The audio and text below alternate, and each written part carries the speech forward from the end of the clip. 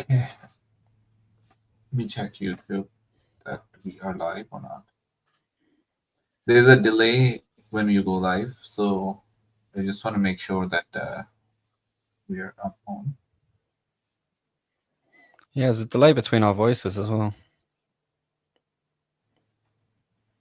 Yeah, no, that should be fine. I think we're live now. أعوذ بالله من الشيطان الرجيم. إن الحمد لله نستعينه من يهد الله فلا مضل له ومن يضلل له فلا هادي له وأشهد أن لا إله إلا الله وحده لا شريك له وأشهد أن محمدا عبده ورسوله أما بعد أعوذ بالله من الشيطان الرجيم بسم الله الرحمن الرحيم رب اشرح لي صدري ويسر لي أمري واحلل عقدة من لساني يفقهوا قولي ربي زدني علما آمين. All brothers and sisters joining us in the chat or waiting to come on, Assalamu alaikum wa rahmatullahi wa barakatuhu. And to all my atheist friends and others in humanity, welcome to another episode of Deconstructing Atheism from Dots Connected to Islam. And as usual, I'm joined by my brother Islam Hakim. Assalamu alaikum wa rahmatullahi wa barakatuhu, my brother. How are you doing? Assalam wa rahmatullahi wa barakatuh. Alhamdulillah. Yes. Alhamdulillah ala kuliha. So we've been going through this journey, and I think the last 3 episodes that we had, we were able to go through some of the main challenges that you now see that atheists have with their with how they're trying to understand reality, and you listed all of those out, and we talked about that in a lot of details. From this point forward, I think we're pivoting to a completely different discussion now. Do you want to just quickly give a sort of an intro, and then we can get into it, inshallah? Yeah, inshallah. I'm not sure it's pivoting that completely. So it's the sort of journey so far, especially if you look at the last 1 or 2 streams, was really my own journey, and it just so happens that it touches upon the core of most naturalist type atheists. So there was a lot of sort of points that are relevant to atheists in general, or at least the majority of them. So it wasn't my intention to sort of try and encapsulate the group of all atheists, because I know they don't like that. There's a funny similarity with dataism in that they're all sort of individualist yet all part of a group. Yeah, so really I view this more as a continuation rather than complete switch, where now we've gone through sort of how my confronting Islam turned into a confrontation with myself, because it reflected back to me a load of issues in my belief system and worldview, and a lot of deep questioning I had to do regarding sort of why I believed what I believed and how I could avoid being in a sort of trap of my beliefs being dictated by what I already believed. And so the next stage is my journey to Islam, and really how my sort of worldview shifted from the sort of I've disappeared off the stage. There we go, I'm back. No, and how my I was just making sure that it's working. Yeah, good stuff. Okay, this is probably the best one. Yes. Yeah. And so shifting worldview, I put from European religion towards Allah's religion, because really there's sort of the Christian branch of European religions, but I think there's a unified belief system, although it doesn't have all elements of religion. There's a reasonably unified or very symmetrical between exchange of people, shall we say, belief system of sort of secular naturalist atheistic worldview, which is specifically developed from rejecting the Christian view of deity and of God and religion, which is interesting because there's a substantial difference subtle but substantial between the Christian and the Islamic worldview. 2 points I'd focus on is one in particular, that's in the Christian worldview, sort of God was a creator of things that sort of have their own independence once they've been created, and any intervention by God is by exception. Whereas in the Islamic worldview, Allah actively manages everything he creates. He's fully active. So the idea of there being a God of the gaps or anything like that is completely irreconcilable with the Islamic worldview. And the other is, I know a lot of people are they reject what they call organized religion. And really what they mean is a church system and church-based hierarchy. And Islam is also free of that. It's much more like a distributed network of people with sort of meritocratic hierarchies that emerge in a very sort of organic way by consent of all the people involved. And they don't operate as intermediaries. You still have the direct relationship with God. And I would count Jesus for sure as being an intermediary, but that's where there's a significant trick. Anyway, so without further ado, let's see what we got for our first slide. So the first thing I think was that I wanted to go into was my standards for epistemology, for finding truth, for what I believe is true, for how I operate as a human being, what is the best way to do so. Bearing in mind, philosophy was always about wisdom, which is, how to live a good life, which only a part of that is about what is true. There's much more to it than just what is true. And this was a question that really sort of, knocked me back when I first got it from Kareem, which was where he saw me applying double standards, but I saw justified special rules because I had a different belief system, and that justified the special rules. So taking a look then, it kind of obvious in one sense. You can't apply literally exactly the standards you do as a mathematician or logician to Islam, and likewise as a physicist, but you can apply something very similar and something which is really the foundation underlying both of them as specialties. So, I mean, as a logician, you would look at it and you would say, what are the axiomatic foundations of this system, and what are the necessary or possible conclusions that would come from those axioms? I know. Just to make sure that everybody can understand what we're saying, when we say axiomatic, what do we essentially mean by that term? Right. So let's break this down a little bit. So axioms is basically foundational truths, or things that you hold as true. In terms of formal mathematical systems, they're really just statements written as letters, and or different symbols, and they encode some symbolic rule that is always followed, and so you never violate that rule, and things are built up from collections of those rules. In the sort of more philosophical sense, it carries the notion of being something which is true and cannot be not true. And so that's really sort of what the axiomatic foundation is.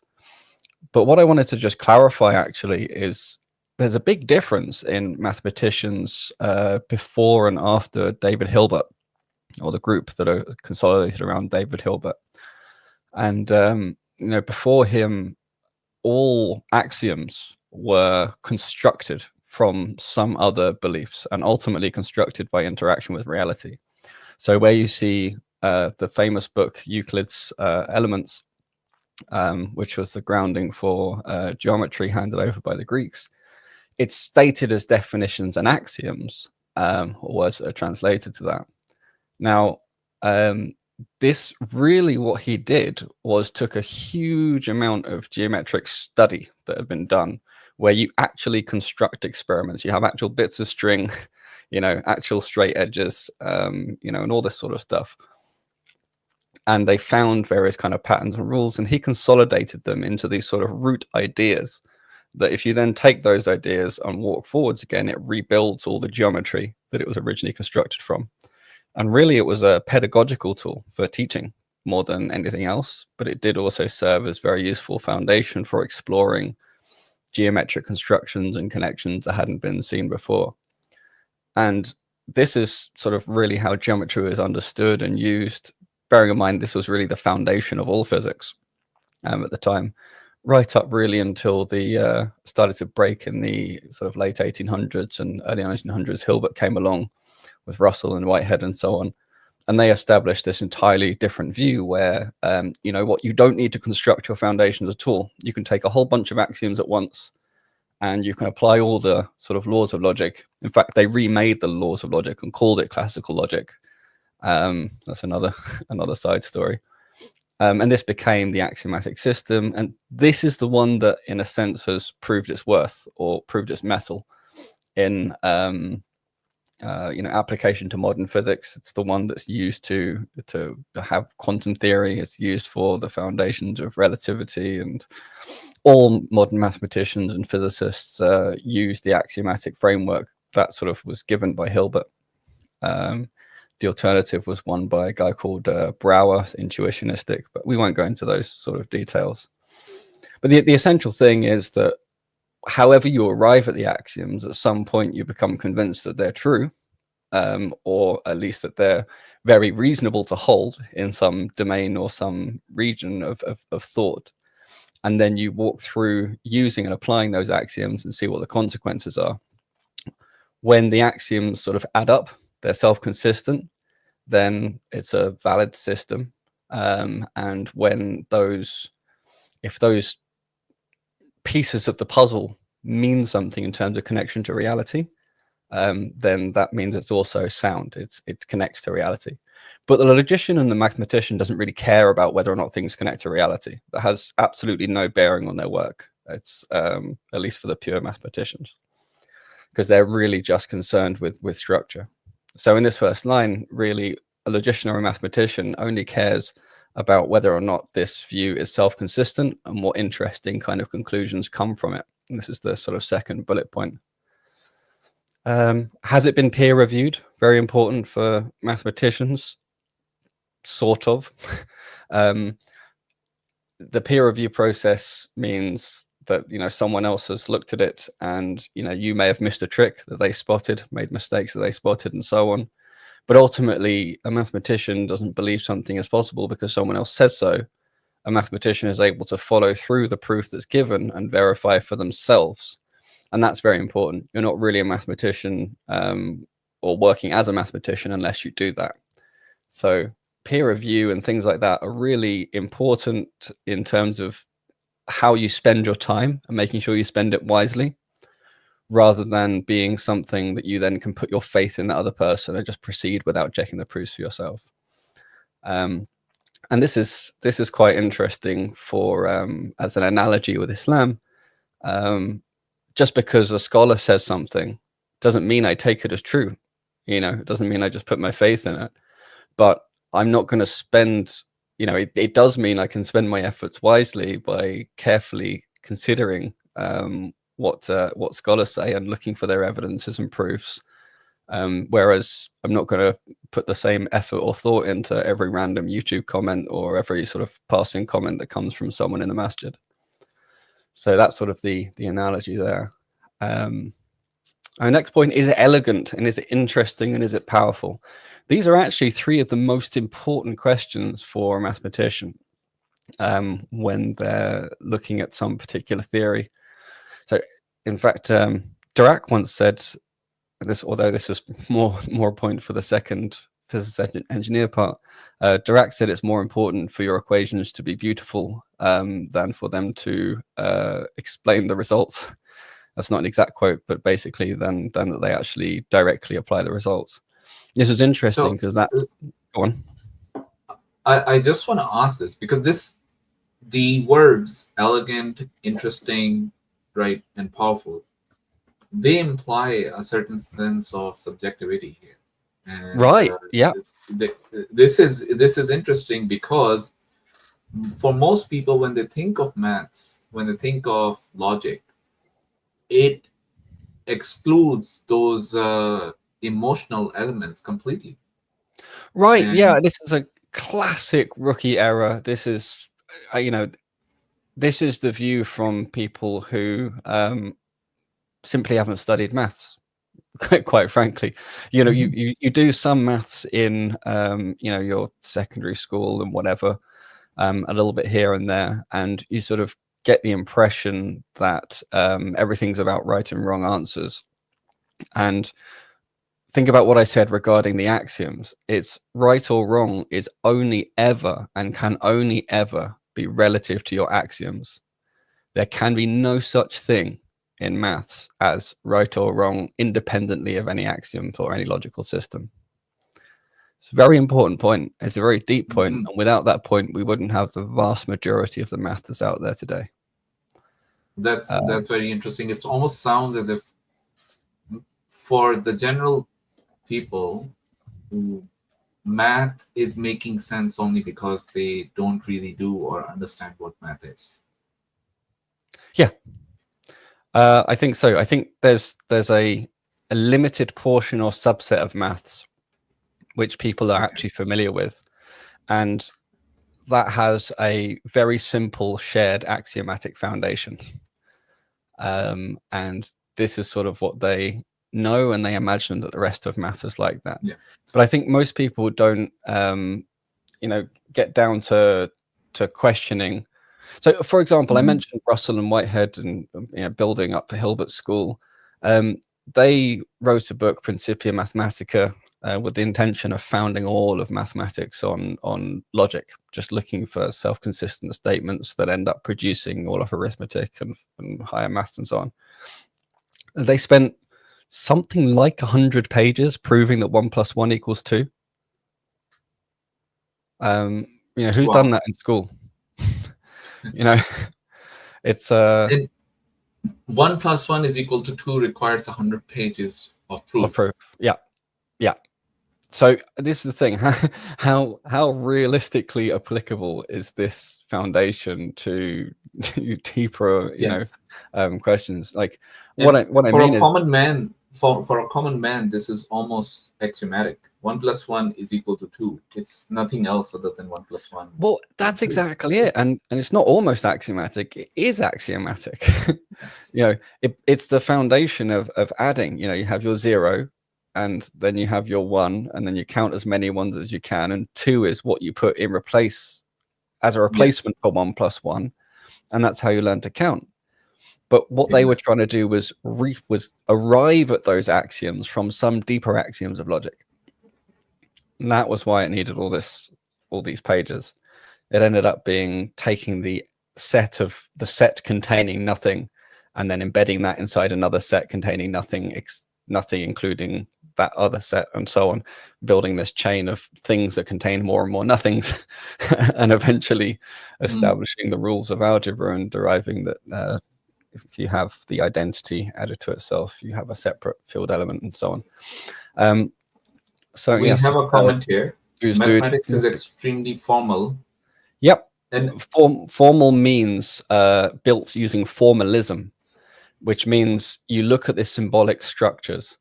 And this is exactly where is it elegant, interesting and powerful is also related, but is it elegant really matters, because where these formalisms are basically messy and they don't have nice repeating structures and nice sort of patterns that fall out of them, they're just not really of interest to the mathematician.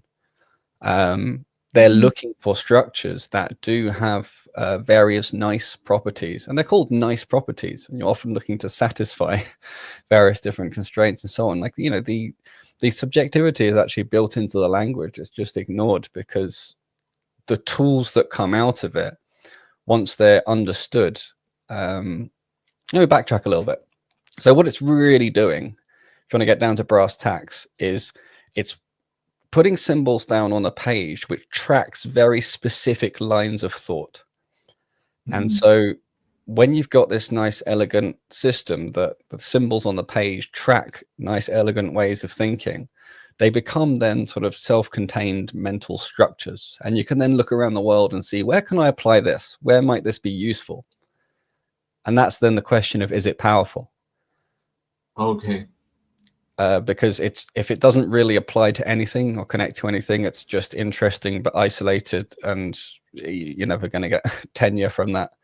But if it's has all these nice structures and you can see how it sort of fits and applies to lots of different areas of maths or to physics, then that's when it's powerful. And is it interesting is really the bridge between the two. Yeah, we have one other question. I'm just in chat. If you have questions for the brothers, just tag dots connected, and I will be able to pick that up. So, right. Is so the this Big is Bang another Theory an axiom?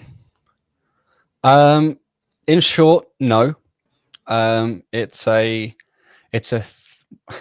It's not even really a theory. It's a whole basket of theories that have the common element of winding back the clock from where we are, following various reasons people do that, and getting back to a singularity or something that's near a singularity, and then winding everything forward to get the universe we have again. So is it an axiom? I think for some people it becomes effectively an axiom. And this is sort of what I was saying before, though it's more applicable to the physicist side of things, where, you know, if you have at some point there's enough supporting evidence that axioms are useful that you end up just taking them as axioms.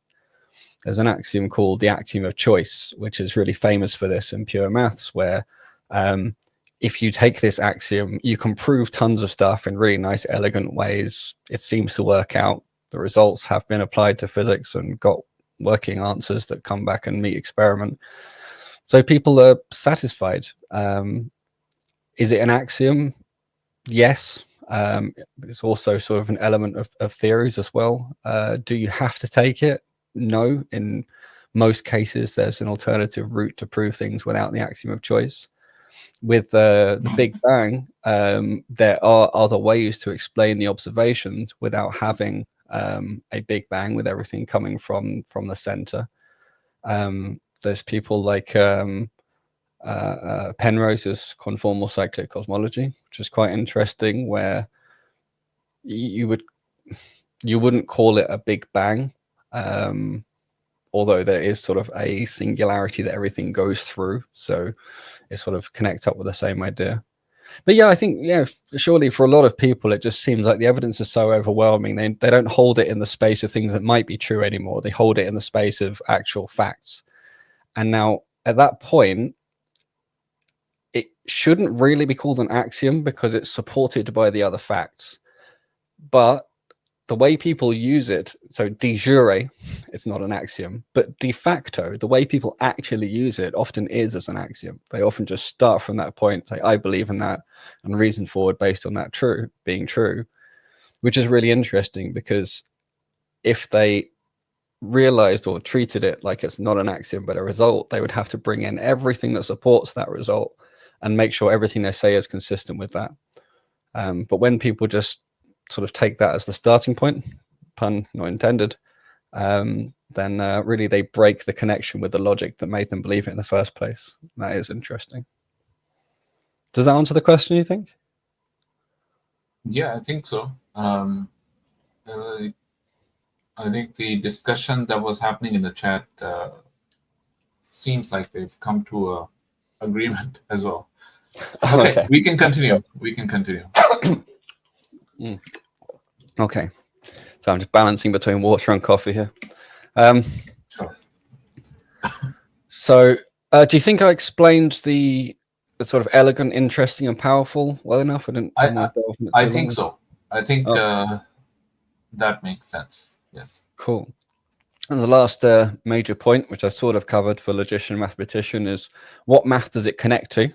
This is related to this. Is it powerful? Is it interesting? Because if it doesn't connect to anything, there's really no point exploring it at that point. But it's actually quite hard to find maths that doesn't connect to anything else. And will I be more cited or ostracized? That is very important. You know, people imagine that mathematicians sort of work in a space or a world that's entirely free of social constraints or social forces, and that's simply not true. You do need to worry about your reputation.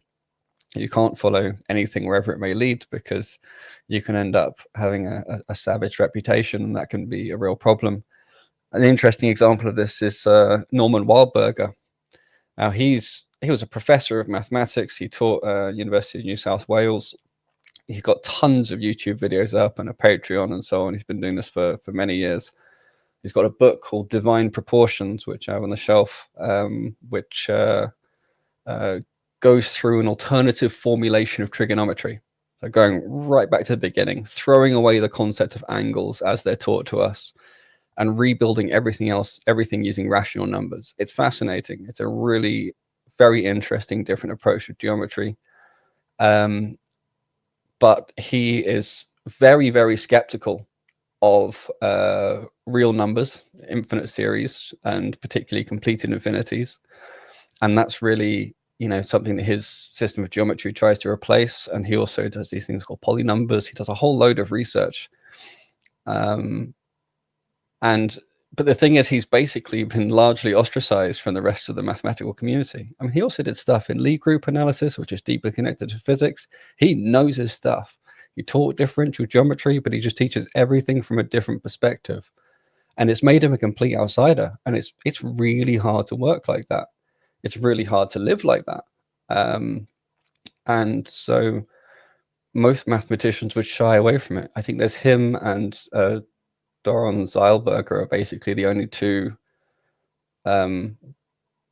mathematicians who sort of hold professorships or have held professorships who deny the existence of completed infinities in a very well-argued and self-consistent way. And most would not go down that route, and they would also be ostracized from their peers if they did. So yeah, there are social forces in play. It's not that everyone is free to follow the clues wherever they lead. There is an ecosystem of people, and you do have to factor that in when you're considering your career and how you operate as a working mathematician. Very similar comments apply to the physicist engineer. So if I go over to that bit, then a physicist is less than sort of, is it consistent, although it does need to be. The main thing is, how well does it comport to reality? And that really means, what is its domain and what's its gaps? So its domain means what areas of reality does it apply to? Is it the very big, the very large, the very slow, the very complex? Is it electromagnetic phenomena or phenomena absent of electromagnetism, or fluids? You can't apply fluid dynamics to the to rigid machines. Well, if you did, you'd be going through elasticity theory. And that's a good example. If you have a fluid, but you keep adding something into it to make it more and more elastic, eventually it becomes more like an elastic solid than a fluid. And then it becomes more like a solid structural thing. And eventually, you could imagine making it as rigid as steel. And although there will be some, in theory, way of doing all this stuff with one underlying theory, in reality, you couldn't do that. In reality, you have to transition from one system of equations to another, and you use various simplifications or constraints along the way that put you in one domain or the other. So yeah, with any idea, they worry, how well does it comport to reality? Now, this is actually why I was interested to bring up this Dirac quote, and I just checked the exact wording. He said, "It is more important to have beauty in one's equations than to have them a fit experiment."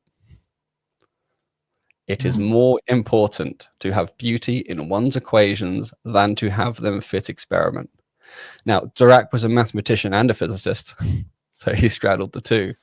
And this very principle, this very sort of important idea that he had, was actually at the heart of how he came up with the Dirac equation.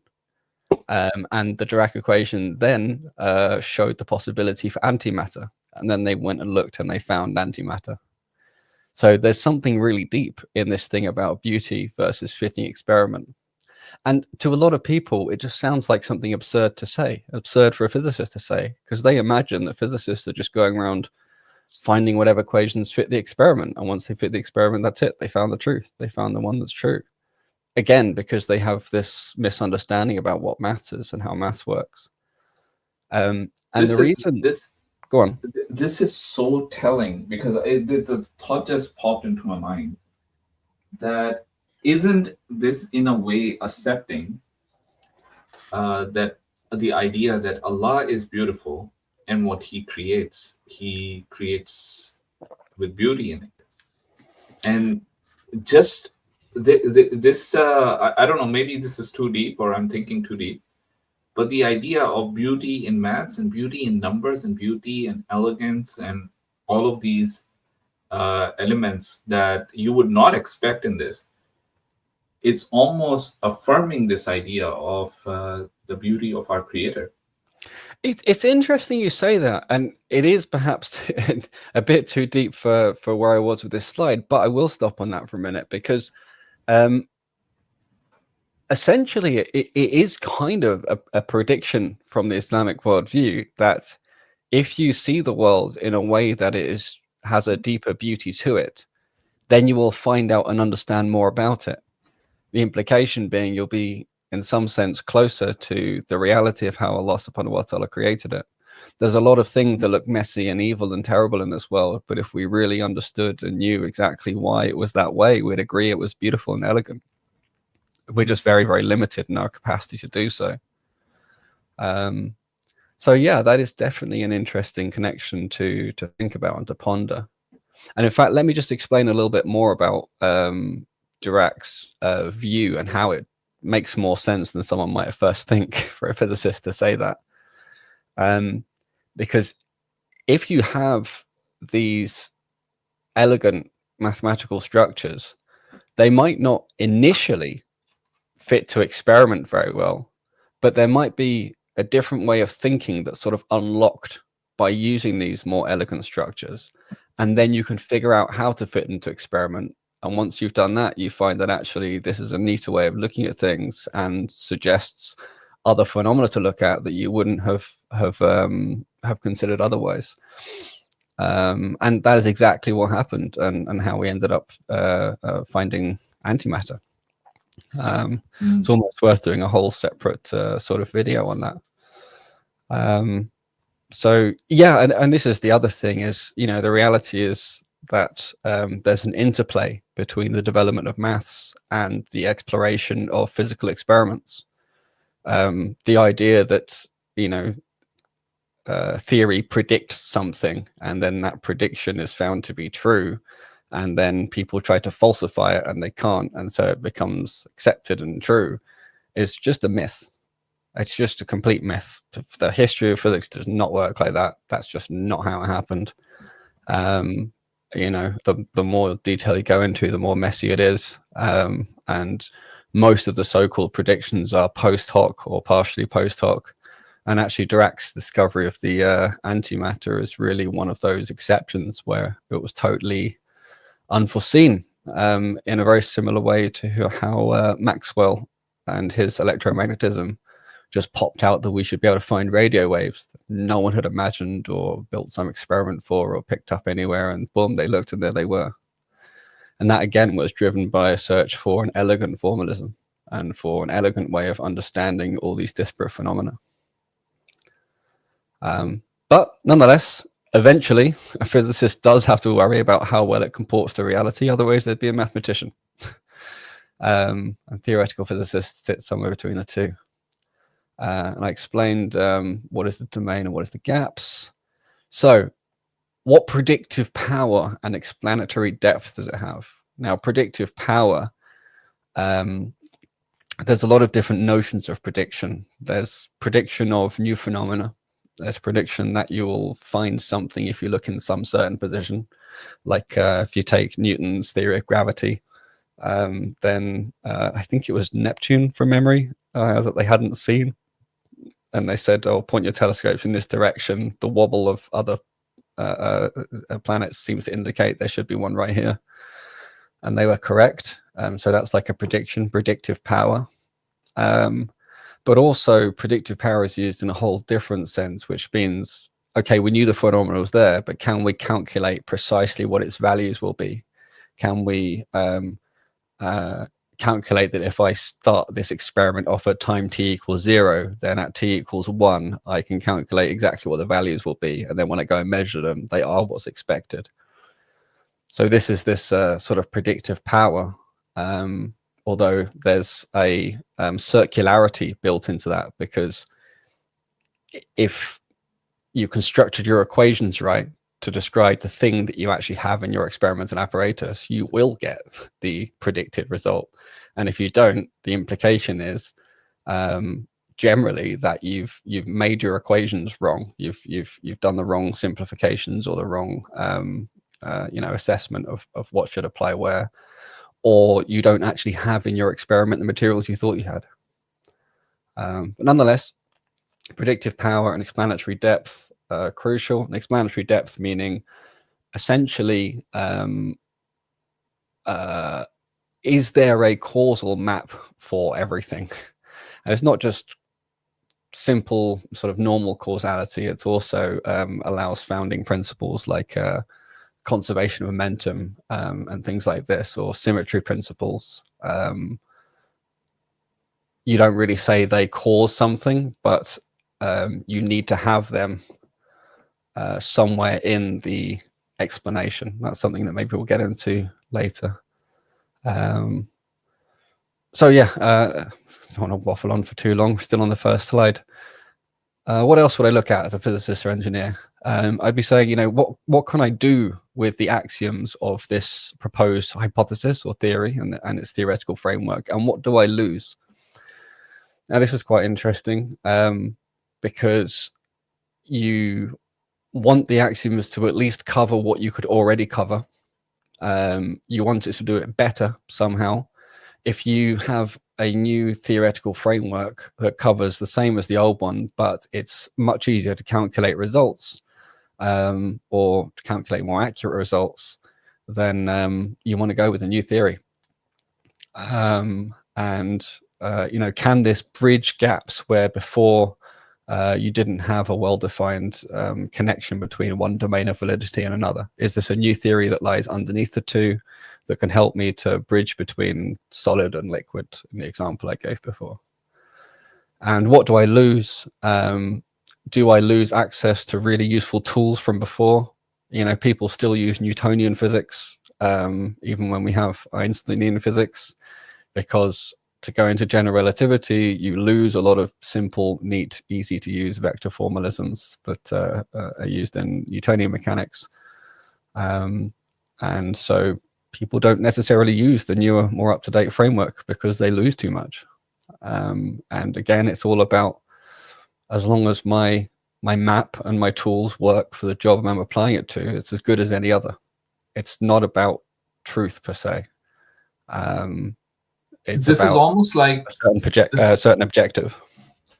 Yeah, and this is almost like how for some organizations who have heavily customized their systems, they would not switch from Windows 7 or Windows 8 or Windows 10 to the latest version of Windows.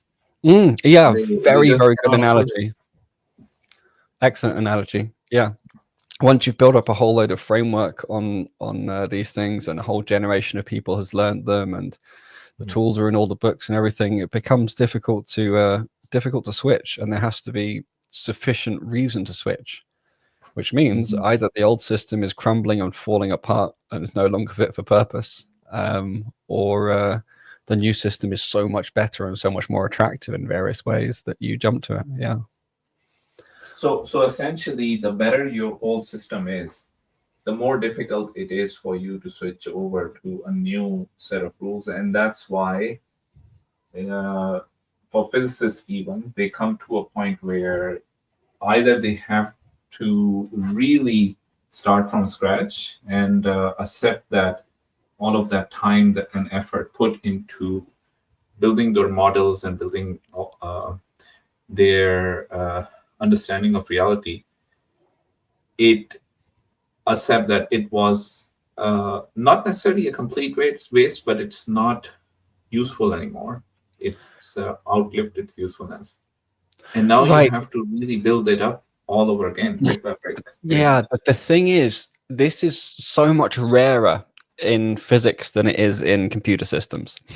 Yes, Um, definitely. the only, Otherwise, well, we the would only sort of be. two big sort of data points we have is really initially when the Newtonian system came in, where he Mhm. built these fluxions and this sort of system of rules. I mean, Descartes came up with Newton's first law and second law, I believe, before Newton did. It was only Newton's third law that was new, but that doesn't stop everyone crediting him with everything just because he was English, I guess.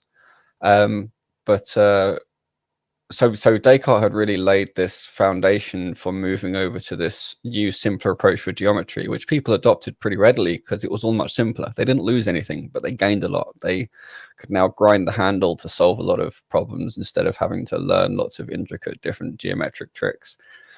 And then Newton really sort of built on that. But remember, there was this Aristotelian-based framework of how physics worked underneath. And it took a sort of a long time for that to show that it was just breaking down and clunky and too broken. And so the Newtonian system of physics took over, but it still took about a generation, really, before it was adopted. And that was sort of a the equivalent of dropping your old toolkit that had just gone, was too out of date, and jumping on this new toolkit. But the next opportunity for that was Maxwell. In between Newton and Maxwell, there was no real no big enough push to do that. And it's interesting because Maxwell, Hamilton, and James Clerk Maxwell and William Rowan Hamilton and Peter Guthrie Tate were three musketeers, basically, of the 19th century. And they had a really very different way of thinking about physics and its relationship with geometry. Hamilton invented quaternions, which we won't go into too much detail about. But quaternions were basically a complete replacement for geometry. It completely replaced Cartesian geometry. And crucially, it replaced this need for crossed axes at an origin. And him and Tate were, absolutely evangelizing this everywhere. Maxwell used it as a guide in many ways for his electromagnetism, and he formulated his laws. When he originally wrote his treatise, the first version of it, he wrote everything in both quaternions and the sort of more classical calculus, just as a bridge to help people to understand, because most people understood the old toolkit and didn't understand this new toolkit. And at the time, they were still very much of the view that, well, we'll pick whichever toolkit we prefer, And these chaps called Gibbs and Heaviside basically came along and took Hamilton's calculus and said, this is all too complicated. We're going to throw out most of it, save the Cartesian way of doing things, and do this simplified version of it. And people were like, yeah, cool, I like that. Because that means we don't have to rebuild our way of thinking, the way of teaching geometry, the way geometry works. If you go down the quaternion route, you had to literally start geometry again from the very beginning. And that is Hamilton's quaternions, not the modern objects called quaternions, which are actually different. And in that test, so in the former case, when Newton's laws, they threw away the old system, replaced it with a new. In the Hamilton and Maxwell case, they were like, you know what, we like these bits, we'll take those, but we're going to throw away this other stuff and keep using our old system. Basically, they updated their old system with some more features instead of adopting the new system. So yeah, I hope that wasn't too much of a diversion, but that sort of connects. No. This That idea. actually had me thinking about one other thing, and I just want to bring it up because it almost looks like it's the most useful system essentially. That is the most, or not I wouldn't even say the most well-defined or anything. It's the system that gives you answers to the questions you face in reality. The most with the most predictions, that is the most um, accepted one now, right? Yeah, you want So to sort of there is that level. basically, you want to minimize your But this is number of. not the point. This is actually not the point that I was Go coming on. to. It's actually something that you keep talking about, and I think I'm fine. I think I'm finally realizing why you bring it up. Why the axiom of La ilaha illallah is so powerful, Mm. right? Because it takes away all of these other systems, and it has the best explanatory power compared to It's every. it's the ultimate axiom. Yeah, exactly. Like if you were to continue this thread of trying to find the ultimate, most elegant axiom, you would eventually end up as La ilaha illallah. But actually, I would say, given the existence of the Quran and the history that Mhm, we know and mhm. have evidence for, then the Shahada is the most efficient axiom. Yeah. Because if you just have La ilaha on its own, La ilaha illallah on its own, you still have this struggle to connect it with reality. Yes. But if you Yes. have Shahada, you just have a built framework that connects beautifully with It's a reality. complete framework which is useful for both mathematics, physics, a study of life, biology. Hmm.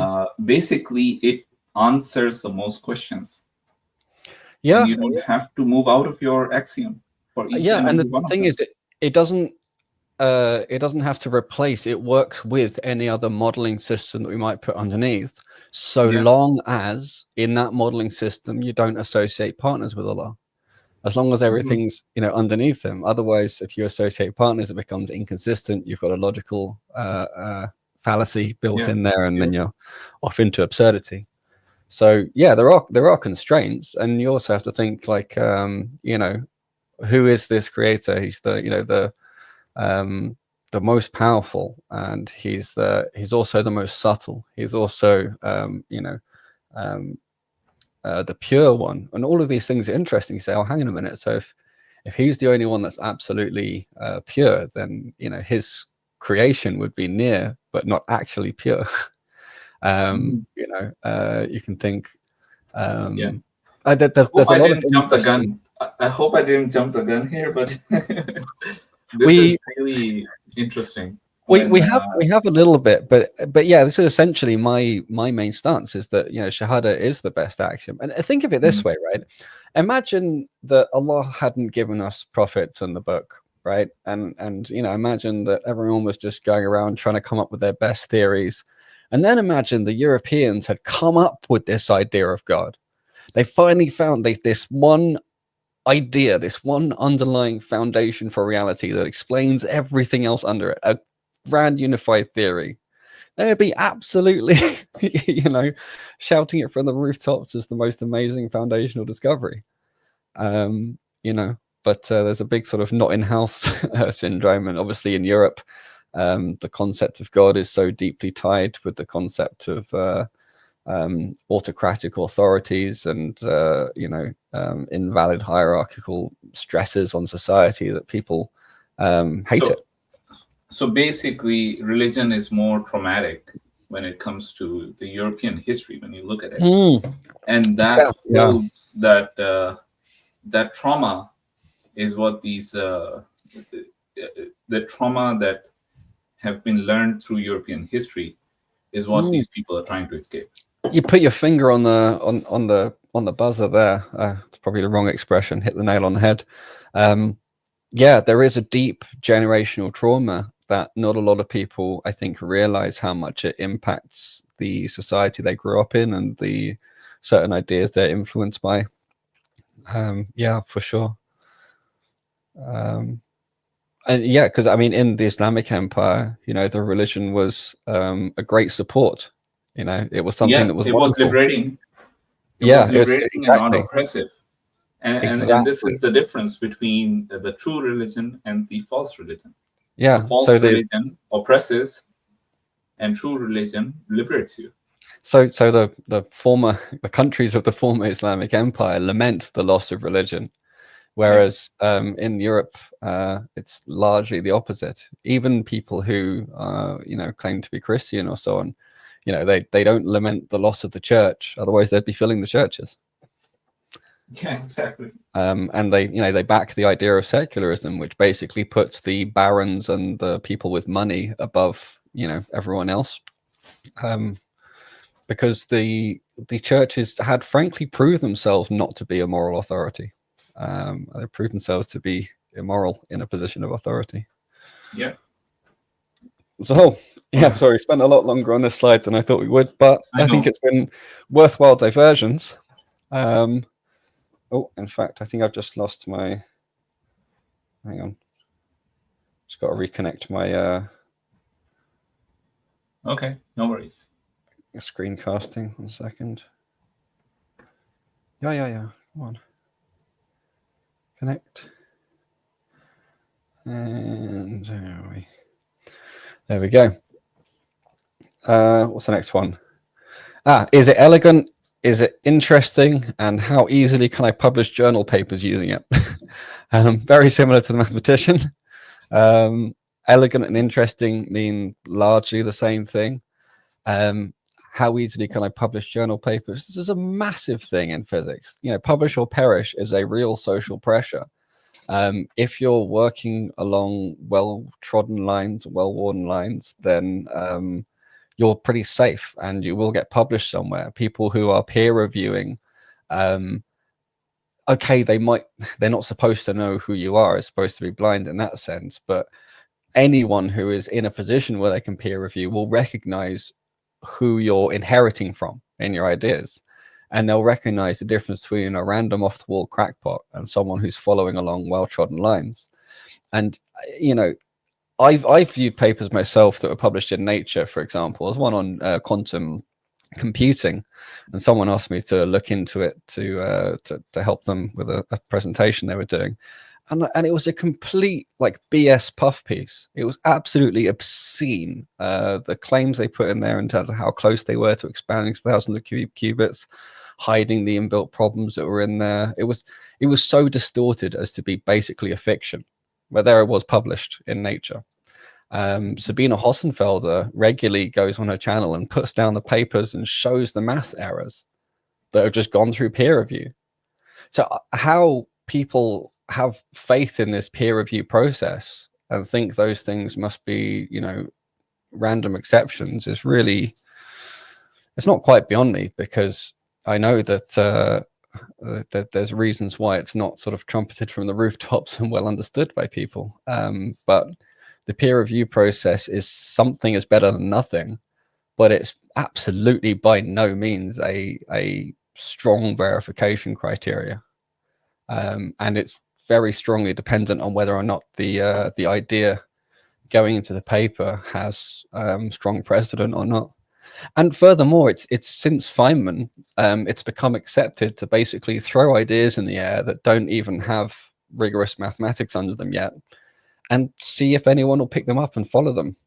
And the idea that getting something disproved is also valid science. It's like, well, kinda. If it was a really, really good idea and it gets disproved, yeah. But if everyone's just throwing something at the wall, that's just because it means they get to do a PhD or they publish something in the melee of papers that come out on high energy physics. What good does it really do? There's an almost uncountable number of possible theories. So the idea that you can make progress by knocking them out one by one is absurd. But there we go. How easily can I publish journal papers is a massive thing. Imagine someone picks up and tries to publish a journal paper based on one of the random crackpots on YouTube's ideas. They're not going to get anywhere, even if it turns out random crackpot actually has a brilliant genius insight. And this is some place where we can appreciate how this can work against progress and increase in scientific knowledge and increase in general human knowledge as well. because we've seen how um, the proponents of the theory of evolution, right, they are resistant to the idea of intelligent design. IDE has Right. been under fire for so long that it really needed somebody at the level of Dennis Noble, right, to come and support it. And even he's getting pushed around and almost Yeah. bullied. Yeah, you have to be super strong with like an almost infallible reputation to start going against the Mm. grain. When you do, you find you get pushed around and people suddenly turn on you, exactly Yeah. as they have for him. And it's interesting to look the other way around as well with Feynman. So basically, Dirac did pretty much all the work that was valuable towards the path integral formalism of quantum mechanics. It was all Mm. almost completely finished by his 1933 paper. And Feynman sort of had these ideas and went to Dirac, and Dirac snubbed him and basically said, "Pah, you haven't really got a theory there." Anyway, Feynman went away and just published it anyway. And okay, he was sort of like a Cold War hero. So there were maybe other forces at play as to why people flocked around him. It might have just been his personality. It could have been a whole bunch of things. But at the end of the day, if it wasn't someone who was already super famous, like Feynman, who would put forward that idea, they would have just been absolutely laughed out of the building. The main reason being Yes. his idea depended on taking the sum of a divergent series. That the very first thing you learn in the very first year of calculus is divergent sums don't exist. Doing that is like stating that you don't understand the basic foundations. But when it's Feynman that comes up with it and Feynman says it, then people put in their faith behind him, even when the math doesn't work, for 40 years until they finally found a way to make new maths so that it works under the new maths, right? I mean, let that sink in. That's the reality of how physics develops and evolves, So yeah, reputation is super important, and it does change what people consolidate around and what they find being the most realistic looking or most valuable looking formalisms and frameworks to approach a problem. And All yeah, right. most people do want to replace the path integral formalism at some point. That's what string theory is all about, for example. And that's a whole nother bucket. There's another massive contradiction there. If you look at the Leonard Susskind is one of the major proponents of it. You look at his lectures, Stanford lectures are on YouTube. And one of his, I think it's the first lecture, he goes through some hand waving and derives that m squared equals 1, where m does not equal 1, which is a contradiction. And he says, well, never mind, let's just carry on anyway. Beyond, just stand as contradiction and carry forward. Now, if that was a random student in the class, he'd be like, no, look, you don't know the basics of math, shut up. But when it's a giant like Susskind, people can follow it and find a way to make it make sense. Yeah. And ultimately, all you're doing is changing the map that you use to talk to reality and or use to map onto reality. And so eventually, with enough people and enough brain power and things, you will be able to make almost anything fit. There's enough free parameters and free freedoms in what you're doing that it's certainly not unique. Let's put it this way. I think a lot of people have the idea that there's one unique mathematical solution. And once the physicists have found it, that then represents reality. That is complete nonsense. It's absolute garbage. That's nothing like how it works. Okay. Yeah, and the last bullet point is basically the same. What existing physical theories does it connect to, and will I lose my job? We already talked about which is you well, can yeah, we did. basically. There are several physicists. I mean, when Sabine Hossenfelder started realizing and calling high energy physics pseudoscience, she was booted and no longer welcome, persona non grata in most places. There's a bunch of other lesser known physicists. We could do a whole sort of topic on these who basically become ostracized outsiders because they're not following in the main vein of things that are being flocked under. And the main point of this stuff is to say, there's huge value in physics. There's even with all of this being said, there's reasons why it's valuable. It's just not what most people think. Yeah, that's sort of what I really wanted to get to there. And also the fact that social forces have a massive impact on what is the accepted best theory. It's not decided in some objective manner. Nothing like it. The objectivity is not really a significant part of the picture as to what gets chosen as the best theory, which flies in the face of what most people understand. So essentially what you're saying, if I understand it right, is depending on the people around you, right, your theory would be accepted or rejected, because your peers, if let's say your peers are all in favor of evolution, if you come up with a paper which enhances that idea, that would be readily accepted. But then you bring out a paper which actually is intelligent design, and that would be much harder to get through your peers because there is a personal bias involved there. Yeah, I mean, even if you, for example, went to the proposed Luca and you said, okay, Luca has about 10,000 base pairs in its chromosome, supposedly, and there's what 10 to the 9, 3 times 10 to the 9 or so base pairs in the human chromosome. That's a giant expansion of complexity in the chromosome. There aren't actually that many mechanisms by which that many expansions and complexity happen. And, you know, if you try and add too much data at once, you kill the organism. It's not viable. The actual, you know, types of events that add complexity, that add data to the genome are relatively rare. You know, and is it going to give enough of a survival advantage that it would end up becoming dominant among that species, and so on and so forth? Now, you know, all of these questions, no one's made a model that starts with Luca and ends with humans. But they don't have to. They don't feel like they need to. But if someone were to make such a model and say, well, hang on a minute, we actually need like a sequence of things that are practically miraculous, they would probably be thrown out. They probably just wouldn't be allowed to continue the study. I don't know. So you're saying 10,000 in Luca, and how many in the human? It's about 10 to the 9, so about a billion, 3 billion or something like that. Go look it up. Okay. 1 second. That's interesting, because how many base pairs in human genome?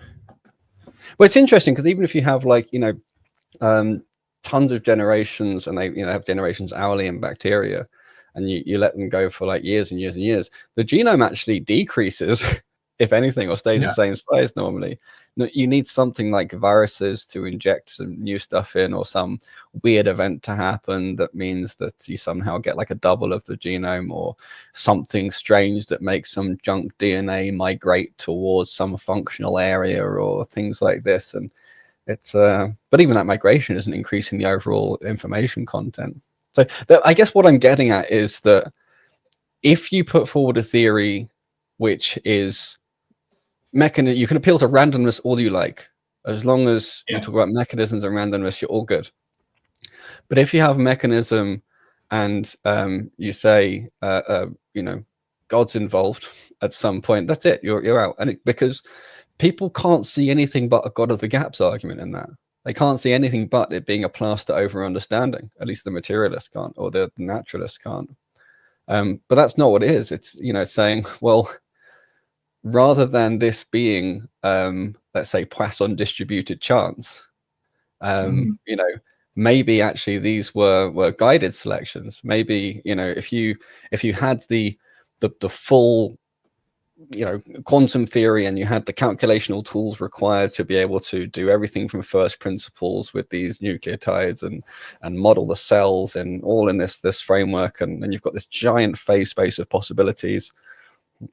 And you find that the set of possibilities that lead towards us being where we are is like, you know, negligible. And you say, look, it's as close to miraculous as you could ever get with Bayesian theory. You know, what do you do? What do you say at that point?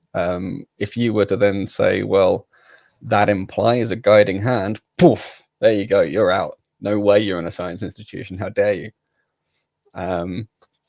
So yeah, and this is interesting because if we expect life to have begun about let's just round it up to 4 billion years ago, that means every 4 year essentially we have to add a new genome or modify the genome.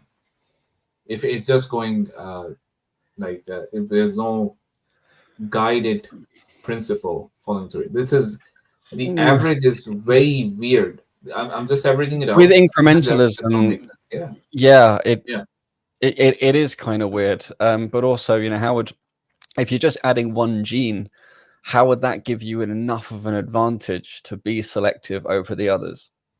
Exactly. You know, so that doesn't work. You really need step change events, and this is where it's interesting. Can you have enough step change events? Because this is one of the things is people who believe this stuff, they think, oh, 3.84 billion years, whatever, is, you know, long enough for anything to happen.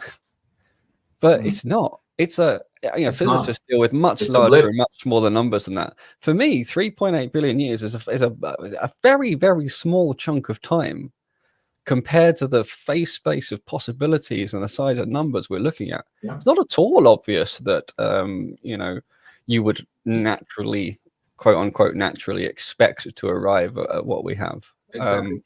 But it's like a lot of people are, as long as, you know, as long as they're given some mechanism or some, you know, concept that fits with the what they want to believe, that this can be explained without the you know, an intelligent creative force, then, you know, they'll go for that. Yeah, a question I love to ask people who believe in this idea is, how did the first life, which did not have eyes but developed eyes, how did it actually know what needed to be developed? And could eyes have been developed in how should I put it? Are there stages in which eyes could have been developed? Yeah, I mean, eyes are an interesting example because, I mean, you can look through, like, if you look at all the massive variety of things that Allah subhanahu wa ta'ala has made, you know, you can find things that just have basically a photosensitive cell that can just detect whether or not there is ambient light, just like on your phone, you know, the thing that detects if there is light.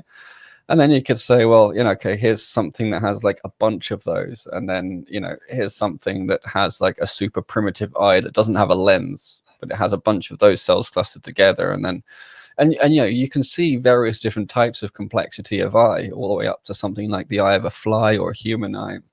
And you can certainly project onto that, oh, I can see how that would be an evolutionary pattern. It's like, well, that is one way to think about those relationships. But does it really actually make sense that within just 3.5 billion years, it went from that, you know, being nothing had more complicated than a light detector all the way up to the complexity of the eye, you know? Or is that just, we take the observations and we just project back and just make it fit because we want it to fit? Because the fact is, we only have little pieces of the puzzle in terms of evidence, and we have little pieces of the puzzle in terms of theory. Nobody's even made even a reasonable first approximation mathematical model to do with seeing what happens in, you know, take the book I showed last week, I think, on you know, mathematics of evolutionary theory, or, you know, selection within populations and stuff. You can, it's difficult enough to solve with, you know, a pattern of, you know, rabbits and foxes, right?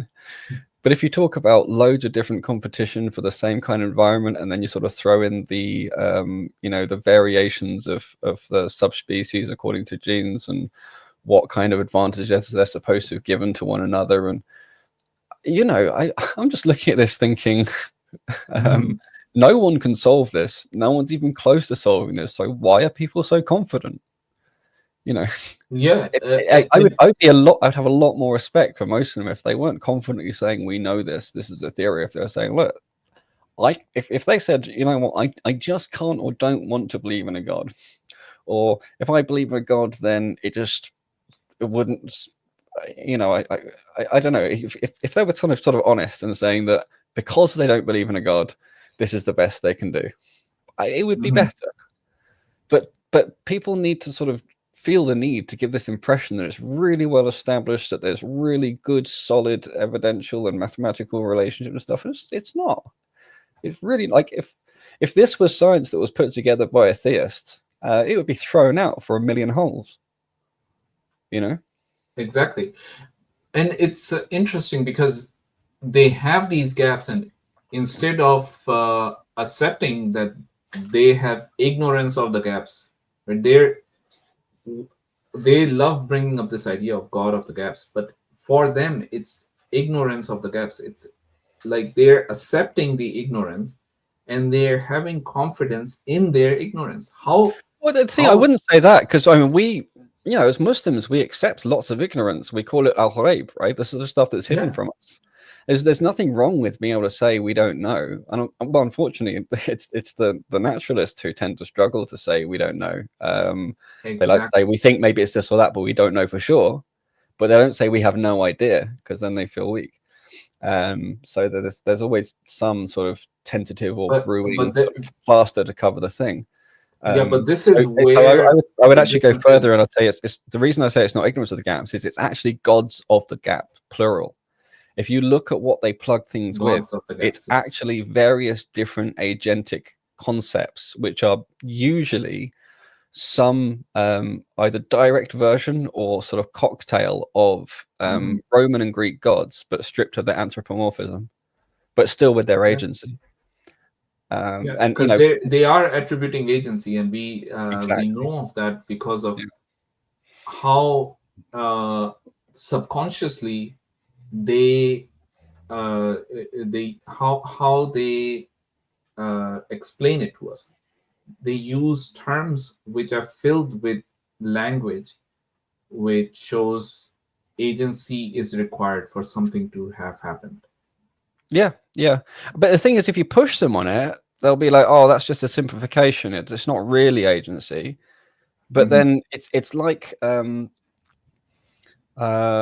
you try and put a new screen protector on your phone, there's a bubble under it. You're trying to get rid of the bubble. It's like just pushing the bubble around, but there's no edge to push it to. There's always some agency somewhere, but they're just hiding it, relying on it somewhere else. And really, I've never found a physicist. I think Gabriel Carcassi is one of the closest, and I like what he does. But I've never found a physicist who's truly managed to expunge all agency from the whole of the physics they teach and think about, or indeed all teleological principles. To do without teleology and agency is actually extraordinarily difficult, maybe impossible. But it just naturally has one single home in monotheism. So yeah, I to go back to what you're saying, it's not ignorance of the gaps for me, it's gods of the gaps. But the thing is, they would have to understand Ilah, gods according to the Semitic view of worshiping gods, in order to appreciate that what they have is gods. All right. Do you want to continue with the next slide? Because we did take an hour. It's not been an hour already. Subhanallah. Okay. Let's have we got anyone backstage yet? I do have Jose, but no atheists as of now. Okay. So give him my salams. It's not really the right stream for this stuff, unless he wants to talk to ask something about atheism. But yeah, let me know if he does want to talk about atheism. But okay. It's fine. So overview of my eval X. So what is this eval X? This is basically, in short, how I evaluate some theoretical system. And so this is really sort of a generalization of, specifically as a logician, mathematician, or as a physicist and engineer. And it's basically trying to just summarize, really, what I think is important. But the thing is that it can't presuppose that what I already believe is right. It has to be as close to objective as I can get, knowing that a single human being cannot be objective. It's completely impossible by definition. But I have to make sure at least that it minimally prejudges, and the things that are held important in the evaluation should be important for any functioning theory. So am I able to ingest and process the theoretical framework? This is very overlooked in terms of the physicist and the engineer and the logic mathematician, but it's kind of encapsulated in, is it elegant? Is it powerful?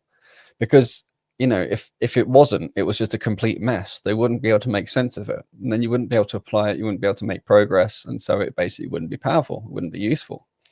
So is something rationally comprehensible is a really key criteria. Yeah,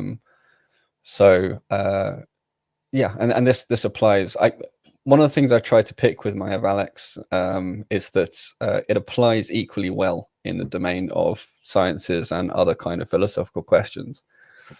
And this is one of them. If I can't make it run in my brain, or it won't run in my brain, it's no good for my brain anyway. If it's from God and it's for humans, it will run in my brain. If it's not from God, then I still need it to run in my brain. Either way, it's got to run in my brain. Right? How many independent commitments does it require? This is really important. And this is where I agree with Graham Moppy. And really, I think he would largely agree with this eval X. You want to be minimizing your commitments while maximizing your explanatory scope. That's kind of what makes for a good philosophical theory. And it makes sense, because if you don't need so many ideas, so many founding ideas, then you're less likely to come up against contradictions. You've got less complexity to deal with. If less founding ideas cover the same scope, then it's going to be a more a more powerful theory in many ways, and easier to check your own consistency and stuff like that. So yeah, how many independent commitments, and what's its explanatory scope and depth? We've sort of covered this already. It's important that its scope is at least as complete as it is supposed to be. So the explanatory scope of Newton's laws has a certain restricted domain. The laws of fluid dynamics, certain restricted domain, fine. I don't expect fluid dynamics to, that you apply to ocean waves to explain chemistry. But when it comes to this question of the creator of everything and how all the world works and the universe works, and in the most fundamental level, then the scope really has to be everything. And then depth is a bit of a trade-off. You can't have something that is easy to pass in the brain, covers everything, and goes to ridiculously deep depth. So there is trade-offs to be made there. But you look at combination of scope and depth and find which is best. If you're comparing two theories with a similar scope, then depth is what remains. Explanatory and functional. What that really means is explanatory is what can sort of be covered, and functional is what I can actually reason with. There's limited reasoning I can do from the fact that Allah encompasses everything, but there is explanatory scope to that in terms of the boundedness or globally compact nature of everything else. How well does it align with reality? This is crucial. If the conceptual framework or the theory does not comport to reality, then it's no good as a theory whose scope is supposed to be about reality. But so this is where ontology comes in, right? Yeah. That's okay. So far, it's about epistemology. You're talking about your theoretical framework. Everything is there, but now you're making sure that yes, it can be ontologically. This is justifiable. Yeah, you can have a great map that says I can go from A to B, but it, misses out the existence of a giant cavern that I fall into, and then it'd be a rubbish map when applied to reality, unless I was only going to use a plane, right? But if I've got to have to walk, then I need to know those kind of details. So it's not that it needs to map every nook and cranny and feature of reality, but where it does or should connect with reality, it should align with it. It shouldn't contradict reality. It can contradict a perception that I currently have of reality, but that's different from it fundamentally contradicting reality. You know, so it can contradict an existing map that I have, but it can't contradict actual territory. But differentiating map from territory can be difficult. So yeah, the key thing here really is this ratio of testable to untestable entity types. Now this is really interesting because physics, right? You know, everything is supposed to be testable. Not everything is falsifiable, but really everything's supposed to be testable. But it simply isn't, and simply cannot be, because a lot of elements of physics have to be there as part of the definition of what the thing is, right? And one of my favorite examples of this is physics by definition is in the realm of stuff we can do experiments on. And what is an experiment? It's something that we can set up at a different time and location, different orientation, and get the same results. We can reproduce it. And reproducible means in a different time and location. And so that induces already this thing where what we're studying is constrained to be symmetric with respect to space and time. And in fact, that's potentially also a way of defining space and time itself. It all gets a bit messy. It becomes very, very difficult. At some point, you have certain things that you just accept, and the things that you can test then work out in that context. Another example I raised before is the virtual photons. You know, sometimes people use virtual photons and say, well, we know photons pop in and out of the vacuum, and that could be the origin of the universe, or, you know, all sorts of stuff they use to you know, justify. Virtual photons are used all the time in popular science, sci-fi stuff, and people justifying stuff on one end of the stick. And yet if you push back on them and say, well, you know, how does this work with your supposed epistemology? They say, oh, it's just bookkeeping. You know, it's nothing. And you know, ChatGPT will do both, which is hilarious. Depending on which way you nudge it, it will drop down either side of the fence. But really, virtual photons are untestable, and there's really good reasons for that. I think I went into them before. They're what's called off-shell. So going back to what I said about an experiment being able to be reproduced anywhere in space and time, that means it has to be what's called Lorentz invariant. Virtual photons, by definition, are not, and so they do not fit the very definition of what is experimentally verifiable. So one other question I have, like, is abiogenesis untestable?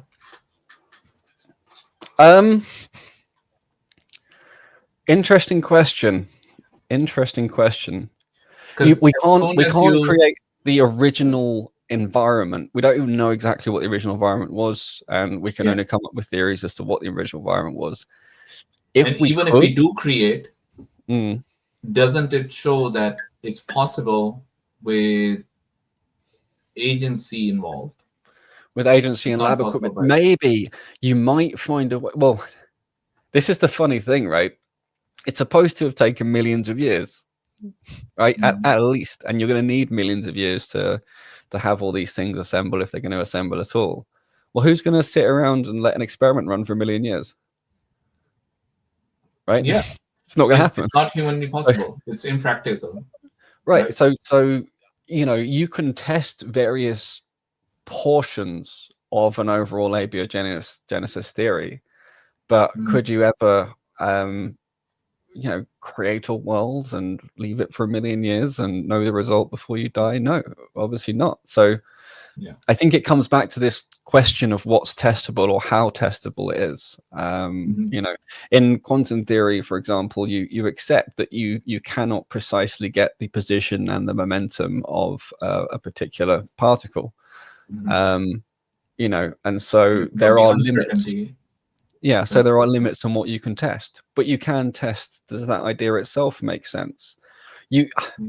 testability is really about, again, this question of, can I check if it comports with reality? So remember what I said about the mathematician saying, is it internally consistent? Well, internally consistent is all well and good, but does it map onto reality? And even more importantly, in the areas where it does not map into reality, do we have a good way of dealing with that?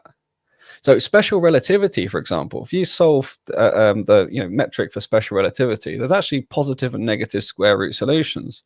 The positive ones are the ones that are in this light cone, and that's what we call reality. And the other solutions, we literally just throw them out. We just declare them non-physical, right? So hang on a minute. On the one hand, the maths you're putting faith in is also just as equivalently, giving you these other solutions, but because it's, not testable, or you don't know what to do with it or how to interpret it or whatever, you just sort of throw them out. And then later people picked up this stuff and went, oh, there could be tachyons, and it becomes a whole nother sort of area of field theory to play with. So I think what testability is and how it relates to the development of mathematical models. Remember what I said before, the reality is a lot murkier, right? The reality is that the maths and the experiments all develop together. There's an interplay between them. It's not two separate camps that do their separate isolated work in ideal conditions. It just doesn't work like that. Yeah. Okay, before we move on, the Big Bang, or basically the start of the universe, can we test it? Is that even possible? Well, again, what do you mean by testable? So there are we can make. Let's say that. Go on. So the reason why I'm asking this is, if these events that we place our faith in, that this happened, hence we are here, right? If they're not testable, we're basically believing in them, really, or we have faith that this happened in a certain way. And it's an important, it's important to point that out, that even if you're accepting that there is no God, there is no agency involved, you're still, your position on how you explain your own existence is still based on faith, because these are there's a huge amount of faith involved in modern physics, current physics, even in applying well-known physics, which is basically got to the stage of just being an engineering tool. There's still a lot of faith involved in various different ways, but it's a question of how well justified that faith is. Exactly. Right. And this is, again, comes back to, to Islam. My faith in Allah, I believe, is very well justified. Is it provable to the extent that it is impossible for someone to deny it? Well, given enough freedom, people will always be able to deny stuff. Like the apparent globe shape of the Earth when you look from a satellite, right? Still, people still deny it. Yes, exactly. Right. So is that undeniable? What level of proof becomes undeniable? Like if you're minded to deny something, it doesn't even make sense to think of something being fully undeniable. So what is proof? Proof is actually about it literally is short for proof of work, right? Showing you these are the steps in my thinking that connect these things together. So when you go to the Big Bang, I mean, it's faith. I mean, it's not like conjured out of nowhere, like, oh my God, we have no idea what to do unless we just imagine this with no basis. It came from connecting a bunch of different ideas and saying, well, given what we have proved to a reasonable enough degree that we already accept it, right? And this is the key thing. Prove doesn't mean truth. Even in, if I get Popper's book on the philosophy of physics, which I think is actually on my bedstand.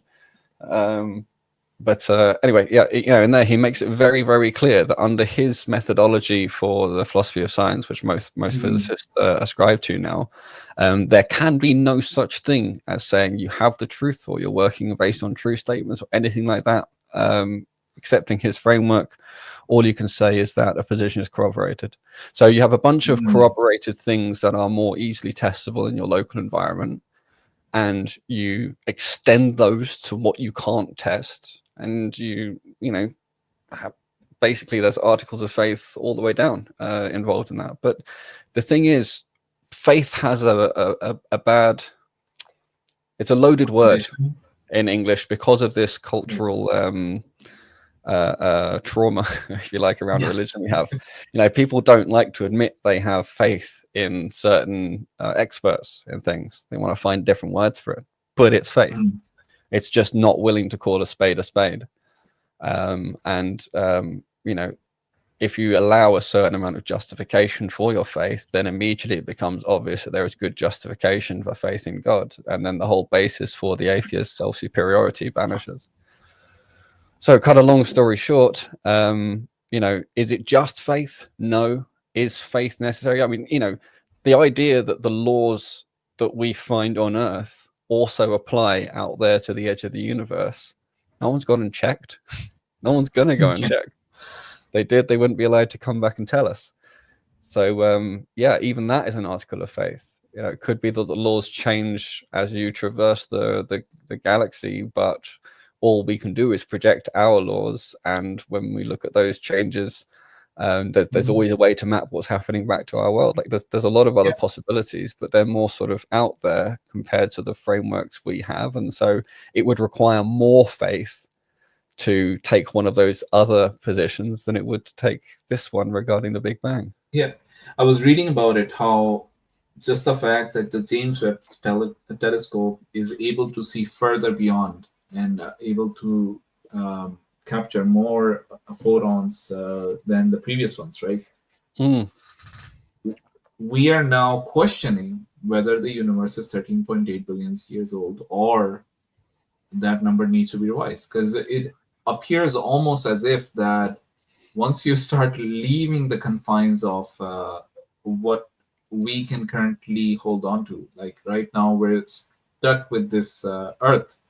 Maybe if we were able to go beyond this Earth into interstellar space, right? We might come across new information that makes us realize, no, there's something beyond what we could see from this perspective, and then intergalactic space, maybe something more, and then who knows, right? Yeah, I mean, I think this is interesting because you know, a lot of the theories that try and deal with things like dark energy and this sort of stuff, which is to do with the expanding force in the universe, they come together with ideas that apparent constants are actually variables. Speed of light might be variable, fine structure constant, and so on. And if these things are indeed variable, we might well find out that it makes sense for the universe to have a whole different age. Under some theories, it might even be that it doesn't exactly have an age. That's something else entirely to do with the nature of space-time and the quantum realm. But it could also be that you know, that in the early stages of the Earth, the constants by which we you know, by which matter itself worked meant that it works at a different rate, and that actually you know, taking, let's say, the speed of carbon decay, which we've always observed to be constant, you know, if these constants talked about in cosmology changed, then the rates of carbon decay would have changed earlier on, for example. So there's a whole load of stuff that is, if it's not up in the air, it's potentially going to be blown up in the air at any minute, but it gets treated as if it's an inviolable fact until it gets blown up in the air. And that's the thing that I don't like about, you know, saying, well, you know, this is my best working theory for now, and I'm gonna, you know, willing to accept evidence and move to a better new working theory. Great, this is about my eval X right here. Yeah, this is exactly the position I really had. But a lot of people take the best working theory as if it is so foundationally true that if anything contradicts it, they should throw out anything that contradicts it, and that leads to a lot of stagnation and locks people in their older paradigms. Okay, let's move on. Let's try and wrap it up. This slide, and then I do have Naturalist back in the backstage now. Excellent. Oh, if you've got a naturalist, he would probably appreciate running through this and the next couple of slides. I'll try and speed up a little bit. So yeah, ratio of testable to untestable entity types. This is important. Is it internally consistent? We've gone through how amenable is it to reliable analysis. This is basically to do with how rationally structured it is. You know, does everything connect together in a holistic, interconnected way, or is it just, you know, random disconnected ideas? And to what degree do I have to put my faith in experts to learn it or to use it? It's also very important, because something, if I can only have faith via faith in other people, that becomes a problem. But at the same time, it's entirely unrealistic not to carefully apportion faith amongst people of appropriate expertise for what the topic is, which is, you know, yeah, it's a delicate balance, but it's something you have to recognize and look at. So basically, my stage one when I confronted Islam and got the blowback was initially, right, I applied my eval to atheism and Islam, was A at the top and I was just like, well, look, I only believe in what we can see, and we as in inverted commas, because it includes a collection of other people. You know, what is implied by that, you know, I don't need to have a priori faith in anything. Axioms are just a technicality. Well, that's not true.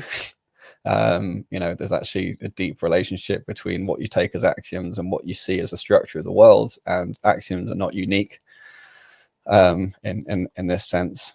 But you know, I didn't appreciate that to such a deep extent when I was atheist. There's an illustrious history of great thinkers who have gone over all this stuff about accepted theories. So I thought, there is indeed an illustrious history of various great thinkers, but they certainly didn't eliminate all the possibilities, leaving only one way that could be true. Far from it. That's not how the mechanism of physics and development of ideas really worked. You know, as far as I viewed myself, I was already sitting on mountains of evidence for my view. And so, you know, I didn't see Islam coming with sufficient evidence to uproot that. And it appeared when I first looked at this that that it was an either or, you know, offer, you know, that I would have to somehow throw away all the evidence that I had, because as an atheist, I could only see the evidence in terms of my map, the territory in terms of my map, you know. And so it seemed like, well, if my map is thrown away, well, so goes the territory, because that's how else could you understand the territory? It just wouldn't make any sense. It does not compute. You know, I was happy there was apparent inconsistencies all over the place in, you know, physics, maths, and other things. I've been through those in previous streams. But there are limits due to limits of human imagination and cognition and stuff, so it's fine. I could accept that. And in terms of scope, it was, you know, limited to the reality we could reasonably deduce or face, and that was fine. My screen's frozen again. 1 second. This is the reliability of Chromecast. Cast my screen.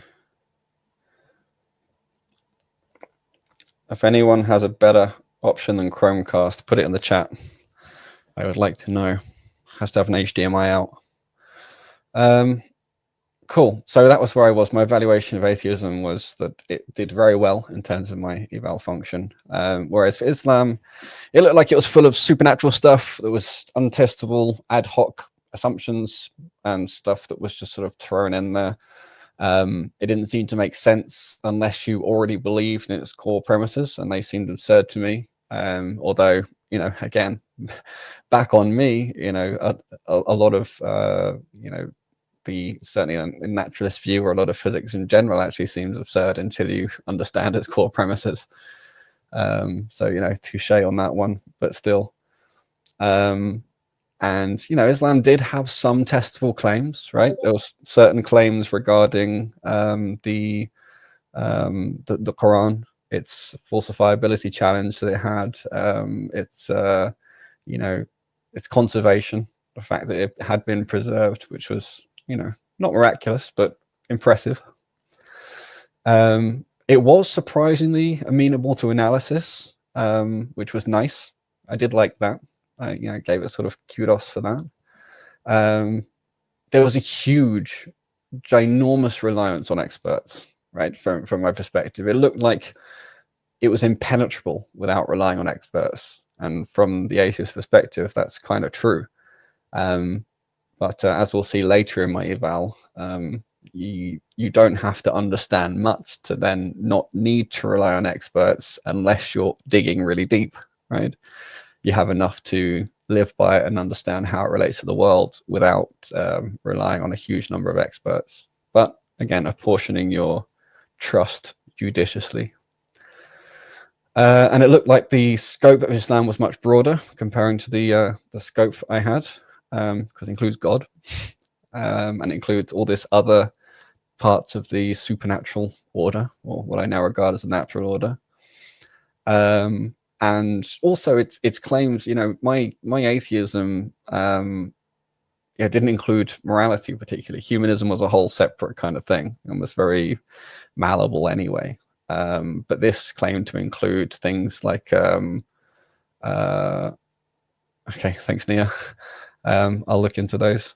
But this included things like morality and societal structure and so on, which obviously has got nothing to do with physics.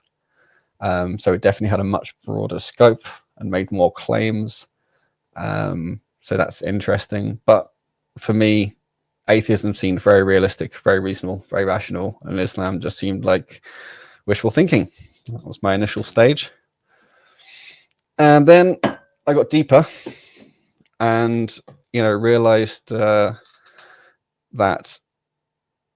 really there was no clear winner in my stage 2, that was, but they were clearly very different. So the more I looked into understand my naturalism, there's actually a huge background of unseen abstract concepts that are required to support the layer of actual observations. Now, I think one of the things that really hit home to me about this was what I was saying earlier regarding having hidden deities. I realized that by my own naturalist standards, I didn't have deities. But by the actual standards of the Semitic definitions of monotheism, this whole thing that is supposed to be in question, they were deities. They were things I was putting faith in. They had a de facto kind of agency or independent role in the structuring and machinations of the universe. So I could hide that by just saying, oh, they're just metaphysical concepts that have consequences and affect cause and effect. But they're not a god, which is just cheating. It's just nothing but wordplay, because it just simply relies on this European exceptionist right to just redefine what deity is to make myself not a polytheist.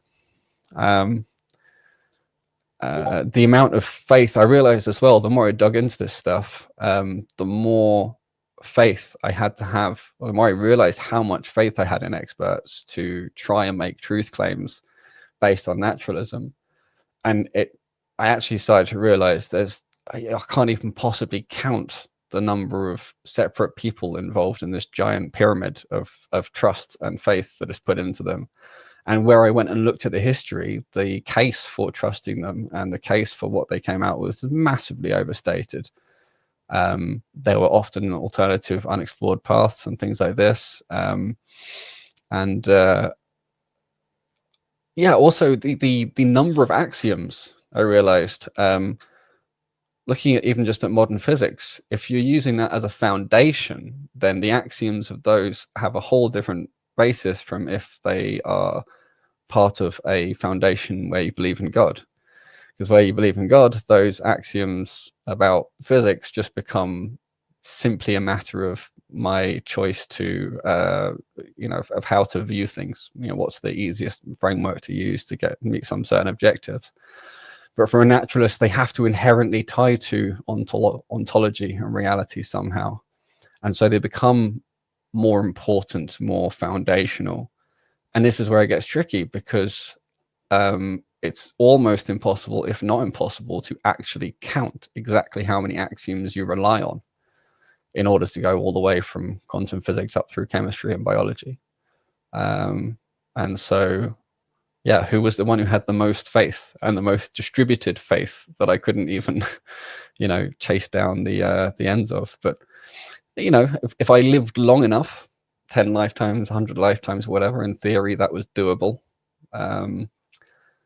Compared to Islam, where actually, there's just one singular center of faith, although there is a certain kind of faith and expertise that's needed in order to get detail, that's not needed for the founding idea. So one of the things that's really neat about it is again, you have this unified theory where at the top layer of minimal detail, the coarsest layer, it's just God did it. There we go. Works for everything. Now, what gets interesting is going in the deeper down layers and saying, how does God do it? In what ways is it structured? What's misleading and what's not misleading about ways to view how God did it? And so I couldn't deny that, Islam was a more unified framework from which to reason and which to analyze reality, and required less independent articles of faith, which is important when we go back to looking at this eval function. There was also this commitment to being perpetually wrong, yet feeling like what I was standing on was well corroborated, and so as good as true for now. There's a deep contradiction there that's very hard to see when you're in that space. Selective skepticism, I think I've been through enough before. And, on the Islam side, there's also, many great thinkers poured over it.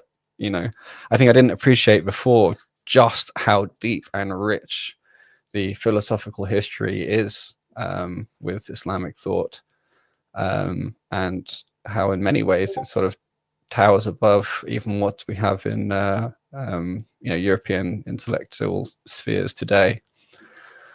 I think we'll probably go into that more detail later. I'm supposed to be running through these faster. I went through the limited background of abstract concepts.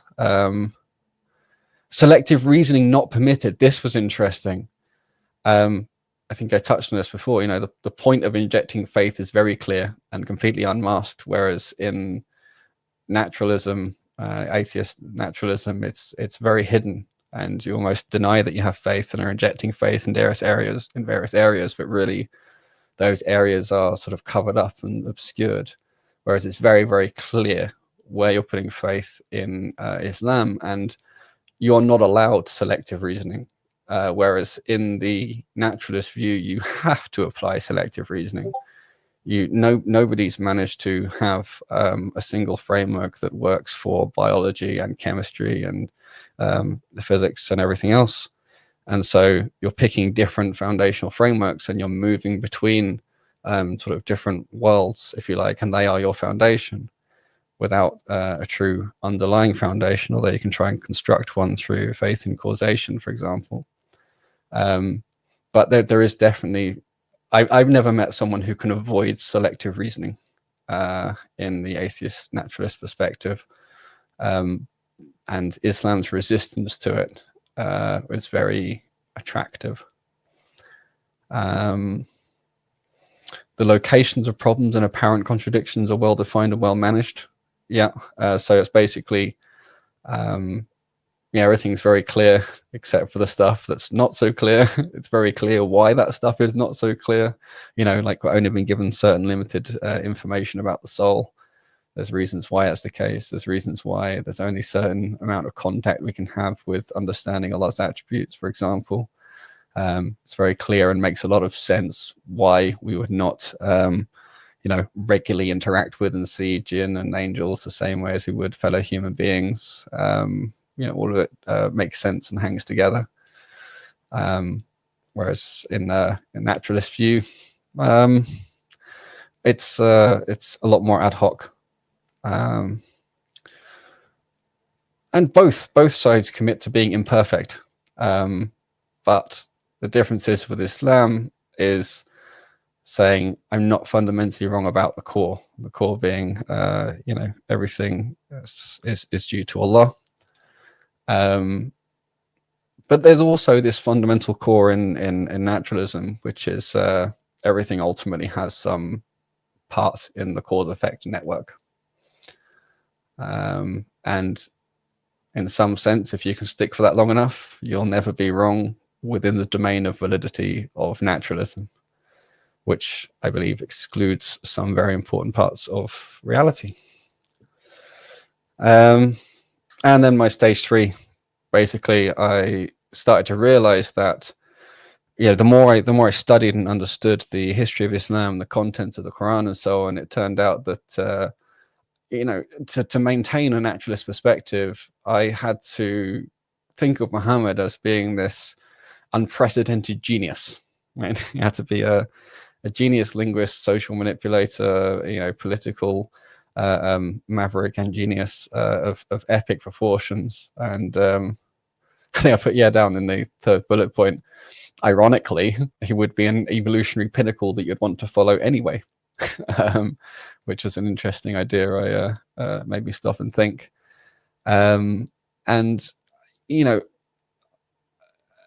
at some point, I realized that in order to try and explain away all the different artifacts of history, or things that we knew about the history or knew better than other more accepted parts of history even, and in order to explain certain facts in and about the Quran, I just had to have this pile of ad hoc assumptions that didn't add together, and had anyone else come up with them, or they've been used in a different context, they would have just blown away in the wind. I basically had to ramp up my skepticism to such an extent that if I turned that canon back round and was skeptical of what physics and maths I knew, then the entire thing would also collapse. I would also have to say, what, I don't know anything. if I can't know that this is true, I can't know anything's true, basically. And so because I had been reasonably, because I think I can reasonably believe that an aeroplane will take off, that if I walk across a bridge, I'm not going to suddenly tunnel through it and land in China by accident, at some point, you can't be infinitely skeptical. You have to apply your rationality as best you can.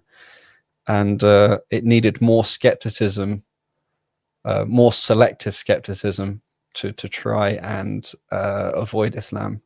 Whereas taking the position of Islam, taking the perspective of Shahada, was very, very sensible and well-placed skepticism, without needing to get rid of or have problems with any observations about reality and how it worked.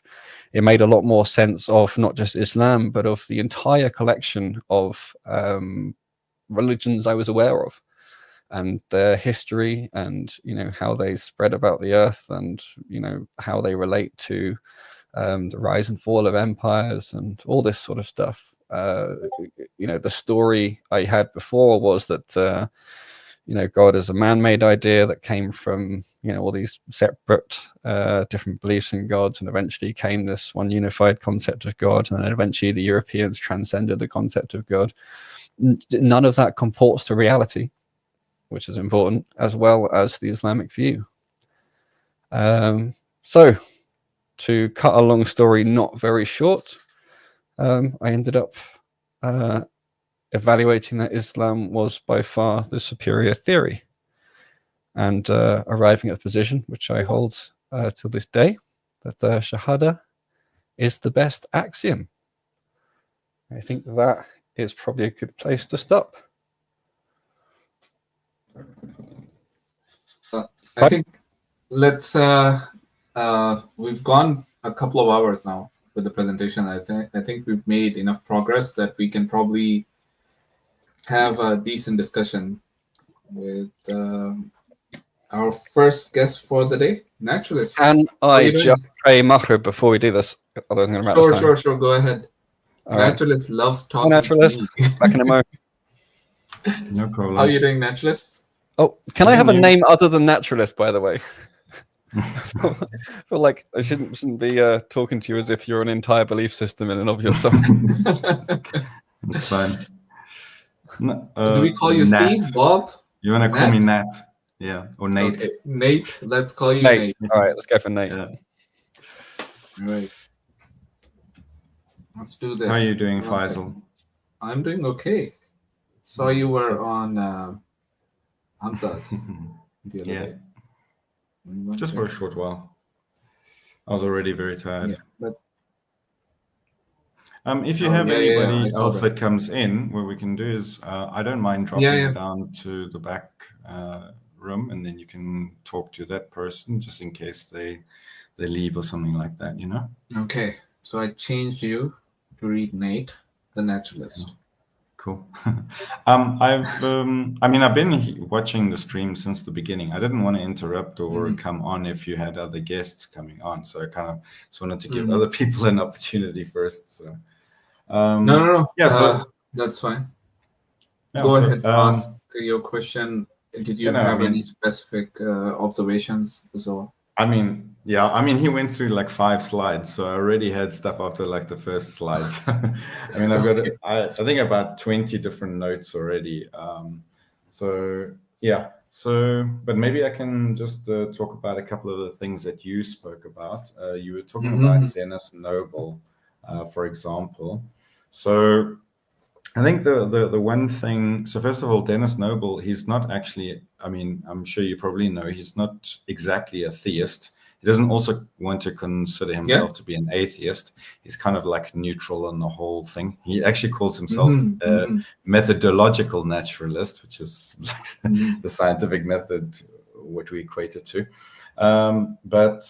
So he's got the third way of evolution, and I'm not sure if you know the kind of, like, people talk about, like, Darwinism, then there's neo-Darwinism, but that's not even like what most people consider evolution to be at the moment. They consider it to be what they call the modern synthesis, which is kind of like an all-encompassing idea of kind of pulling in all aspects, any aspect that falls under the umbrella of evolution, whether it's embryology, changes in embryos, change in genetics, environmental changes, or anything that can produce change over time, kind of falls under that umbrella.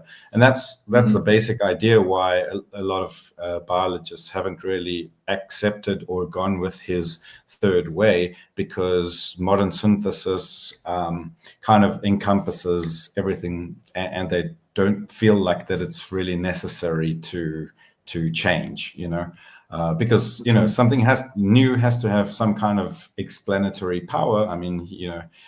Islam Hakim already had something similar on one of his slides, where it's got to explain something in a better and easier way in order for it to gain traction and become the accepted norm. So I think that's my take on that.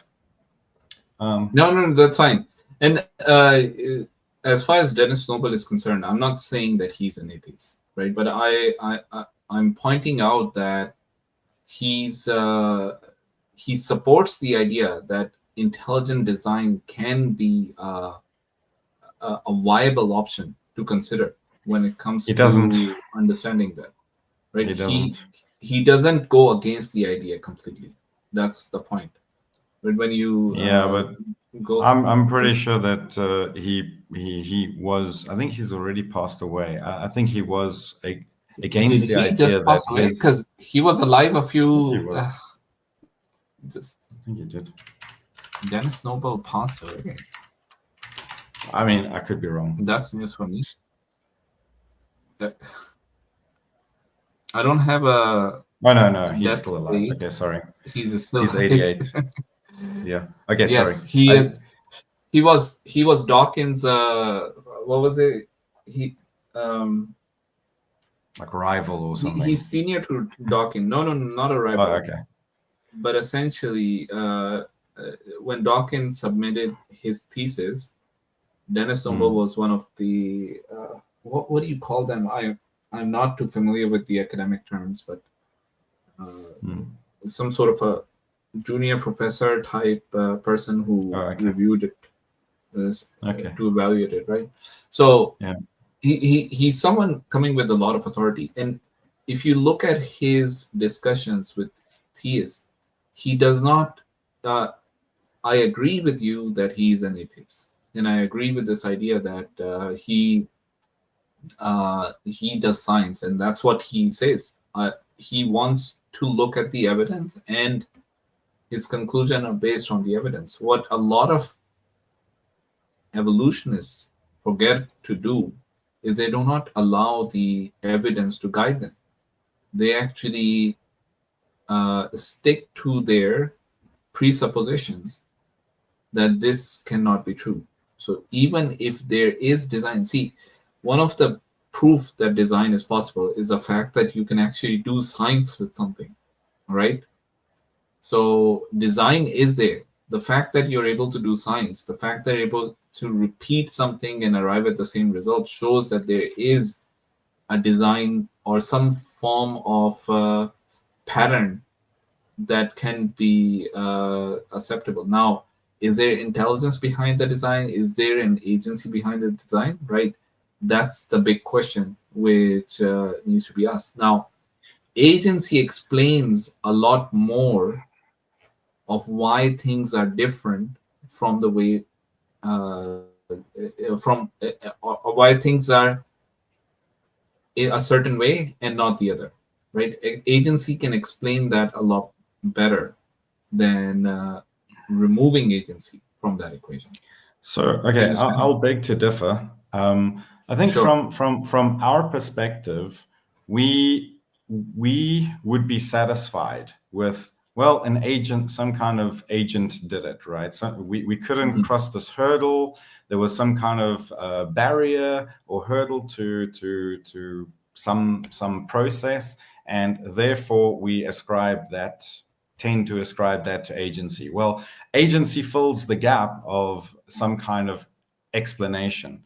The problem is that agency is not good enough in terms of, if you're writing a paper and you're trying to explain to people what happened, and you say, well, some kind of mystical agent, must have, changed these DNA,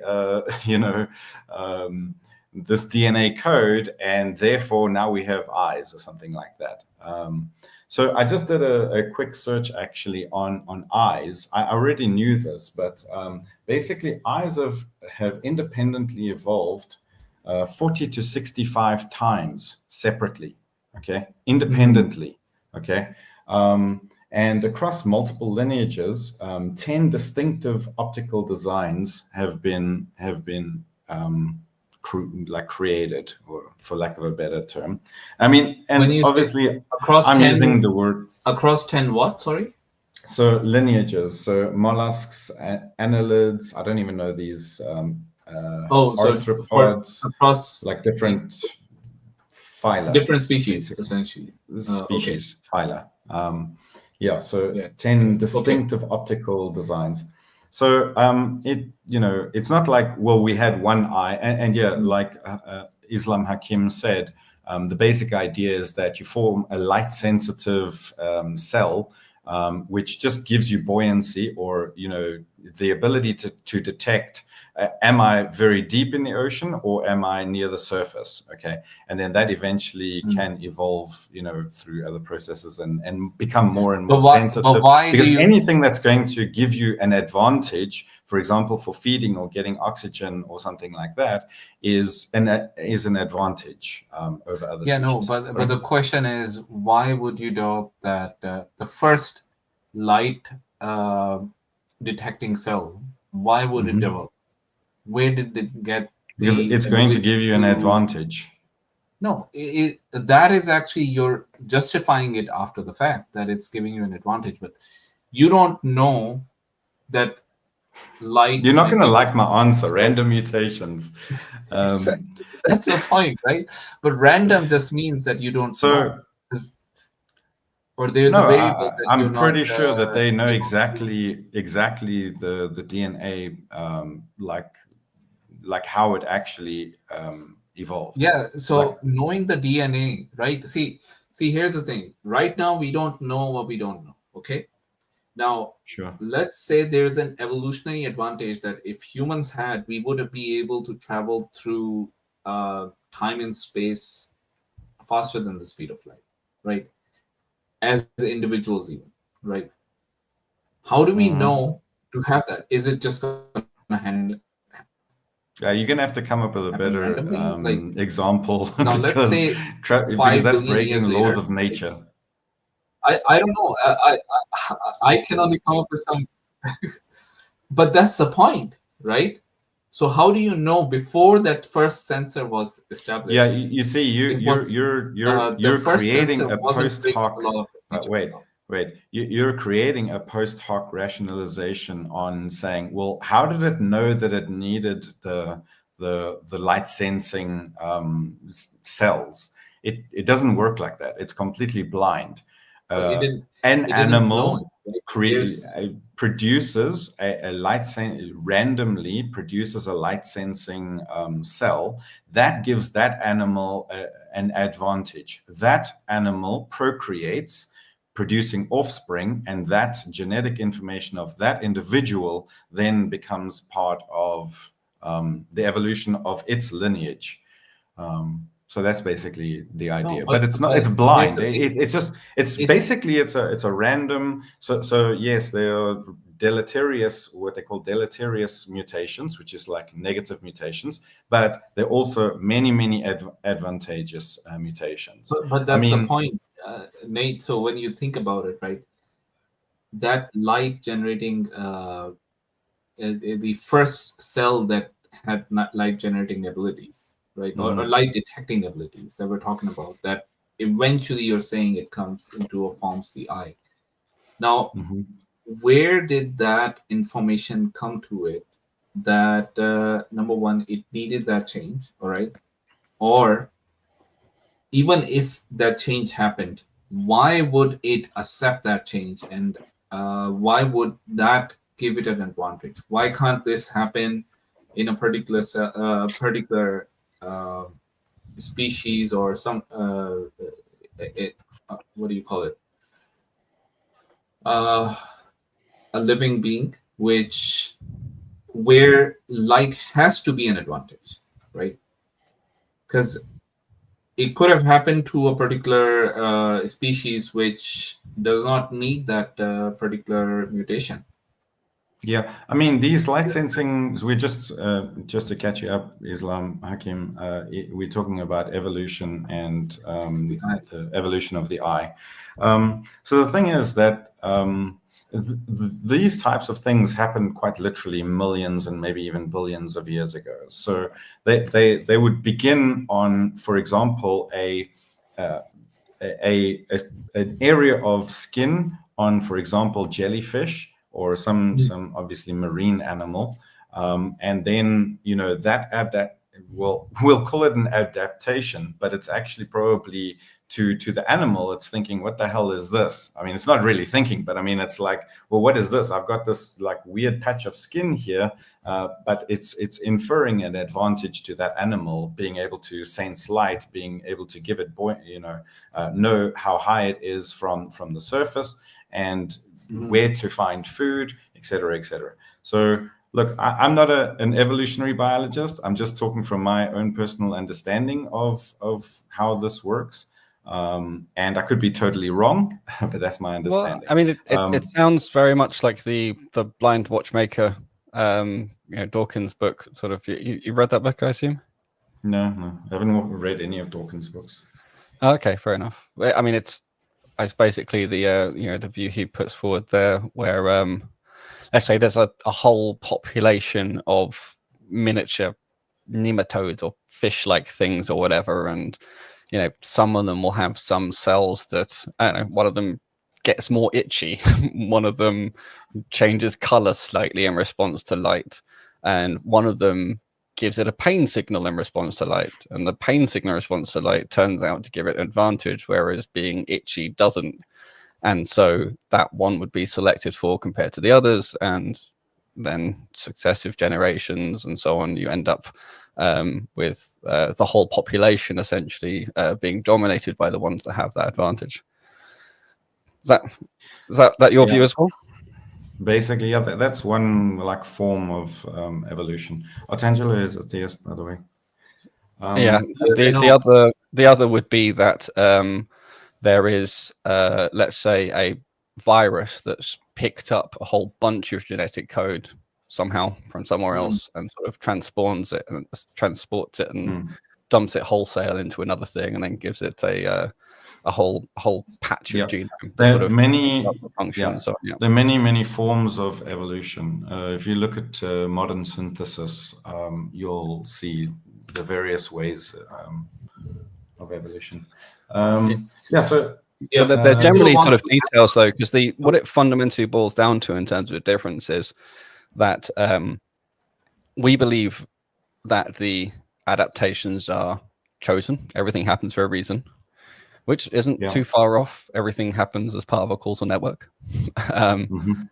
And you believe that it happening without a reason, with selection happening later, is better matches the evidence.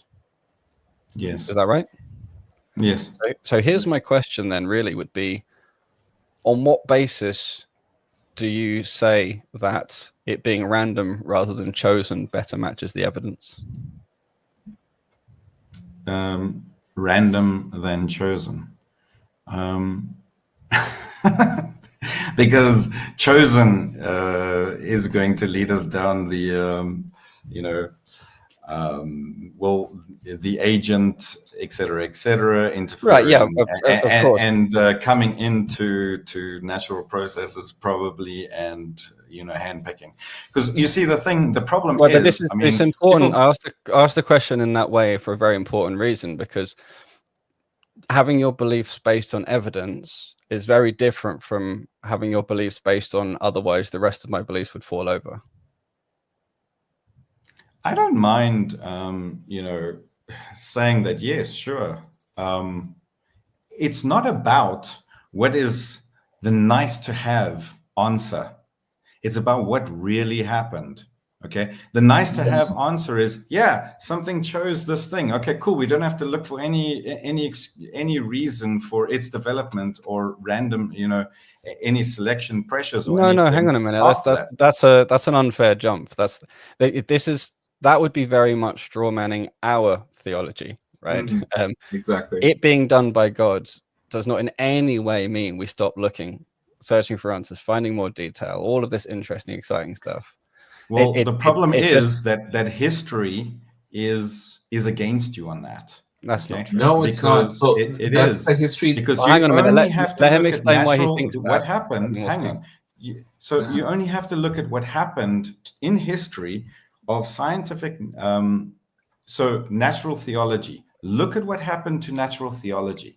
Natural theology is exactly what you guys are basically talking about. ID, okay, and what happened. Go and look at what happened when The Origin of Species was published. Go and read about the debates that were happening. Read about the failings of natural theology and the rise of modern scientific method. Okay, this is the failure of theists. Okay, and ID watchmaker proponents, and natural theology is you had everything on your side. Okay, you had natural theology. Hang on a minute. Don't had God in science. No, you had. No. This is a really important distinction to make here. What you're talking about with Darwin and the European environment with a hierarchical church system and the role of dogma within that is, you can't say all theists or lump Islam together with that, because Islam's a whole different beast. And I think I pointed you before. Unfortunately, Islam is actually worse. Hang on. But we'll get there. I think I pointed you before at Al-Jahiz, right, who wrote a thesis on nature, including natural selection, including speciation, including all of this stuff. Yeah, including environmental selection. Okay.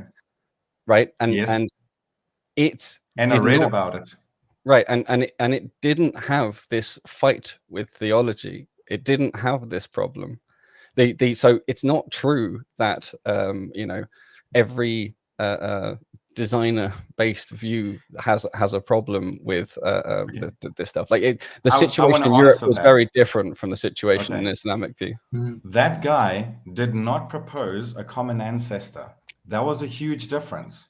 And he still had God. He still had theology. Okay, he still had Islam. Okay, he didn't have a common ancestor, and he didn't have a complete theory of natural selection. Right. Neither did Darwin. And neither did Darwin. He had a mechanism called natural selection. Right, but he didn't. And he gave common ancestry and the implications of evolution down. So let's say you can say that the guy that you're proposing had a concept of micro evolution, whereas Darwin had micro and macro evolution. He had common ancestry much later, and the guy that you're proposing didn't have common ancestry. It's not an apples to origins comparison. No, Darwin did not have what you're saying he had. He didn't have all the way down to a common ancestor. He did. He didn't even have. He had common ancestry. He went back. He thought that things would go back a certain way. He didn't propose in his original writings that he first brought back as a theory that everything goes back to Luca. Like Luca is a later. He didn't. Of course, he didn't. Well, have Luca DNA is the common ancestor. Right, but Luca is the common ancestor. He didn't have DNA. He had common ancestry to apes. Okay. Yeah. Right, and that you're proposing didn't. Yeah, I'm not denying that. I just want to bring this up before we has had common ancestry between a variety of different horses back to a previous archetypal. He proposed that all living and organisms share a common ancestor. Okay, so Nate, I just wanna bring something up, right? And this is it's again a misunderstanding of how we Muslims perceive reality, right? This is a statement that Muslims we repeat a number of times, and it's an understanding of a concept in Islam, right? La hawla wa la quwwata illa billah. That's what it's saying. There is no power and no strength except with Allah. You know, the way we view reality, Nate, is that we believe that even when I am moving my hand or breathing or I use words to speak, all of this is possible through Allah, through power that Allah has granted us. It's not possible through my own strength, through my own power. So this is a marked differentiation between other theologies and Islam, right? The idea of, for us Muslims, the idea is that yes, science is an essential way to understand how things work, but it does not exclude God from the equation for us. It actually just helps us understand how things came about and how Allah has actually made things come about. Now, if He willed, He could have done things differently. It's just when we're looking at it, we're trying to understand, trying to increase our understanding of how He's created this reality. So from Islamic viewpoint, Nate, we actually love the idea of performing scientific experiment, historical discovery. All of these are part of our faith, our religion itself, because it helps us come closer to God. Okay, so I'm going to challenge you on that. Okay, sure. The Middle Eastern countries are some of the richest countries, have some of the richest people on the planet. Okay, from Saudi Arabia to Qatar, etc., etc. Okay, why do they not invest in science? Why do they not bring back your, what was it called, the golden age? Well, the golden age, but not only, you had a big library somewhere in the Middle East that I think was burned down. House of Wisdom in Baghdad. Or the House of Wisdom. That's it. You had the House of Wisdom. Great questions these are, but it's interesting because that has everything to do with Muslims and nothing to do with Islam. It's I mean, they're following more like the Romans, right? The Romans developed nothing of mathematics and they nothing really of philosophy or anything like that. They just used what had been handed by the Greeks and sat on it and applied it to machines for the whole period of time. Their greatest contribution to mathematics was killing Archimedes. And you know, So- I think. Okay, And you're bringing in sorry, politics. So into it's this. mechanics of how they run an empire. What I'm getting yeah, at is it's how they run their society, rather than you know, how Exactly. one should follow the Islam and what Islam tells you to do. So from what I see, every single country, and forgive me, but you know, in the countries that practice Sharia law, you know, in 13 countries in this world would be put to death for atheism, right? There is the death penalty for atheists, right, under Sharia law. Okay, so all those calling for Sharia law, basically, I'd be wiped out, right? No, And that's not how it works. That's one Like thing. That's not how it works. That's not Yeah, how it it is. works. Atheists have been killed, No, even again, Nate, in the last couple of years. no, Yes. Nate, again, there's a difference. You're completely misrepresenting Islamic Sharia here, right? So number one, you need to understand that there's a difference in how Islam views state religion versus how you would do that in Christianity. Christianity doesn't even have a proper state religion, right? What you have is this idea that this is from the Bible, right? That give to Caesar, give to Caesar what is due to Caesar, and give to God what is due to God. Something along those lines, which Jesus said. And yes, and then that's essentially what gives credence to the idea of secularism. But in Islam, right, the religion is also the state, pretty much. That's how it works, because we have a complete set of rules for not just the individual, but also the state. It's not quite that the religion is the state. It's important to distinguish between the state is supposed to run according to the religion. According to the religion. That's essentially what I mean. Sorry about that. Important difference, Thanks for correcting it. So when so number one, that's important. Now, when you are a Muslim in the state, right, and you want to go against the state by saying, no, I don't believe in Islam, what you're basically saying is, I don't want to follow the rules and guidelines that have been given to me by the state, which are Islamic law. Okay. Now, if you want to just have free thought and be atheist, be Christian, be Jew, whatever else you want to be, go ahead and do that within the confines of your house. Nobody's going to come and touch you. However, when you go out and start preaching against following the Sharia, preaching against the idea that no, this Islam is not the right religion, and start propagating that, that is a threat to the state. That is a threat to the rules and regulations that are prevalent in that state. Just like if anybody starts going around, it's not just the state. It's to distinguish between the state and societal cohesion. It's also a threat to how the society hangs together. But it's really critical as well to point out that you, as somebody who, let's say you go over there as an atheist, you are not someone who is Muslim and then publicly renounces and rejects their Islam. And it's only in that case where the theoretical potential for the apostasy laws to apply would possibly come in. Yeah. As a non-Muslim, you cannot possibly be an apostate in that sense. And to give an example of what this basically means, in any society today, you have to follow the rules and regulations that pertain to the transportation. Sure, so but they don't cut off your hands and kill you, though. I mean, I understand that you got to.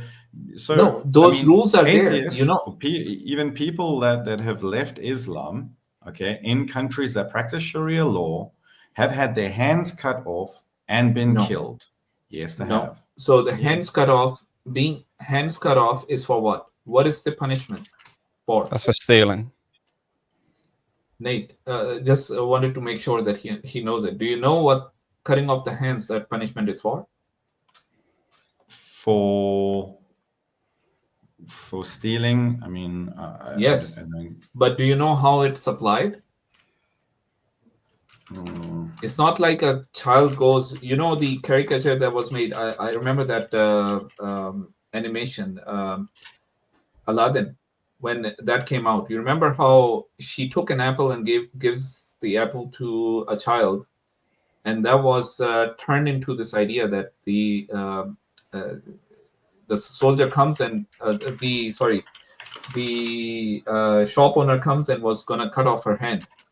All right, that is the caricature that you've been fed. But the truth is that it applies in very specific scenarios. Okay, number one, that person, if they're doing this out of necessity, this wouldn't apply. If this person is not of sound mind, it wouldn't apply, right? And there's all those other conditions that have to be met. Okay, so for a child, it wouldn't apply. Okay, then if this person did it because they're compelled to do something like this, they're they do this because they find the fun in it, yes, this would be applying. They right now, what happens, people, the big thieves of this world, the ones who take away millions from people through Ponzi schemes and other type of schemes, right? They go scot-free. And who are the ones being caught? The small criminals. But this is different in Islam. If you have no necessity, but you're going out there and stealing, right? This would apply to you. It is meant to be a deterrent.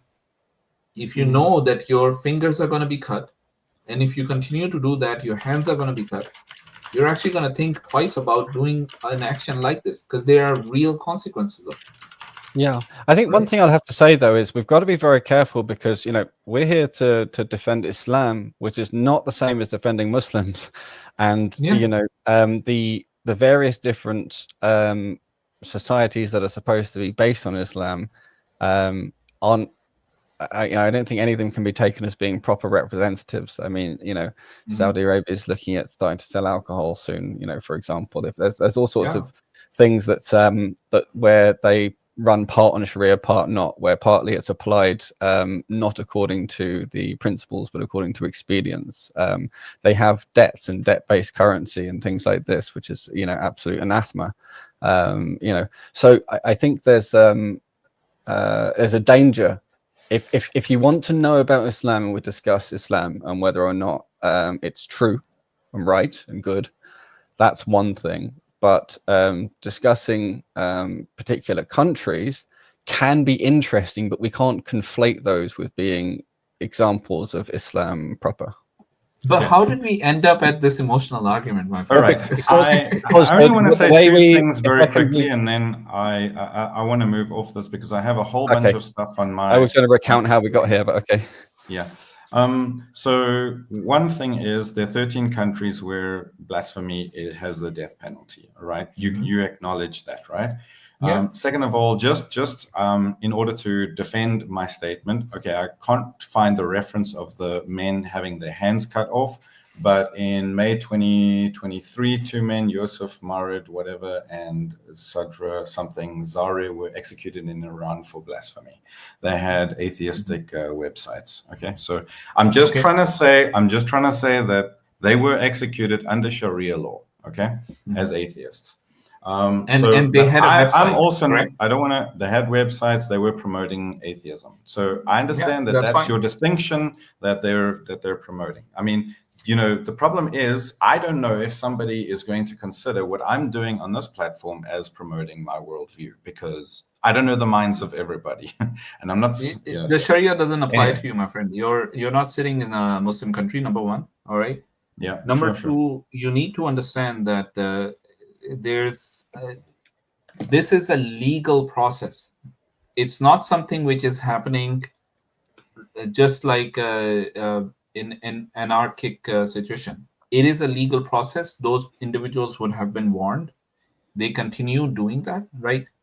And then they took on the risk of the consequences that happen to them.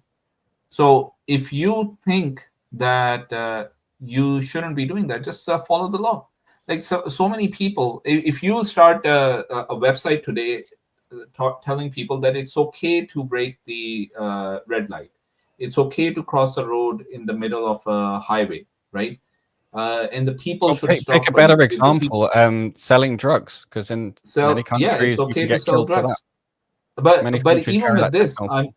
I'm coming up with an example that might seem inconsequential to you, and you might be promoting it, but it might have some real consequences for other people, right? Right. The drugs and So these type of those are very evident one. But even by okay. telling people that it's okay to cross the road in the middle of a highway, right? So And let's say kids start following that, what's I going to was happen? hoping to move off the subject, but I just Sure. want to say one more thing. I want to give an example. Okay, under humanist law, okay, if a country accepts humanism and or the UN Declaration of Human Rights, okay, Islam Hakim, for leaving atheism and following Islam, would not be executed.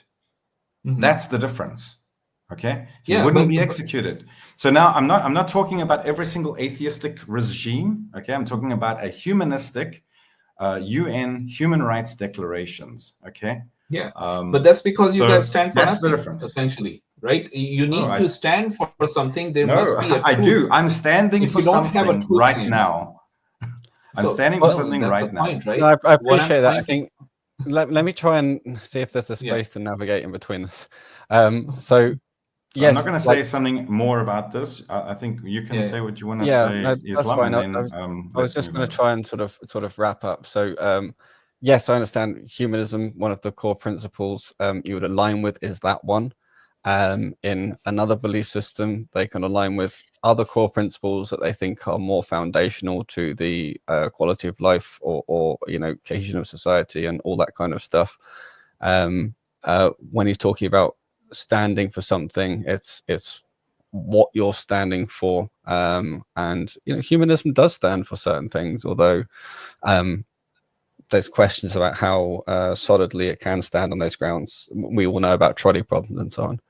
But I just wanted to say, the reason we ended up getting onto this was because we were talking about apparent fights between religion and science.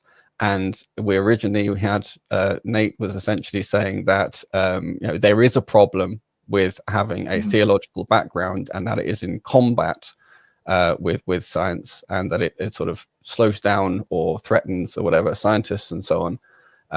But we stated that's not the case in Islam. Islam is very much in support of scientists and of science. Yeah. And so that was really the thing. And it's interesting, again, particularly to look at the history. Everyone just followed Aristotelian physics and things, but it was the Islamic scientists who questioned it and came up with the alternatives. And those alternatives were the ones that Galileo and Newton later picked up. And that was why they ended up against the church, right? And if you look at the details of the people who ended up in trouble with the church, it's got more to do with their attitude and less to do with the science they were preaching. I think Galileo is a good example. He cast the Pope as being an ignoramus in one of his books, and that was actually what he got in trouble for. It wasn't the fact that he just had these alternative theories. So that there is a huge amount of propaganda that was created in the 1900s about the history of the fight between science and religion. And even what is true from that propaganda is still pretty specific to the European situation of the relationship between church and state, and doesn't generally apply to theology versus science. Yeah. Okay. I still see a huge gap in terms of so you had the Islamic Golden Age, okay? Then I think you basically had the Mongols destroying a crap ton of your, half the world, pretty much. half the world, right? And burning your libraries and stuff. But I don't see the rise of Islam after that. And I don't see, even with all the wealth that these Middle Eastern countries have, no desire, No, I mean, the amount of money that they have and the ridiculous amount of money that they spend on building, 6-star hotels and whatever, it's just such a waste of money. I mean, put that into rising the Islamic nation up again, But the thing make is, though, a huge university and attract the see, leading scientists of the world. I mean, why not? Not only are you and I very much in agreement there, but if they were following Islamic practices and Islamic teachings, that's exactly what they would have been doing. They would be forced to do. Look, well, hang on, Faisal, let me finish this. The fact is, you look at the history of how they got recently established, they are themselves built up from the British Empire principally, and also the French empires. They were selected and chosen for the fact that they're going to basically live, according to a very materialistic kind of foundation, that they're going to work with what was then the New World Order and so on. They were selected and propped up. They're not, it's not like this has a long-standing 1,000-year history in Saudi Arabia. Far from it. And in the Cold War, for example, in the early 60s. Basically, the US went over there and was like, let's do a massive deal where you promise to only sell oil in dollars. We have this giant then inflation eating tool. And we set up this cozy relationship, and we'll give you a bunch of jets and other kind of stuff that will mean you're dominant in your region, so you can suppress everyone and so on and so forth. And they were like, yeah, cool, good deal, great, nice. And that's basically why they've been doing this stuff. And had they not agreed, they would have been wiped out and replaced by someone else who would agree. So the real basis of this behavior you're seeing is antithetical to Islam, and because they followed and joined in with the very materialist view of Western society as it pushed its influence on the rest of the world. Well, the problem is I can imagine a utopian government for myself, okay, where everybody is living in peace and harmony, blah, blah, blah, blah, right? But it just happens that every time people come into money and power, it just corrupts everything, right? It's just like, no matter how much you could imagine a beautiful utopian Sharia-led society, as soon as that society gets the money and the wealth and the power that they currently have, it's just going to corrupt everything. But that's it doesn't matter how many times they pray and what type of they have. Hang on, this is interesting, because in the Islamic Golden Age, they had the money and they prayed and they lived more by Islamic principles. And what did they do? Their houses of wisdom, like you say, were established, these globally massive libraries. When they built their madrasas, they were combined places of prayer, places of healing, places of teaching. They had this amazing holistic kind of view. People were falling over themselves to donate any spare money they could to these various kind of good altruistic causes and so on. It was different in the modern times, and particularly in sort of post-European takeover. I wasn't going to say post-colonial, because it was really when the baton was passed from the Islamic Empire to the European Empire. Then it was this new world, then new world order became the dominating principle, and within that, more money, more power, more corruption is very natural, because there was no force anymore balancing things. And to have the Catholic Church, before that, lasted for a long time as well. It was primarily so corrupt and so much exercise of power, and that was sort of above everything else as well. So the religion didn't save them in that case. But although it did probably temper it an awful lot, because if you look at how savage a lot of people were with their money, the Vatican wasn't nearly as bad as it could have been. Even I'm saying that even despite all the Crusades and everything else. And that was just one final point I wanted to put in, is why didn't Islamic Empire rise again? Well, since it handed the baton over, it has been continuously smashed to pieces, fought ceaselessly by the very Europeans they handed the power over to. There has been literally, from the very first moment when the Spanish moved into Cordoba and so on, and since then, non-stop trying to crush the Muslims. They were the biggest threat, they always were, and that's the only reason why the Ottomans ended up siding with the with Nazis,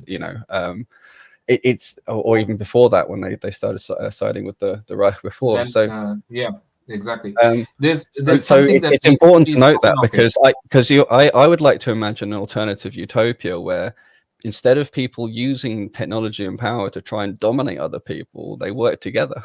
That would be amazing. But yeah, we both agree that money can be corrupting, and Islam is very cautious of that. Yeah. And here's the thing, Nate. You cannot take the politics out of this, right? You when you ask this question, this is the predominant question here that needs to be answered is what was the politics of it? Because look at the leaders who try to establish some semblance of Islamic society. Look at what happened to Imran Khan in Pakistan just recently. This is like less than this is happening within this last decade, right? He was in power.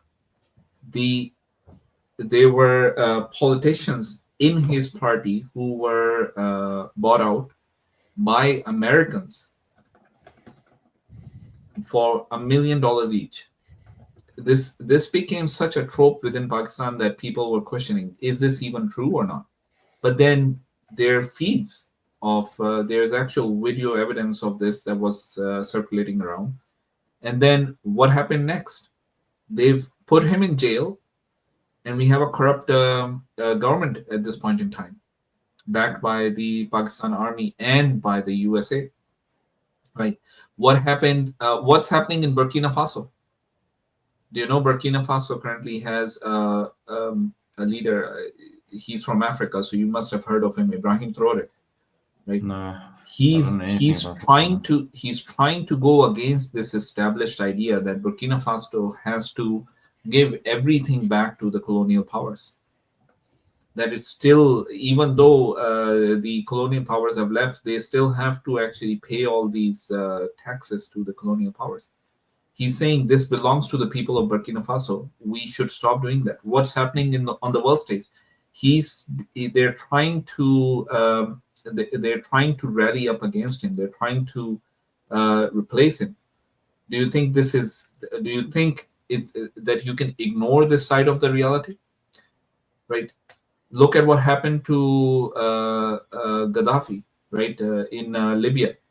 Mm-hmm. Do you know the kind of society he was developing? Right, there was no interest. Okay, people, when they want, people would be given money when they would have a child.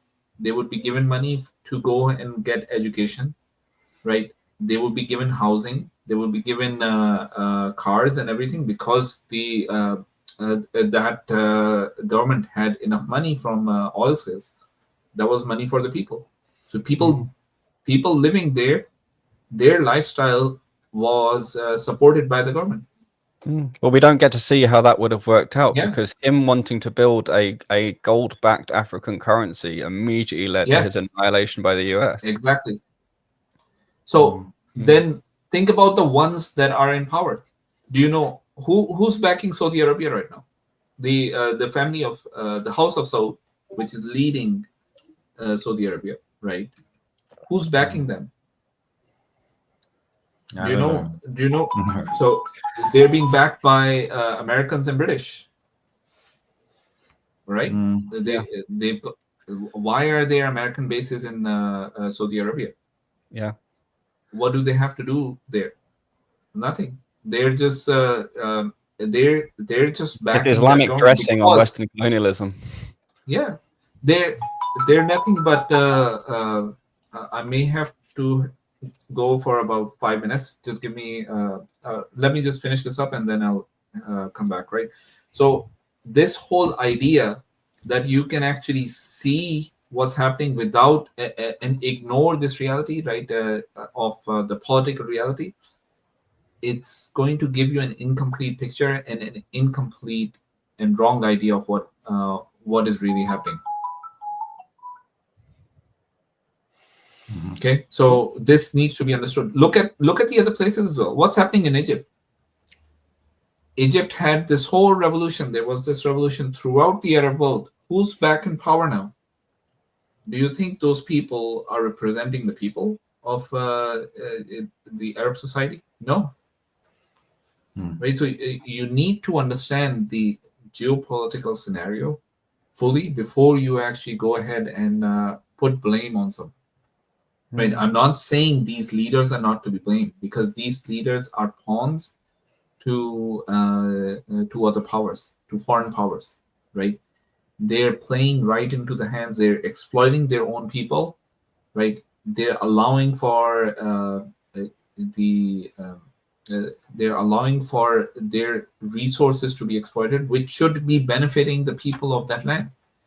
Do you know the biggest hub, the biggest economic hub in the world right now? Do you know where it is? It is the Suez Canal. Okay. It's the Suez Canal. That's not an economic hub. That's a material trade hub.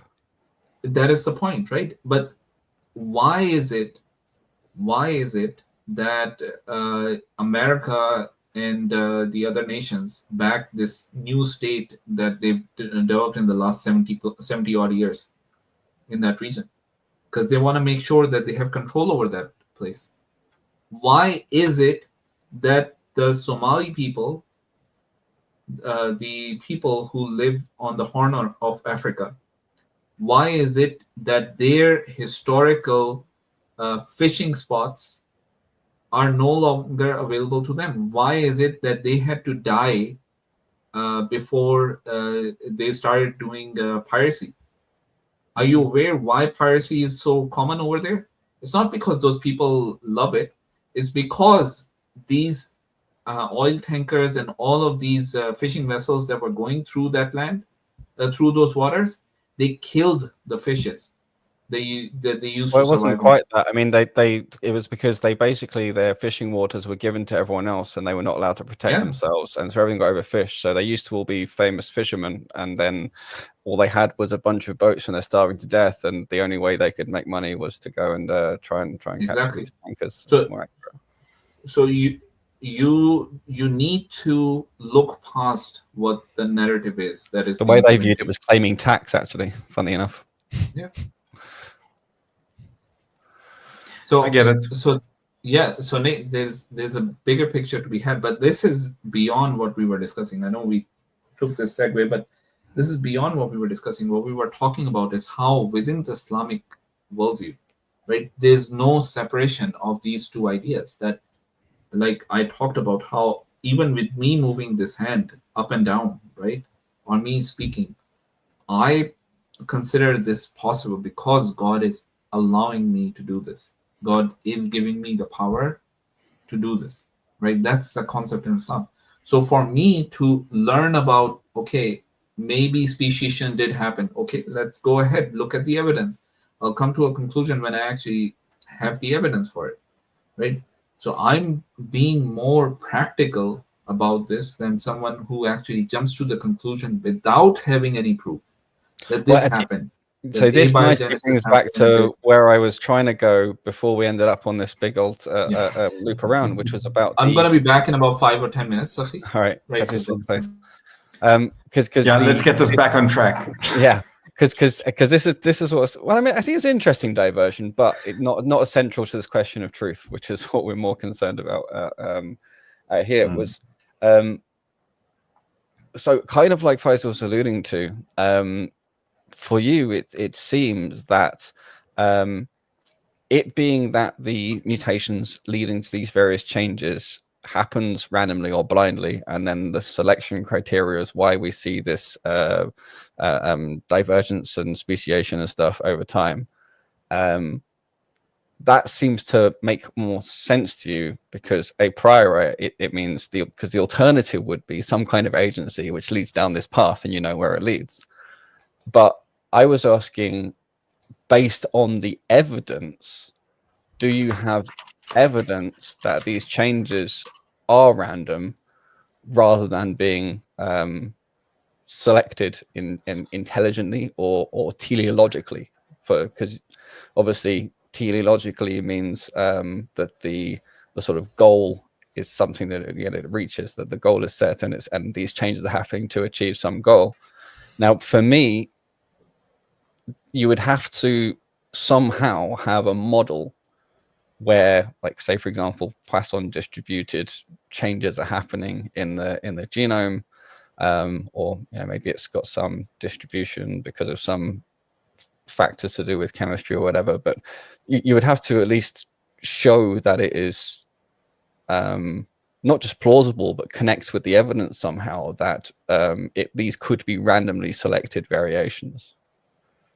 So what do you mean by so the model that you're proposing, is that more for the for evolution by natural selection through random mutation, or is it your causal intercession?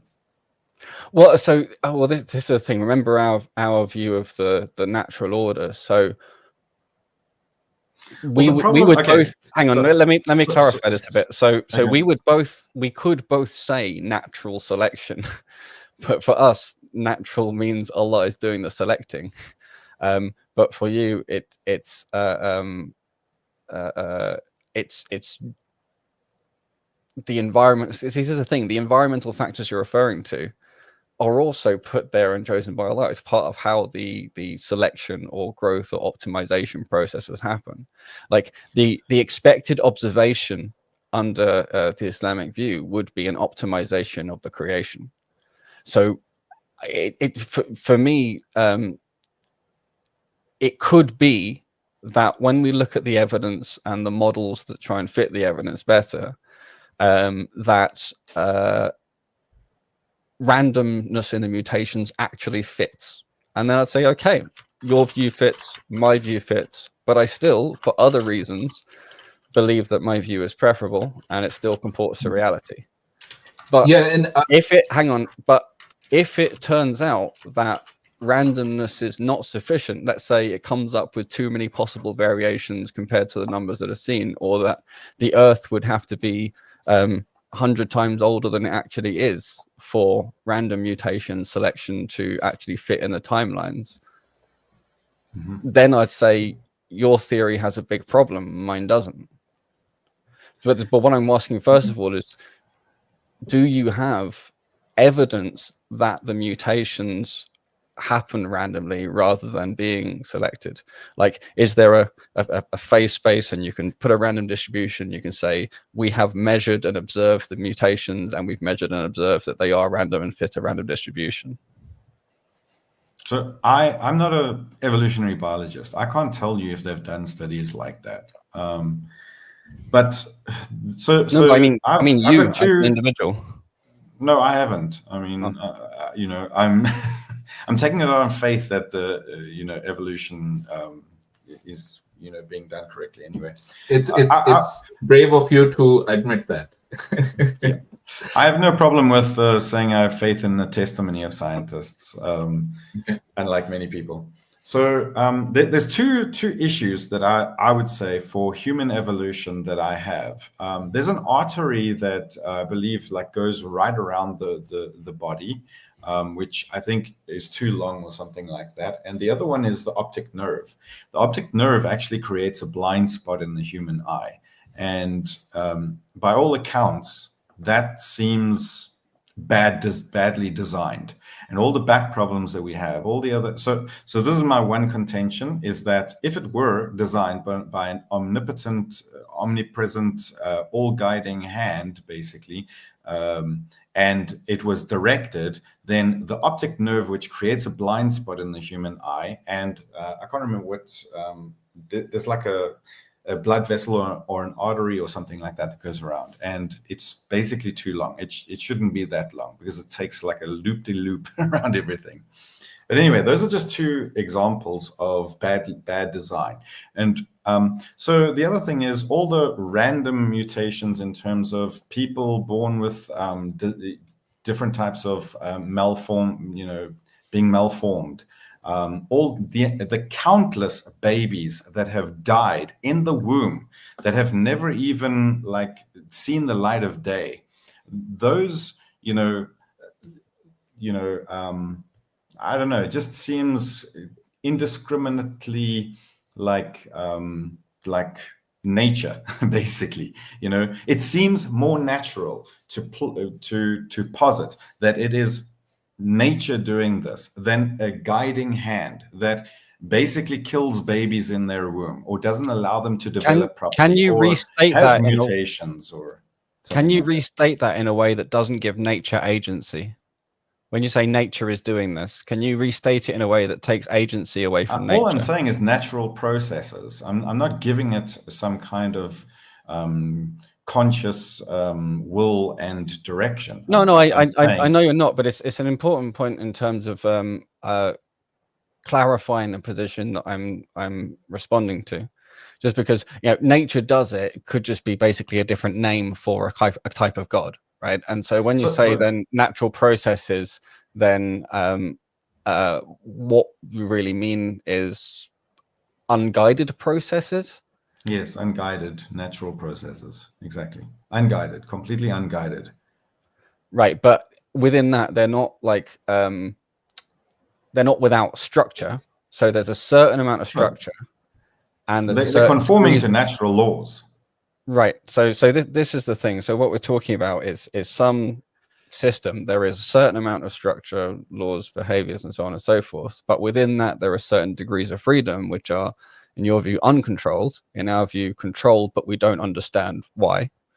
Well, they're controlled by the laws of nature. If we knew every single atom and the position of every single, you know, of all the 17 different quantum fields and whatever, we would be able to accurately determine the course of nature, right? Not according to quantum theory as it stands. No, that the randomness is built in fundamentally to the way the theories work at the moment. Okay, this is a misconception. I think you need to. You sure? Yeah. Yes. Quantum field theory does not undermine determinism. I don't fully understand it. I read about it, and half of the explanation literally goes over my head. But you can look it up. No, I don't need to. I mean, we're in my area of specialty. Believe me, I know what you're talking about and referring to. You can look it up. Does quantum field theory undermine determinism? I don't need to, and I didn't say does it undermine determinism necessarily. I said as it's currently taught and understood, right? Then what you do is you say this isn't just our lack of knowledge that the state collapse is random. They say this is how the laws of nature are. The current accepted by physicists laws of understanding as that the nature has this that there is no underlying mechanism and that you draw the line at that point. There are people and it is theoretically possible, and people are looking for a deeper theory of as yet unknown laws whereby those things that are currently free parameters or free phases actually have some structure, and that one may, given enough information, be able to determine where the state vector would collapse. And that could, if someone could find such a theory, recover determinism. But it's hypothetical. And remember that what I said to you before about you know, why does naturalism mean the laws as we currently know them, or does it include all laws, and how that affects whether or not angels and jinn are supernatural? Yeah, we're gonna have a lot of discussion. So it's interesting. It's an interesting point that we need to sort of get down, because we can't have a position where it arbitrarily flip-flops, right? So if we're sticking on full determinism, then what you've got to stick on is saying that natural selection and these natural laws, some of them we know, some of them we don't know. But then you and I are ending up agreeing. Well, we definitely know. But we know that there are laws that we don't know about yet. Right. But you and I are ending up agreeing that the mutations are selected. They're not random because they're determined in your deterministic version. No, then I wouldn't use the term selected, because then you're invoking agency. They're selected by the natural processes. No, they're not selected by. They are just. They're literally. They're determined by the state of the natural laws in action. Right, but at that time. You can under the control of the natural laws. Okay, Right, but it you appears say... random to us because we don't understand the state of every single one of those chemicals at that time. Okay, it appears random. But if you understood the state of everything, you'd be able to know, Right. the outcome. So in terms of physics anyway, determined and selected are not different. They don't carry this sort of implication that you're adding in. So when I look in terms of, just if we pick up a book on statistical physics here, then you talk about the system selecting a path in phase space. It's got the option to have this momentum and energy or this momentum, and so you in the view where you don't know, where it's in a statistical sense, you tend to say select this or that, or you say some process selects one of the available pathways, or you can say that the pathway that will be taken is determined. But I either just don't way, want to appear that I'm invoking agency. That's all. That's the only reason why I'm steering clear of selected. for me, determinism also the invokes other just thing much is agency, that because determinism says something's determining it, which also just gives agency to the natural laws. Because the thing is, selected means that it also can imply that it has foresight. It doesn't have foresight. Okay. Right, but the determined can imply that agency is doing the determining. It's determined by the current laws and the position of atoms, molecules at that time. Okay? Right. So in the Islamic and the framework, environment. So in the Islamic framework of what is a deity and not a deity, you have made that a deity. You might not like it, but in the Islamic framework, that's now become a deity. Because it's doing the determining. I understand what you're trying to say from your perspective. That is a deity because it's now fulfilling a role in your view that is attributed to Allah, right? Right. Yeah. So under your framework, because it's something that is attributed to Allah, and I'm saying that nature is doing this by itself without agency, it becomes in your framework a deity. Okay, but I mean that because then there's going to be so many deities because things that I believe happen under natural laws and processes are going to come under the same purview, because the problem is that your view of Allah and his hand and guiding hand on nature is literally indistinguishable to me from the laws of nature. I mean, we've discussed this before, right? I cannot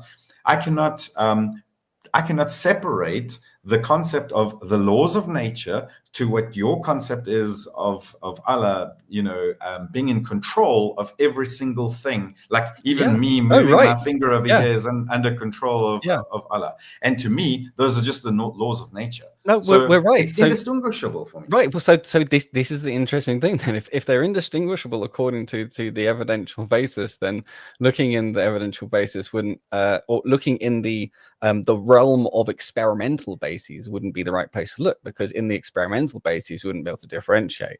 The only place we would be able to differentiate is if, for example, this God did indeed have a prophet who indeed brought a book that we can see, and there was a whole, storyline there, and that became inexplicable, except for if God exists. So put that to the side for the moment. I think you're getting closer to understanding something that was really fundamental to my mental shift, which was I originally thought I was without deities, and at some point I realized that according to my own standards that I'd been handed down, I was without deities, but according to the standards of this very theory I was supposed to be opposing, the Islamic and the Judaic version of it, I did have deities, and that was important, right?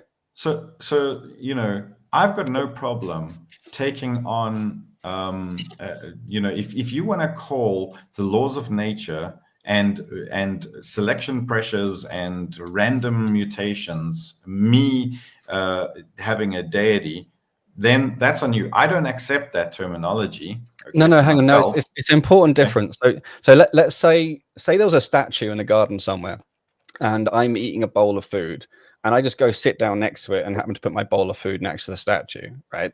That's not taking that statue as a deity. But if I'd gone there with intention of offering food to that statue, I'd be taking it as a deity, right? So it's not that the laws of nature are inherently a deity, it's the way they're treated in terms of your view of reality and what's subordinate to what that ends up making it relative to you being treated as a deity. Do you get the distinction? Yeah, so this is where I'm going to invoke naturalistic pantheism, okay? Because to you, it appears to as a deity. And if I say, well, the natural world can be viewed, okay, as a deity in terms of naturalistic pantheism, okay, where there's no volition or free will or some agent, external agent, okay, the laws of nature, this universe is itself a deity. It's just kind of like a pseudo deity, okay? Then I'll say fine, because now, you know, it's just like. I mean, I would think that would be better philosophically for the main reason that it sort of levels the playing field a bit, because then it's one theology versus another. And yeah, that's why this is pretty much Hinduism, right? No, it's different. No, different. However, you do get atheistic sects of Hinduism which are kind of the same, but it's more the god of Baruch Spinoza. So he believed in like a naturalistic pantheism, and also what Einstein believed. You know, he literally said, "I believe in the God of Spinoza." Okay, so that is basically nature is God.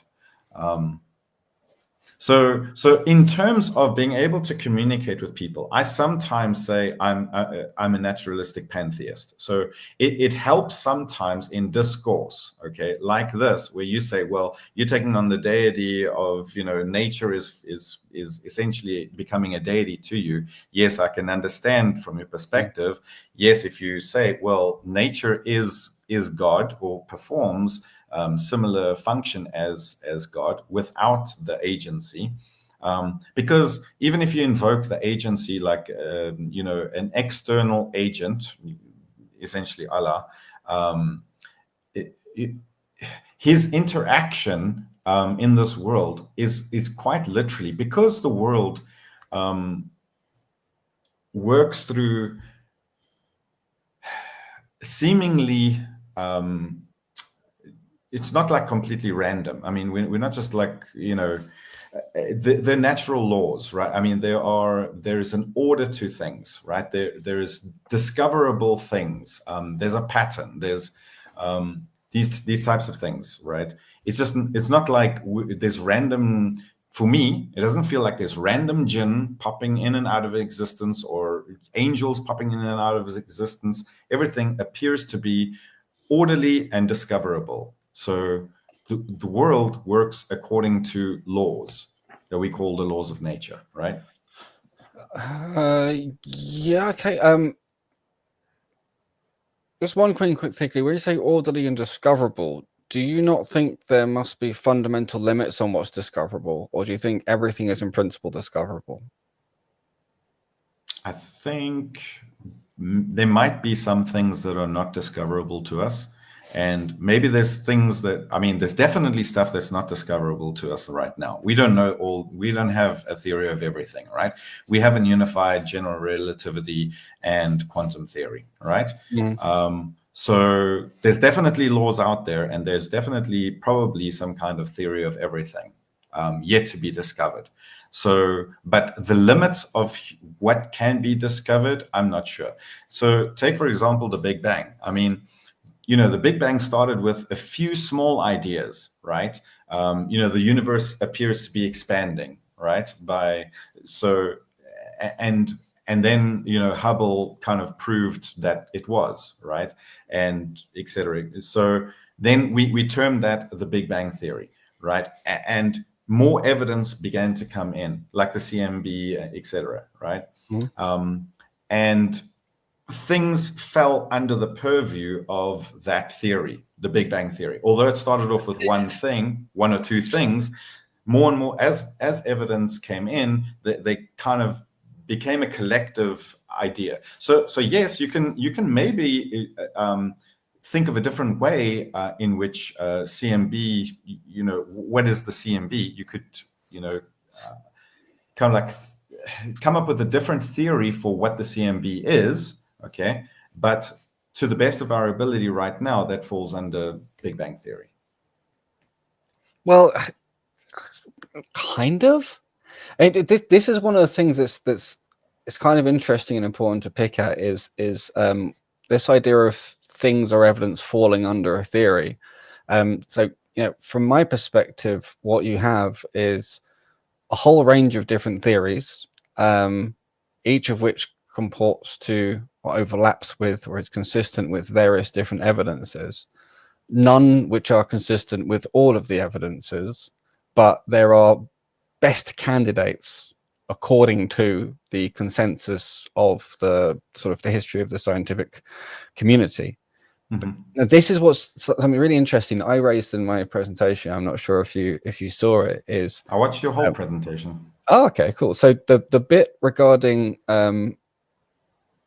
the amount to which social pressure plays a role in the workings, the machinations of the group of scientists, and what gets published, what gets supported, the flocking to theories and so on, and the supposed reliability of peer review process. Where are you with that? Like, what do you think about what I said on those things? I understand that there are like little cabals of people, trying to protect their theories and stuff. But time and time again, in general, winning theories win out on merit alone. If they're sound, sometimes it even takes a decade. Sometimes it takes longer. I mean, look at the Higgs boson, right? The Higgs boson was theorized in 1963. It was discovered in 2011 and I think announced in 2013. Okay, so 50 years after it was theorized, right? But okay, so that's one aspect. But yeah, what was I going to say about this? So I understand that when something new comes in, people want to protect their knowledge. They want to protect their theories.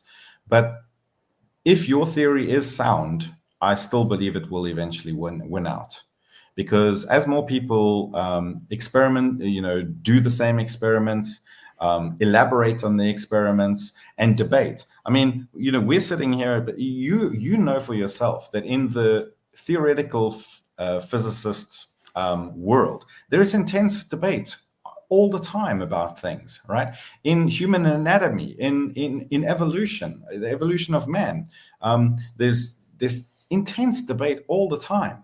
And through those debates, knowledge is shared. And yes, sometimes people are very protective over their views. But I have to believe that people still have the best intentions. Okay, and the best. What if a better theory, meaning, I'm not saying they have bad intentions, but I don't think the system is as reliable as or works quite the way you might think it does, or most people think it do. And I think it doesn't always get to the best conclusion in the shortest distance or the shortest amount of time. Yeah, that's granted. But it's actually this thing about so for me, one thing you said that sparked my interest particularly is where you said winning theories win out on merit alone, and there's an implication that the best theory is naturally within the selection pot to start with, using very evolutionary terminology you can here. Like you essentially have this whole basket of scientists, right, or people who have knowledge about the sciences, and anyone on the fringe who comes up with an idea which is too different from the main threads will never get assessed, has no route by which to be assessed within the mainstream, and it will never happen.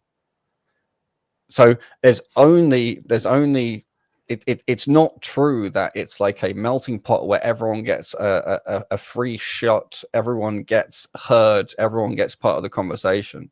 That's my first thing. It's because a lot of people think it's like that. It's just not. And this is one of the big problems I have with the way the process works, especially in physics. I think it needs a massive overhaul, and so do a lot of physicists. It's how to overhaul it's the question. I don't know. I don't actually agree with you 100%. Let's say somebody writes a paper, right? I mean, I've seen these papers written by like, you know, these Christian, what's it? What's that? Genesis something. They did like this massive study on like geology and stuff. So they wrote this huge paper. Took them a long time, but the scientific community just like tore that thing to shreds. I mean, there's so many inaccuracies in those papers. I can't remember what it was.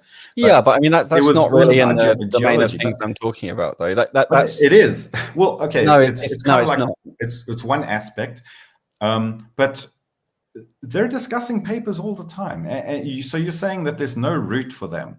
They can submit papers at any time to any one of these the journals. Okay, they have the freedom to do that.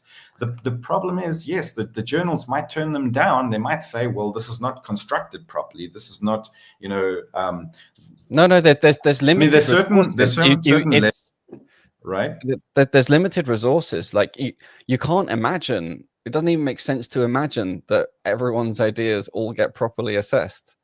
Like that, there just isn't the resources for that to be possible in the first place. Right? I will agree with you. The barrier to entry right now is very high because you need to have funding. You almost can't do things by yourself anymore. But it's not just funding. It's not just funding. It's you know, are people even interested in your ideas and this sort of stuff? But this was just one of the points I wanted to make, because there's quite a lot of things to go in here. Because you remember what I said about Feynman, right? Feynman's super famous guy saying, let's sum up this divergent series, right? Which made no mathematical sense, which was exactly the reason why Dirac didn't do it, even though Dirac developed all of the rest of the maths. It was all Feynman did was say, let's do this divergent integral. Now, had anyone on the fringes done that, immediately kicked out. Absolutely no way it would have gone through any peer review process, because they would have said at the beginning, you can't even get your maths right. Go home, go do calculus number 1. But you haven't even, do not pass go, right? So it is very important to note that there's only a certain class. If an idea is far enough outside of the norms or the conventions, then you have to be a superstar for anyone to look at it. And this aspect does preclude it from being able to search the whole space. And this is quite important. But this is one aspect. Now, something that if you dig into it enough, I think might well blow your mind is what I was talking about regarding quaternions, right? So I'm very familiar with quaternions. They're used in 3D graphics all the time. Excellent. So however, okay, let me do a little test. Hang on 1 second. No, don't test me on this stuff. I'm not a 3D engineer. I know game engines. Oops, wrong side. It doesn't even have his earpiece in. So okay. Listen, here we have. I know X, Y, Z, and W. Okay. Right. Yeah. So here we have Hamilton's elements of quaternions. So this is, you know, the original, the OG guy who made them up. I've got another book by Tate. I've got a lot of books on the original quaternions. Now, how do you think they were defined? What do you think a quaternion was according to these guys who? I don't know. I can tell you that in 3D graphics, it's defined as X, Y, Z, and W. Okay. Right. Yeah. So, but I don't know how it was originally. So where W is equal to 1 and the rest are zeros. Okay. That's your normal vector. Yeah. So normally you have, you know, there's some scalar plus I something plus J something plus K something. So according to, it might be difficult. It might be different in like mathematics, but it's used in 3D graphics for interpolation between angles. Yeah, it's used just for doing angles in a sane way that doesn't have the problem gimbal lock and stuff like that. Gimbal lock. Yeah. But the what I'm trying to get at the point, just give me a few minutes to sort of lay the groundwork here. So the way they're originally defined is as a ratio between two lines. Literally, two lines anywhere. It's a ratio between two lines. And the view, what we call quaternions today, was to them one representation of quaternions, and there were many representations of quaternions. The reason we use that today is the Hilbert school that I referred to before. These are the formalists. These are the guys who said, you know what, we don't need to construct stuff from principles. We can just have whatever axioms we like, and as long as the system is consistent, it's just as valid as any other system. And in order to fit things with their framework, they took various algebraic rules that were useful from Hamilton and stuck them in their framework, and let things fly. They ended up connecting this stuff with quantum theory and so on. Turns out that stuff became really fundamental to the Dirac equation later, but they were originally born of quaternions. Hamilton's original. I've got this 9.5 minutes. So this is really. This is important to go through. We do have somebody in the back chat, just so you know. All right, you'll see where it's going, and it'll be something for you to sort of look into and think about for the next time regarding this, how science works. It's really quite crucial, because Hamilton and Tate and Maxwell were really big leading figures, right? So they weren't on the fringes, big leading figures, but essentially Hamilton's whole idea with quaternions was a complete replacement for the Cartesian way of thinking about geometry. It had many, many benefits, the algebra and stuff that came with it, the way it worked with geometry and so on. But to people locked in the old way of thinking, it was super confusing and made no sense. And they wanted something that was closer to the way they thought before, right? Yeah. So they went down, if we got two available forks, they went down the fork of carrying on along Cartesian lines, as opposed to taking Hamilton's fork. But what they did is they tried to pick and choose and cherry pick the various sort of bits they thought would be useful and port it into this branch, right? Yeah. And still, so what we find is that still to this day, quaternions and their sisters, the octonions, are popping up everywhere in the latest field theories and making stuff work. They're an alternative foundation for space-time, all this sort of stuff. So there's a huge amount of hints still that actually Hamilton was onto something much more fundamental, and that the history and view of physics and everything else would be totally different had we consolidated along that line.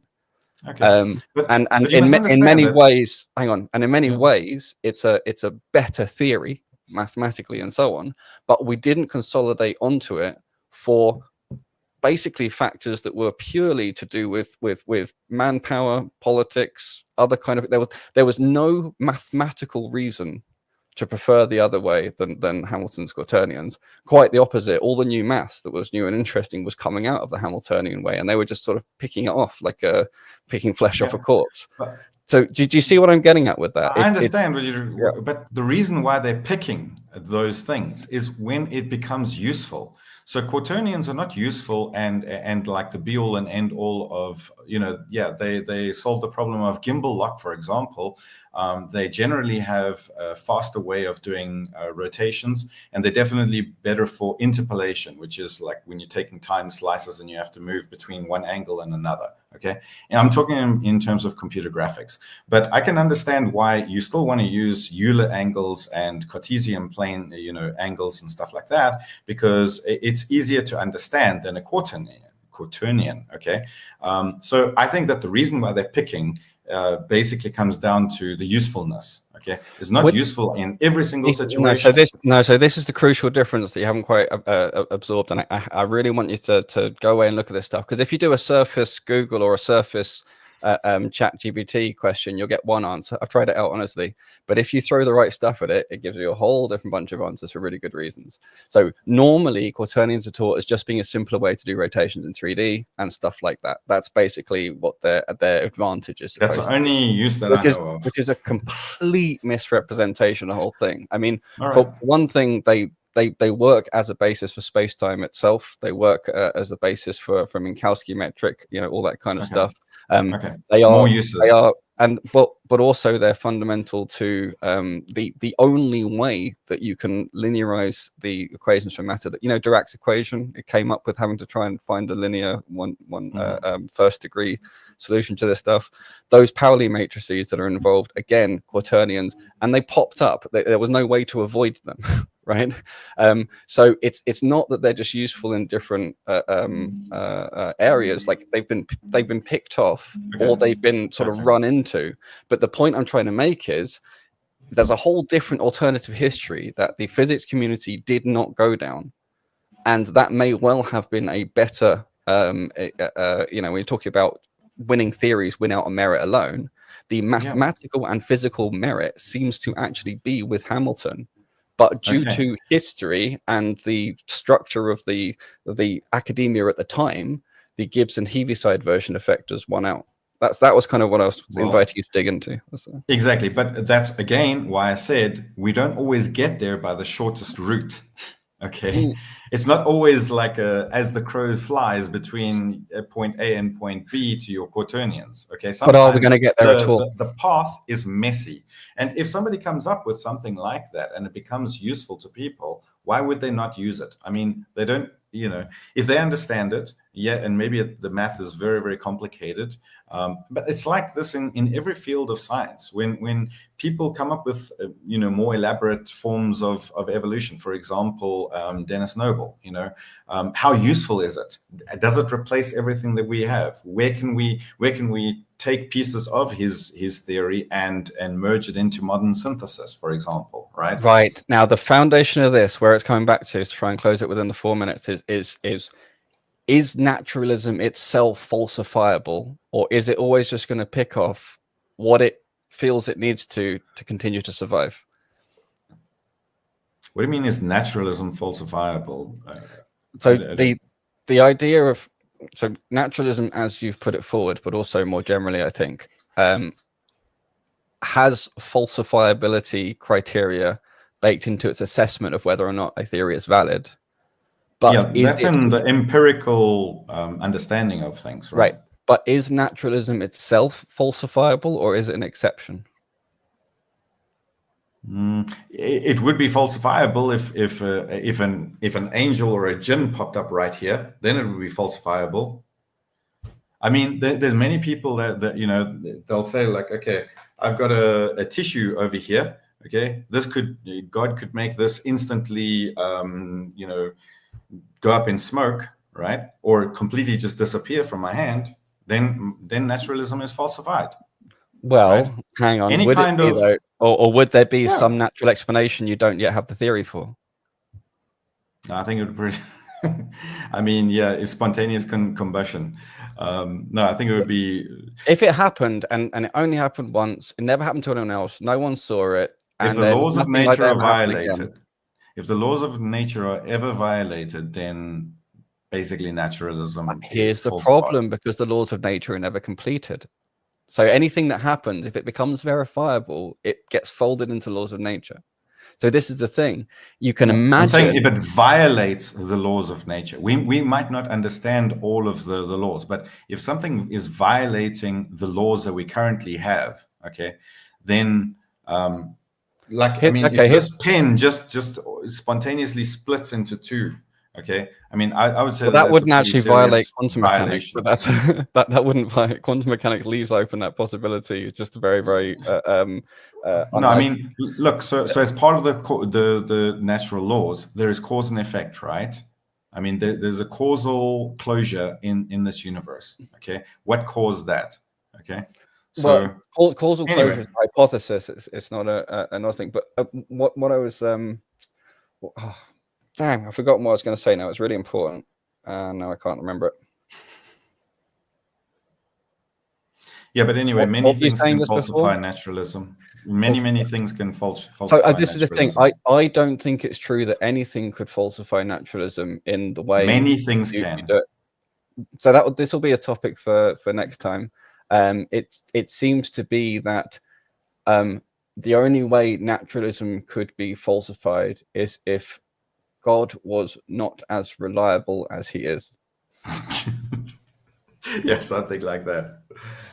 So it's interesting. It's like, you know, it could be falsified if, and then if the counter or the opposite to the position became itself untrue. Basically, So God not being reliable means the necessary existence is no longer necessary. So that Well, not that's why I not keep quite. telling you guys, it's difficult for me to distinguish, you know, the way that you guys have framed how Allah works in the natural world, that he's guiding every single thing, including my finger moving over here, is literally indistinguishable at that point from the laws of nature. Well, I think there's something deep there because, you know, in a sense, I think that's what I'm getting at is I think we're both not falsifiable. You think naturalism is falsifiable. I'm not sure that's true. I think it's not, but falsifiability being fundamental in naturalism but not in Islam is where there's the difference. But anyway, this is subject for another time. I think this will be really interesting. I'll have a think about it. Thanks for coming Thanks, over. guys. As usual, nice Thanks, having Nate. a conversation. Sorry, we get into some heated political things. I'm not That's into that totally kind fine. of stuff. Bring them up. Gonna happen. Bring them up. I had a slide on why, if you really believe something, you do care about it. Yeah. Nice. Yeah, cool. Okay, thanks, guys. All right. Enjoy. Bye. Cheers. Bye. Okay. All right. Who have we got? KP.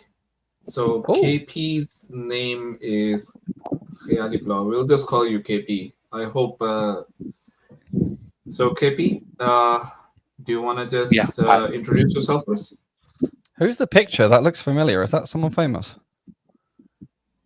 No, not at all. It's a random picture. Oh, okay. KP, there's a lot of background noise wherever you are. Okay, just give me a second.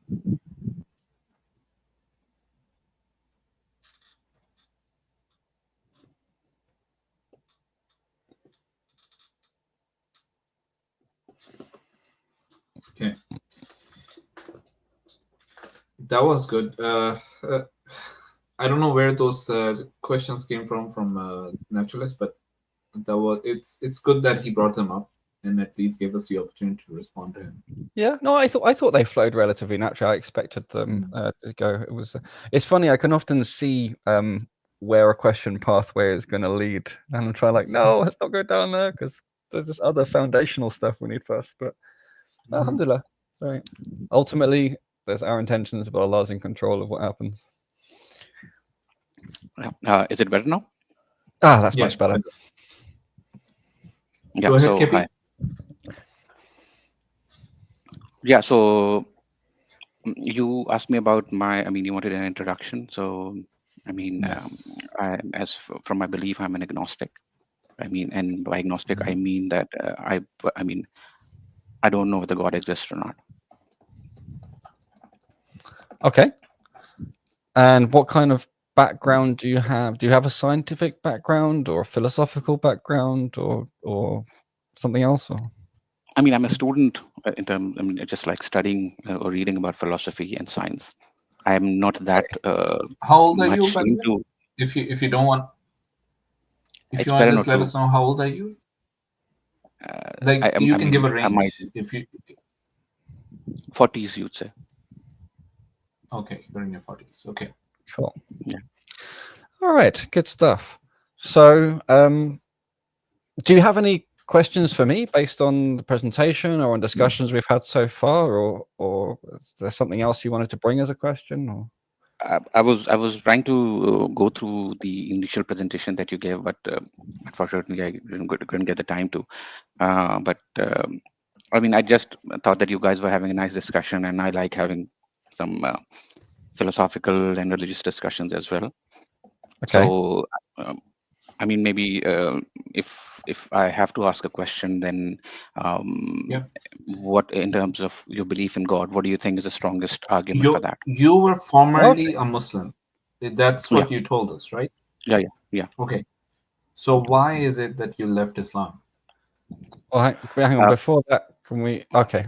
If you want to go there, I was going to fast. Make sure because before that, I just wanted to know what he left, because I was just going to ask what his understanding of God before I went to that. But we can go there first if you think that's better.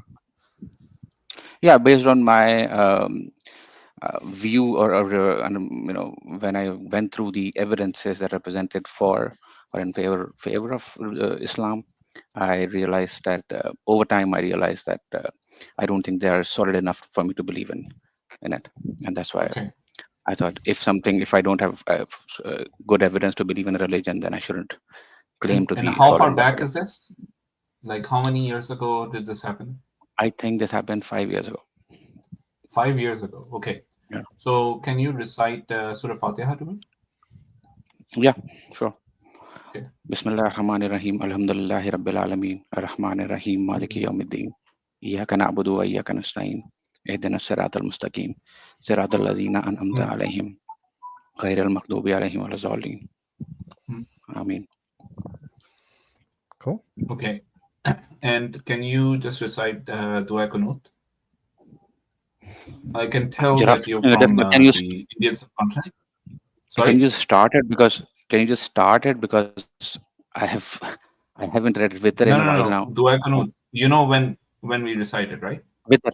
Yeah, the Witr, Wh- right? In the third one, and Okay. I haven't read in a while. So can you just start it?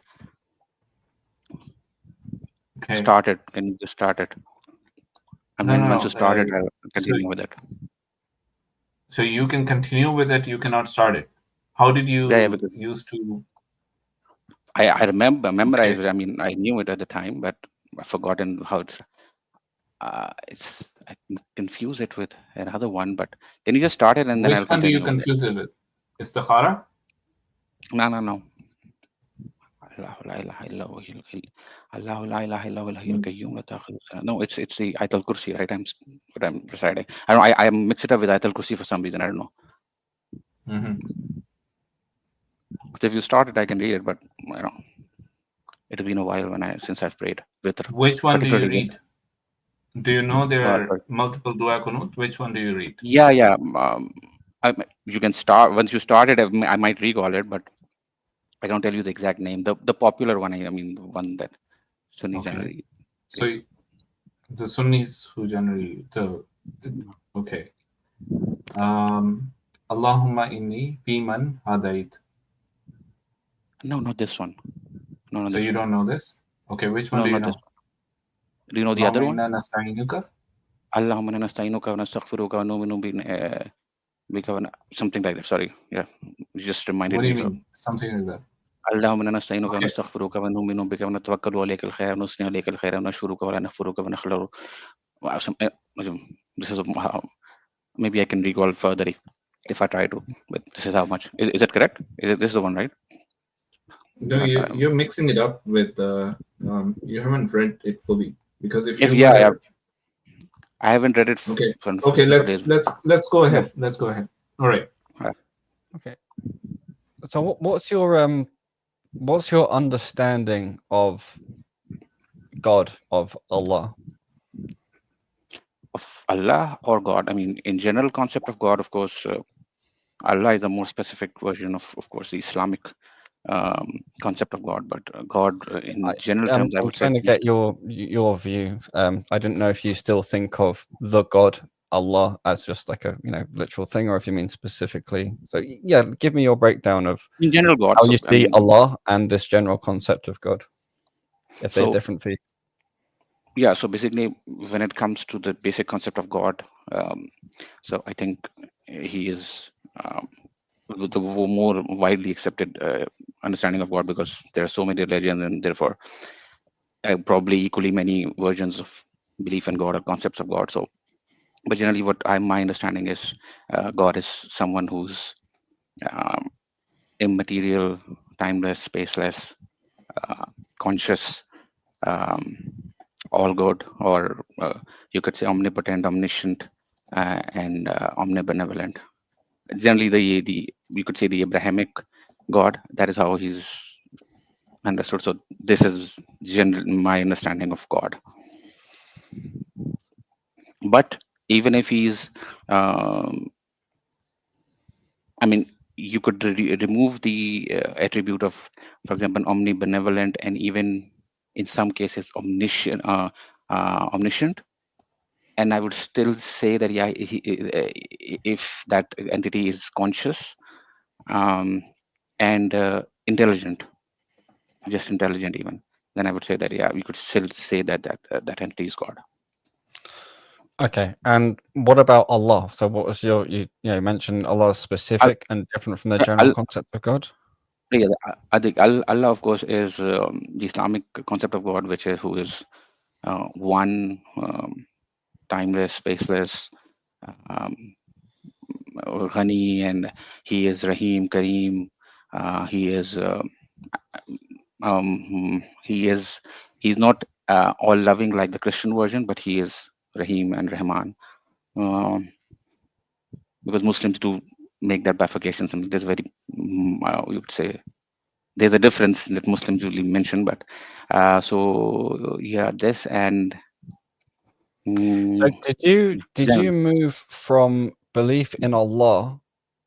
I mean, did you ever really believe in Allah, or did you always have a bit of a problem with the religion while you were following it? No. I used to believe in. I used to believe in.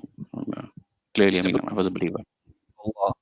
Did you migrate to this more general concept, more general,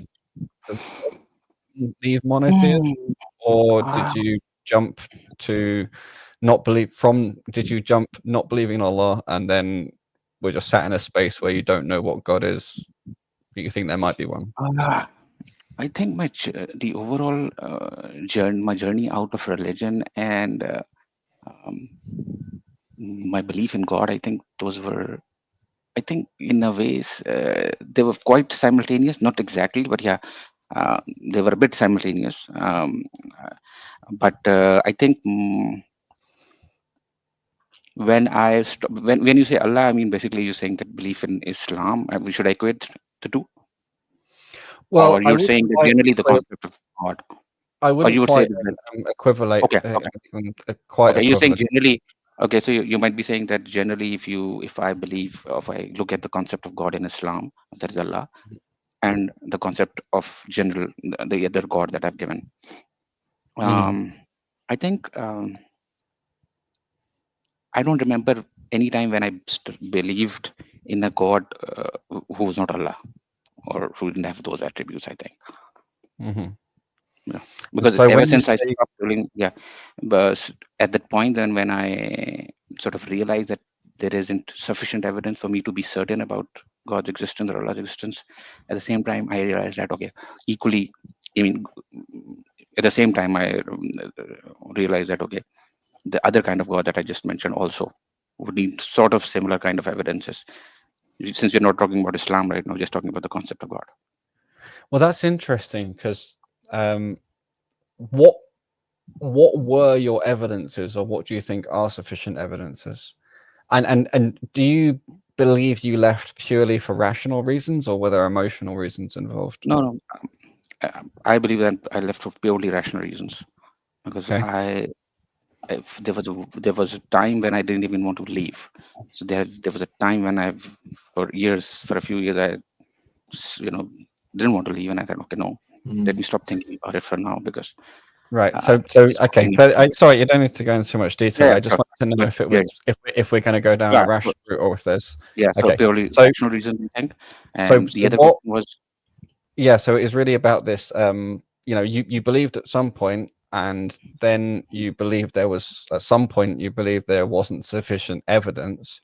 Did your standards of evidence change or go up, or did something that your belief was previously based on turn out to be not true? What were these standards? How did this work? So I think my standard has always been rationality, logic, to have some logical reason to believe in God. I thought that I had those good reasons, but in the later years, when I sort of tried to look at them, or maybe something compelled me to look at them more neutrally and to question myself a bit more rigorously and my beliefs a bit more rigorously. At that point, I questioned those reasons or logical reasons that I had a bit more rigorously, and at that point, I realized that those reasons I don't think are good enough. Okay. Do you believe in a necessary being? Yes. So I do believe in a necessary being, but by necessary being, what I mean is an immaterial, timeless, and spaceless an infinite entity. But now these four attributes, I think, can be logically deduced. Mm-hmm. But the rest, but these four aren't sufficient to make that entity God. So So why for that, have you yeah. considered that you could potentially logically deduce agency as well? I have gone through the arguments for that, but I don't think those are those give I mean make those are very compelling. They are good reason. I mean, they can in terms of, yes, they're not certain. They don't give you certainty. They say, okay, although how they have been presented, how Muslim presented, or even how other theists Can presented, they try Hang to on a sec. prove So your with belief certainty. in, Yeah. well, we'll see if we'll see which Mhm. ones we'll Sure. sort of get into detail of which ones you've sort of considered so far. Sure. But I'm just very interested. First of all, so you believe in necessary being. Obviously, Mhm. even just accepting that Mhm. language tells me that you have this concept of contingent and non-contingent Yeah. things, right? Yeah. Okay. Yeah, I do. So your reasoning for believing in the necessary being, does it include there's some contingent thing and it's contingent on something else, and you believe there's a necessary being in order to terminate that chain of contingencies? I think it's not primarily based on contingency. I can when I explain it, I think you might look at it that way. But my understanding is, when I look at the universe, anything which is, for example, if when you look at time and space, uh, when you think about it, the time and space, what you call it, let's call it the fabric of time and space, they ultimately cannot be the whole and soul, or the only thing that there would be. Because let me explain it.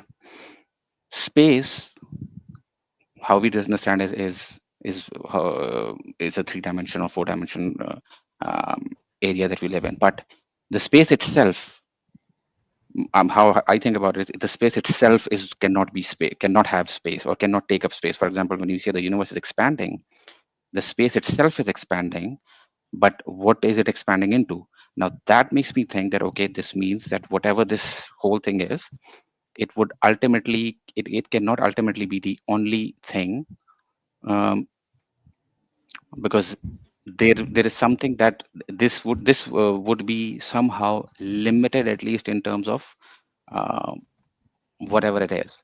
Right. So But there's something it depends on. So you might not use contingency, but you use dependency. limitation, you could say the limit argument. I use the argument by limit, something that Uh-huh. is limiting this universe in time. Are you familiar with So, modal logic at all? yeah. Okay, so can you apply the modal diamond operator to this concept? Not the diamond. I mean, I'm not aware of the store diamond that you're talking about. Modal logic, as far as I have read about it, means Oh, this question about all the possible, exactly. Yeah. So, universes. the square Okay. operator means necessary, and the diamond operator means possible. Okay. Yeah, I Yeah. understand the concept of contingent being and the necessary being. I do understand how it's generally presented as well. can Although you there are two. KP, Brother Islam, maybe this would help. Can you guide us through the process of how you came to those conclusions that the necessary existence should have these attributes? Can you basically take us through this journey? Okay. Um, Time. So space. Uh, Space itself cannot be the only thing, because material things, whatever material thing we define, material thing as something that takes up space. Space is and what gives material things space. Oh, sorry, this materiality is the concept of space-time fabric that we have. The space-time fabric itself cannot be cannot have its own ultimate, whatever the ultimate space-time fabric is, cannot have any sort of time and space itself, because then it will lead to an infinite regress. So I Mhm. don't believe in infinite regress, and since I don't believe in infinite regress, I think ultimately these the time and space, or whatever the ultimate. You could say when you go back into these into the concept of space and time fabric, I think you'll ultimately end up with something which is not timeless, which is not within time, and which is not within Sorry, space. KP, do you know how to put together an argument in a Syllogistic? logical format? Yeah, Syllogistic format? syllogism. Can Okay. you actually do that for us? For this particular, let me think about it. Because you said that you're driving, what drives you is logic and reason, right? Yeah. So can you help us figure out how you Yeah, came to this conclusion? let me think about it. So I maybe follow it in terms of plausibility. I can see plausible reasoning, but I don't see the certain hard reasoning. rationality. Yeah. Hard rationality. Okay. So do you think maybe okay? So do you want the syllogistic one? But so if I try, let me try to put it that way. It doesn't have Let's to say be a syllogism. That would be But nice. okay, But so if not, yeah, if it's not, if you don't Let him try at necessarily least. need it in syllogistic. Yeah, let him try it because Okay, the let me reason try why it I'm another way. asking you to, yeah, Yeah. KP, let me. The reason why I'm asking you in this way is because so far what you've said, you're jumping over too many things right now. So that's Okay. why we want to just, if you can attempt to do that, maybe we'll get to something which can be understood by everybody. Okay. I think you can look at it from the perspective of the argument from limitations. I think anything which is limited cannot be must have a limiting, something that limits it. So space and time, whatever there is in space and time, is limited, because whenever there's a change happening, then you cannot ultimately say that this thing is not limited, because if it is if it is not limited, then change would not be possible, or space time or space would not be moving around in the space would not be possible. Therefore, something that is limitless should be causing it. That you can say is how I would explain it in one way, but if you want me to explain it in another way, why I think ultimate reality, what my belief is, the ultimate reality is timeless, spaceless, and immaterial. Because when I look at space, let me just try to explain it in another way. Hopefully, I'll be able to do that. if You and you me and feel you everything. want to for clarity, I think I followed that well enough to Okay, sure. Yeah. If respond. you But followed it, then yeah. Yeah. All right. Well, we'll see if that gives enough clarity. So, for me, I agree that anything limited, there must be some entity that limits it. Yeah, some source of that limitation. I believe the ultimate container must be unchanging, because otherwise it's another one of these things that changes. So to me, this is so far really just different language of necessary being. It's an interesting different language. Now, I guess the first thing I would ask is why, if the ultimate thing is unlimited, why The effect is limited. what I'm trying to get at is, if the contained thing, in this case space-time, necessarily follows from that ultimate container, as you put it, or the ultimate boundless thing that bounds everything else, if it necessarily follows, then it always existed, and then how could it be expanding? How could it be expanding? You're talking about the Do I you think believe now that space and time always yeah. existed? Because I thought the only one that always I think existed was the container, right? yeah. So I think you've got my point exactly. Now there actually what I think it seems, there is I don't think there's any. I'm not aware of any way to resolve this particular problem as to how this thing, which is overall as a container, when you use the correct word, I think a container of whatever this space-time fabric is, if that is ultimately timeless and spaceless, how does anything happens within it?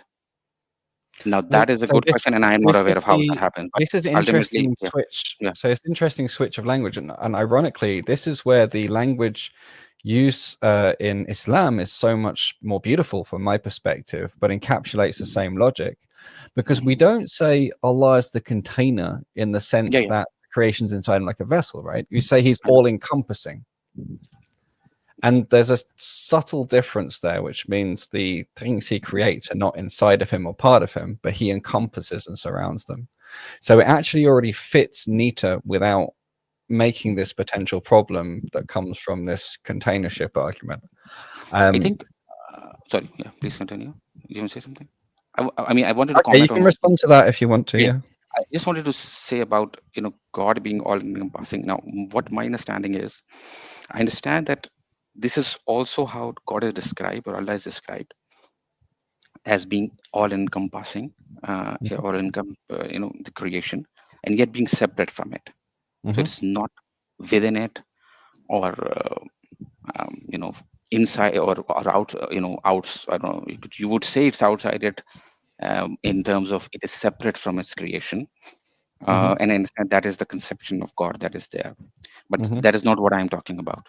Because my understanding is, what I'm talking about is a space-time fabric itself being timeless and spaceless. Because ultimately, I don't think there's another way. There's another conclusion you would reach once you have once you think about it.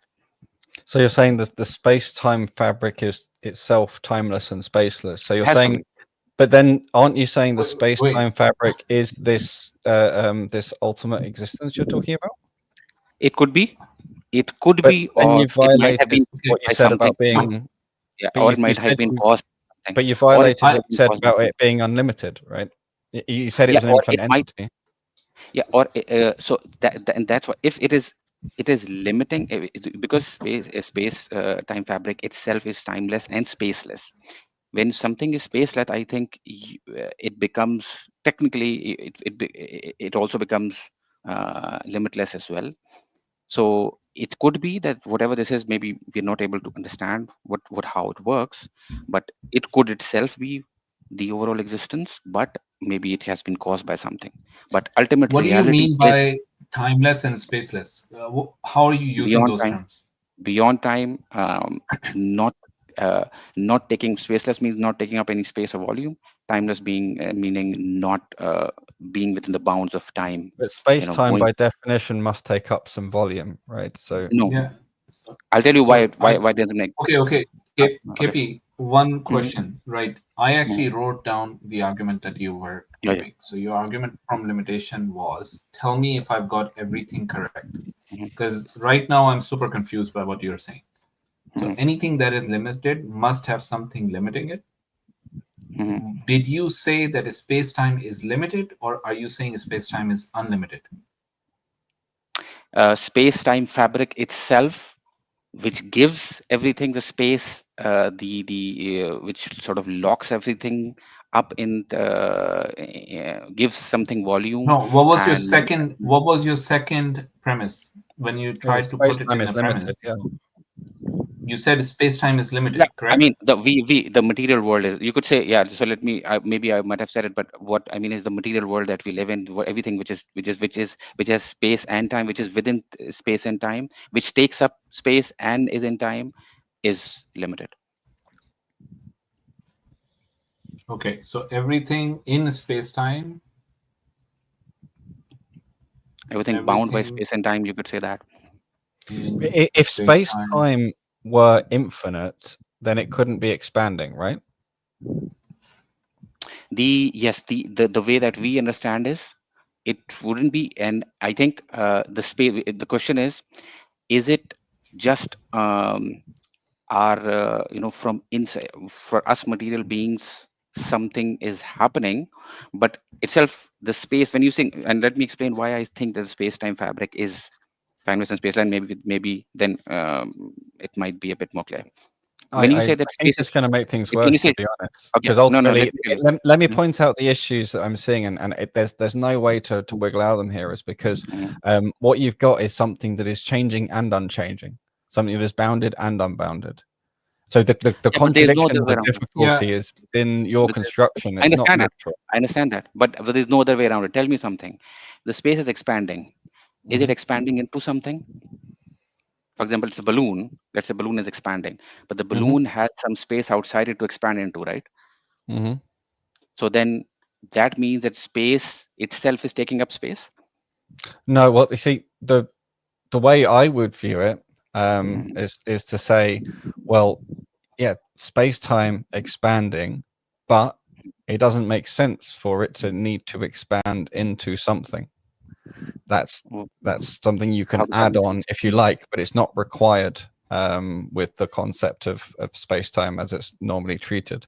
But you do, I would say it's necessarily contingent on something in order for it to be able to exist and be changing. Because for me, the necessary being is unchanging because it's necessary. It always is and always was as it is. That's part of its fundamental part of being necessary. So the changing thing has to be contingent on the necessary thing. Okay. Yeah, but let me ask you. I mean, I'll ask the So question again. KP, When before you you say start asking space, questions, yeah. please, No, please. because it's important for me to explain I this. actually Why no, do no. I say this? Yeah. I actually wrote something down, right? And Mm-hmm. the reason why we're doing this is so that we can make Mm-hmm. sure that we're fully understanding each other, right? Absolutely. Do I have anything wrong in this so far? Because I I'm may saying have limited material written nothing. Yeah, something so wrong everything down. is I this just time want to make material sure was you've. limited, not limited, changeable, not possible. It will not be limited. If it was not limited, yeah, the You material did itself. Yeah, say something. this, Yeah, but yeah, I I did don't say that. know I if did this say that. was Yeah, part of. Yeah. yeah. So Yeah. is this part of your premise, or were you just mentioning out something? I think the material world itself, whatever. So I'm. Let me reword it. I think it. Let me rephrase it. If I said it, and I Please. think I did word it that way. Anything material by definition is something that takes up a specific amount of space and is within specific time. So therefore, it is limited by definition. When we say something is material, it is what we're talking about. Yeah, I mean, I these think. are still just different ways of talking about contingent things. I feel that all it's doing No, is but making the contingency. I understand contingency is a specific concept. I understand, but let me. Yeah. So what if I'm asking is like, so for me, this conversation would be 100 times easier if we just Mhm. spoke about So contingency contingency or argument. self-sufficiency. And I'm Mhm. what I'm struggling with is why this forming of it matters. Why are these details essential so that you prefer this to the contingency way No. of expressing this? It's not him. It's me. I'm asking him to give us because he came up and he said No, that no, he it's had not you. I valid mean, he if he's aware of the contingency framework, but he's Yeah. preferring to use space, time, matter, from volume, argument from etc. limitation. Yeah. An argument from limitation. I'm struggling to understand why that's preferred when it seems to just be a bit more messy than straightforward contingency. I'm not It seeing the is. value in the It extra is messy. It is details. messy. But the reason why I want to go through it because KP made a strong claim that he had logical reasons for rejecting Islam. And I'm trying to make sure that he can guide us to that same conclusion that he claims that he has come to, right? So I just want to go through that journey Can I with correct him, you there? Brother Islam. Yeah. Can I correct you there? I think there's a difference between uh, rejecting Islam. Number one, I just want to clarify. no. Did you not say that you had logical reasons, purely logical Yeah, I reasons did, for But rejecting what? Islam? Yeah. No, I just want to clarify that. Okay, But that's so not what we're so doing. let's That's not what we're doing here, though, so because so it was Yeah. there's I know, okay. but Yeah. this is the first thing that we want to make sure that we can establish, right? Because you're coming here as an agnostic, and Mm-hmm. the most fundamental requirement in Islam is the belief in the one God, right? And we're Right. trying to determine whether or not you even understood God. Because what you're showing us and what the people are seeing right now, KP, is that you're just super confused right now. Your concept of God, as you're explaining it to us, and your concept of the necessary existence and everything else, you're just coming across as super confused. Because No, I think it's very difficult for you to even give us the steps you take to arrive at the entity that you're rejecting. Okay. number one, I'm not rejecting anything. So You have go to ahead. use those words specific. You have to be very careful when you use that, right? I did not reject anything as of now. Yeah, no, I know you want to go ahead and say that you're agnostic and everything, right? But Yeah, then what there's a is the difference, right? claim that you're Rejecting. making? So if you're an agnostic, there are two situations. Number one, Yeah. the situation is that you believe there is no possibility of evidence that can be made for the existence of Yeah. God, Yeah, I'm and not. that I whoever don't. is doing That's not that, my they position. okay. Listen. So that's the first claim, that you're making a claim essentially, and this is a claim from you for your agnosticism, right? That you accept the idea that no one can put forth uh, a proposition or any evidence that can prove the existence of God. That's one. And number two is that there is evidence which you've not come across. Okay. And there is Yeah. good enough evidence for people to believe in God, but you haven't come across it. Which one of those two is it? When you said there's good, so let me simplify, and I clarified in the beginning as well. I don't know whether God exists or not, because and I don't make a claim that God is unknowable. So I don't make that claim that there can be no argument for God's existence. There possibly can So be. there Maybe there is, is one. yeah. Maybe So there might there be one. is strong evidence. There could be strong evidence that exists for the Which I'm not aware of. Maybe yeah, which you're not aware of. Okay. Yeah, maybe that's So possible. you're here to basically learn that, correct? Yeah, you could say that. I mean, I'm having a discussion, so That's fine. of course That's I fine. might have my. Now, I'm open to learning. the second thing that I want to make sure that you understand, all right? When you come here and you talk about there are logical reasons or there are whatever reasons, right? I can tell you this very clearly. There is no logical reason whatsoever to reject Islam. Okay. The only reason is emotional, whether you want to accept it or not. Okay. So But if before you you can tell us, right, what is the reason why you rejected Islam? Because you made a strong claim that there's like when I analyze Quran, when I analyze Islam, right, there's none of what was it that you said exactly? I think I wrote down something. As evidence in the favor of Islam didn't add up, right? And you left for purely rational reasons. So we need to understand that, because number one, can you establish the God of Islam that we believe in? And can you explain to us who he is, who you're rejecting, or who you're saying that you don't know whether he exists or not? Okay. So number one, you might believe that there is no possible rational reason to not believe in Islam, but I don't believe that. You might believe that it's not possible, but I don't believe that. Number two, I've already explained what the concept of Allah is. Do you think that I said something wrong? Was I wrong somewhere there? You can correct me. As I explained Allah, what was wrong?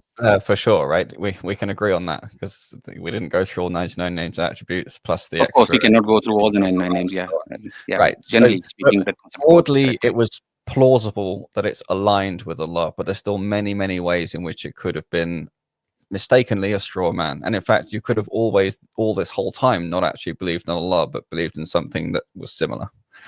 We don't know yet. No, but can you? Okay, so what is the concept of Allah? I mean, where was I? What had I missed? Essentially, that was there in Allah that I missed. No, I said, just careful with what I said. I said it was quite plausible that it was. You know, you didn't say anything wrong yet, but I'm just saying we haven't gone through the whole picture, like we agreed. So, you know, maybe if we got there, we'd find out that there was something wrong, but we haven't got there yet. I really wanted to, you know, walk back to this You know, No, but sorry, can I interject? Because what you just said would apply to and then anyone. Because even how I described, I mean, when I ask you to describe Allah, I think you would also describe him, him in some limited words, right? I would You could say, describe him. No, I would say I believe in Allah as in the Quran and as taught by Muhammad Sallallahu Alaihi Wasallam. okay, so then if I also say that, okay, by Allah, I mean what is being taught in Quran and Allah and Hadith, but that would be very vague, right? Because you're not specifying. Yeah, My point is simple. if I'm Let giving a what you just said short, apply to anyone, right? yeah, if I'm giving a short, high level description, I would prefer that description than just sort of picking a few of his attributes. That's what I'm saying. And obviously, we both know we could go into arbitrary levels of detail by actually consulting the sources that are pointed out in that definition, right? Mm-hmm. So that's why I think, you know, that definition would have been, let's say, safer to know that we would concord, we would agree with each other on what Allah means, than having picked some of his attributes. So that's the only reason that's the only reason I gave that caveat, and I was very precise with my words. So you're saying it would have been better if I had said that I believe by Allah, I mean the God has described in Quran and Hadith? I think that would be better, but then there would have been a follow-up questions to give more specific, which is fine. Which is fine because I've only just met you and we're only just starting a conversation, right? So it's not the same as anyone, because there's people I've known for years and we've had enough discussions to know, right? So, but let's not get too hung up on any of this. None of this is being helpful at the moment, right? Let's go back to where we appear to be more aligned, which is that we do agree that we can rationally arrive at some qualities of this necessary existence. We agree there's a necessary existence, and we agree some qualities of them. Now, where I think things got messy was trying to explain timelessness and spacelessness in terms of space and time and what is the thing expanding into. I think that's where it ended up getting tied in knots. And I don't think what I asked before was if you're familiar with the language of contingency rather than limitation, is there an essential difference that's really important to you about this space-time limitation version compared to the argument from contingency? Or is it just one of the ways you talk about it? Do you have a problem with the contingency way of expressing the same thing? I don't have a problem with it. I mean, I think it's a bit different. Because contingency, the argument from contingency is, I mean, it uses the terms of necessary and contingent. Contingent being anything which is dependent, you know, and necessary being the essential necessary existence which is not dependent on anything and is self-existent, and you know, relies on nothing for its existence. So I think that you could say, I mean, I'm fine with that argument as well. I think that is, if you just simply say that, it's fine. Yeah, we can use that argument as well. Good stuff. Okay, now I just wanted to check that they both lead to that same necessary existence conclusion for you, just because there's something that's much simpler to express than that. And again, I just want to go back to, because you appreciate logic and rationality, there's a very interesting paradox that comes up in both of these. It's just much more obvious in the contingency one, because again, remember the modal operators. You have a box for necessary and you have a diamond for this possible or contingent thing, right? Yeah. So the thing is, if you have the argument of contingent things, and then that's the initial part of that is necessary, well, if the necessary being necessarily causes what follows, then all of these contingent things, all of these diamond operators would get converted to square operators. Again, whichever version of this you use, the same thing happens expressed in modal logic. And then you end up with a contradiction, because now your diamonds have all been forced to become squares, right? Whether you do contingency or another version of it, or possible worlds or anything like that. The point is that you start with the premise that you have diamonds and a square terminating it, and a square initiating it.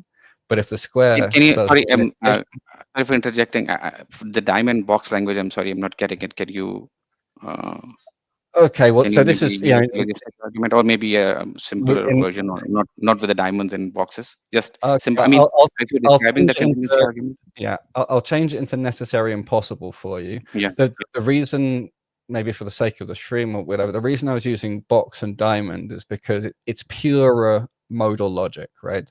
It's Mhm. in terms of, you know, solidity of philosophical logic. It's purer symbolic logic, so it's independent of any particular kind of wording you would use. You know, whether Mhm. you're.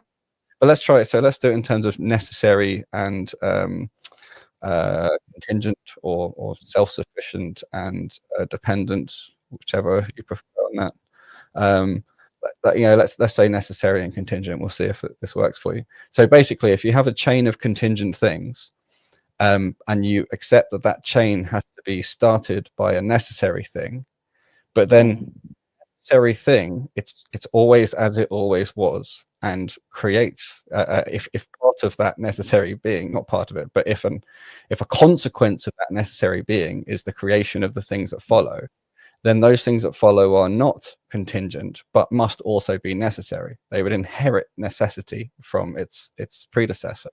And so then you arrive at a contradiction.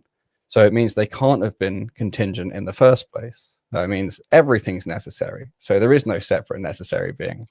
So this ends up in a paradox. Now, the only way this paradox is resolved is, drum roll please, if you follow the chain of contingent things and you say, yes, it must have a necessary, there must be a necessary being to start it, but that necessary being also has agency, then it is possible for this first contingency to be made, because it could have been made or not made.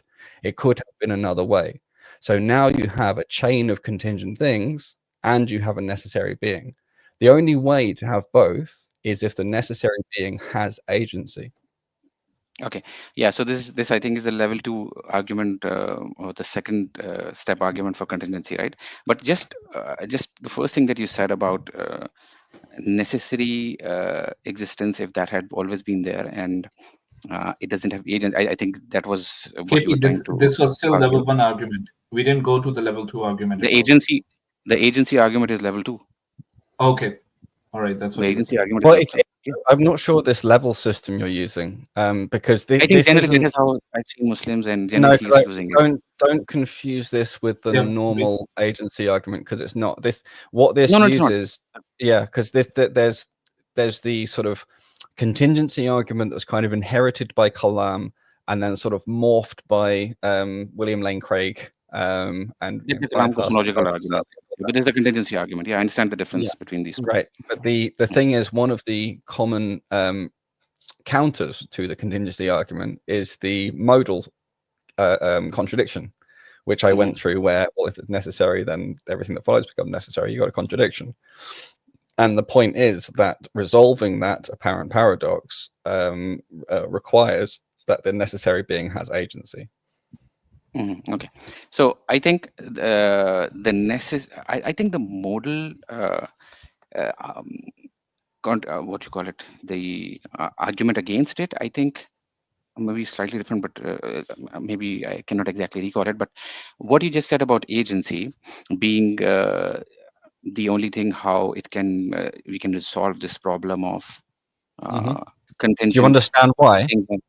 Yeah, because you say that I think how you have worded it, I don't know. I don't think I would. That's how I usually. That's how it's usually presented, because the No, because necessary you be very careful. Don't try and argue against me as if I'm someone else's argument, because I chose my words real careful. Okay, sure. So try and address what I said as What you not said, okay. picking up So against another. Yeah. sure.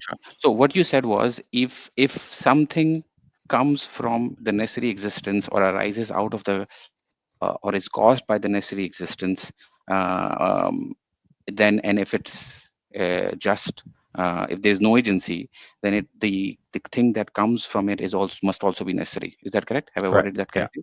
Okay. But I don't think that follows, because I think it would still depend on the necessary existence, and the definition of necessary existence is the existence which is necessary in its own self. That is how necessary existence is defined in the contingency argument.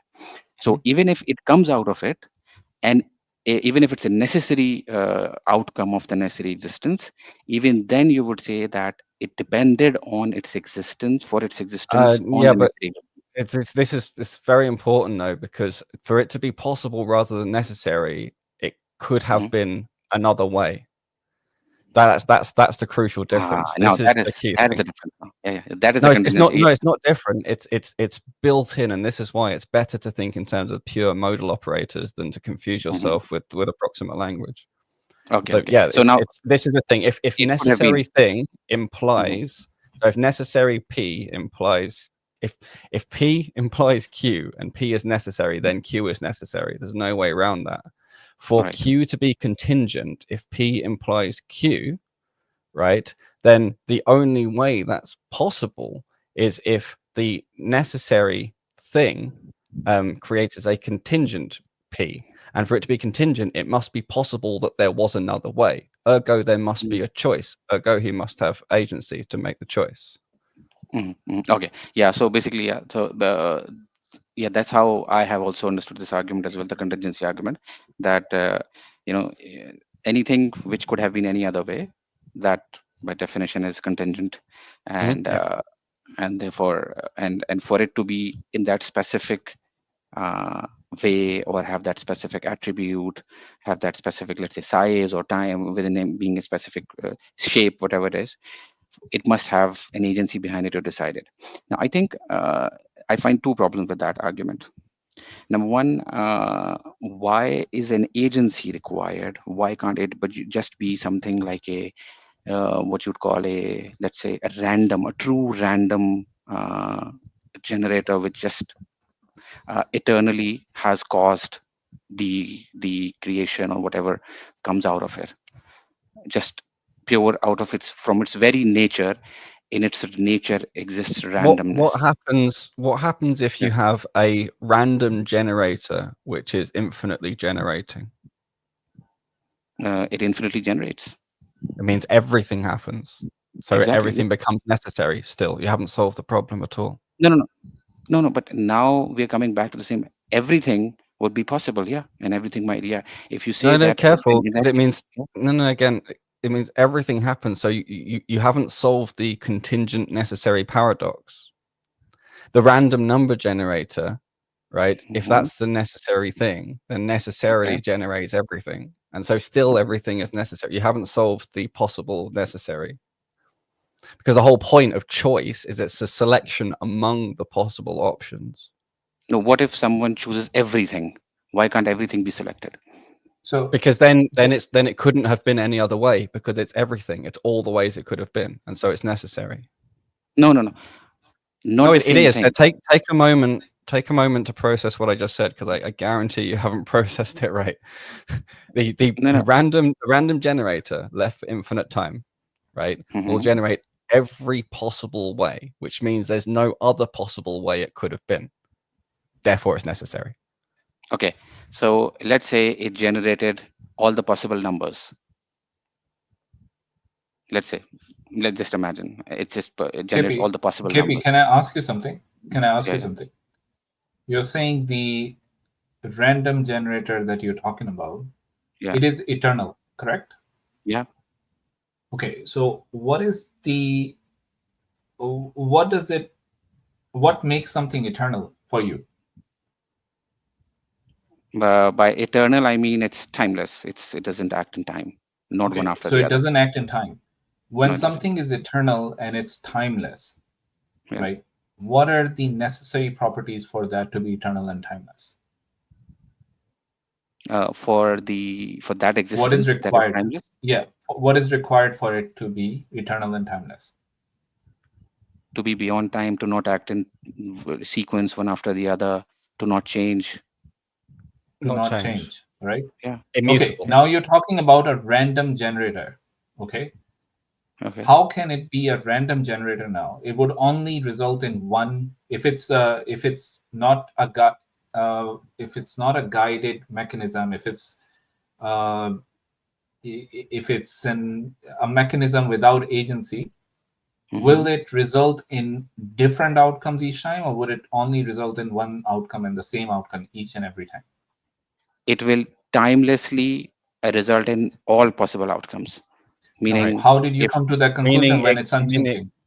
if it's unchanging just though, like right? no, just like God being unchanging No, itself. KP, don't No, I'll have confuse to God. bring it. Don't confuse No, God here. No, don't I know. confuse God. Let me. God Your is timeless. your position is I'm drastically not talking about different from something ours. physical. No. I am essentially talking about something which has many of the common properties as God. It is timeless, it is spaceless, it is immaterial, whatever that So thing is. Now, basically, you're just creating yeah, a God without calling him God, right? Is Well, that what you're hang no, trying to I'm on. do? not. Yeah, No, but I'm not. this is the I'm not thing. No, sure of. it's I'm not sure different. whether It's it's. hang on. Yeah, Let me yeah. bring this back to Okay. rationality, right? Let's be really clear here. Okay. Mhm. Remember, I laid down an argument which I claimed implies agency, and the reason I said it requires agency is because of the need for choice between ways things could have been another way. You tried to answer that by saying could be a random generator, but if the random generator was necessary and timeless, it would generate all possible ways, in which case there would not be any other way. You've made something that's necessary, not contingent. It doesn't solve the problem. So bring things back. It doesn't, any of the rest of these details don't matter. Completely, fundamentally, necessarily, good word, fails to solve the problem. So back to my argument where you cannot resolve that paradox without choice. And where No, choice but implies, but choice, careful, because choice implies agency because it's not all possible choices. It has to be some and not others. And because it's a timeless thing, this is only possible with agency. okay. I mean, I don't see the contradiction because you're saying that if something, whatever that thing is, it shows every possible thing, right? And I'm talking about time within time. It's not acting in time. I'm saying it timelessly chose every possible thing. You're saying that means what it chose was necessary and it could not have been any other way. Yeah, let me Correct? walk you through why that is I don't think again. that follows. Yeah, I don't Let me think show that you follows. let me show you why it definitely follows. There's no way around it. Because if it generates every single possibility, that is everything that's possible, it could not be any other way because nothing else is possible. It did everything that's possible, didn't miss out anything that's not possible. Every possibility is covered, so it could not have any other possibility. It could not be any other way. Okay. And so Yeah. So because if it could not be any other as an way, then it's a overall, necessary thing. yeah, as the overall existence, yeah, it could not have been any other way because yeah, everything possible exists. What's the contradiction with that? But Well, because the thing is, you now have tried to solve the conundrum of how you get possible things from necessary things by having a necessary thing that creates a necessary thing, or rather, the rest of creation being part of that necessary thing. Okay. So you haven't solved it; you've just No. Can confused I in the explain middle it of to it. you in terms of set theory? You're Yeah. saying there's a set of all possible existences, right? You're saying that if this whatever this first existence is or necessary existence, it causes or it creates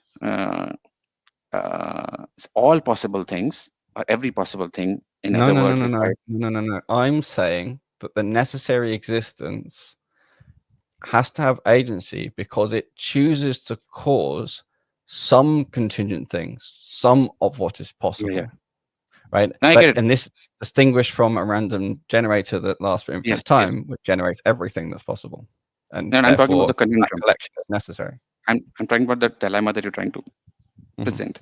You're saying that if that necessary existence gives rise to set of all possible things, then that gives rise to a dilemma or a paradox. Is that correct? It means that the language of all possible things is broken because they all become necessary. Not all, and that's what I'm trying to tell you. If the necessary existence gives rise to a set of all possible things, then that overall set of things, yes, you could say that is necessary, but the things within that set are possible things. Could they have been any other way? The overall I actually, set, Hang no. on. The No, overall this set, is no. really important. The So you're overall talking about set, the things no. in that set, yeah? Yes. So because the problem is your language. This is why modal operators would have been so much neater, because what you're saying is, oh, it's a set of possible things. So the items P1, P2, P3 are each possible. Okay. But because it's the set of all possible things, those P1, P2, P3 could not have been any other way. The only way you can imagine they could be different is by relabeling them, but everything's in there already.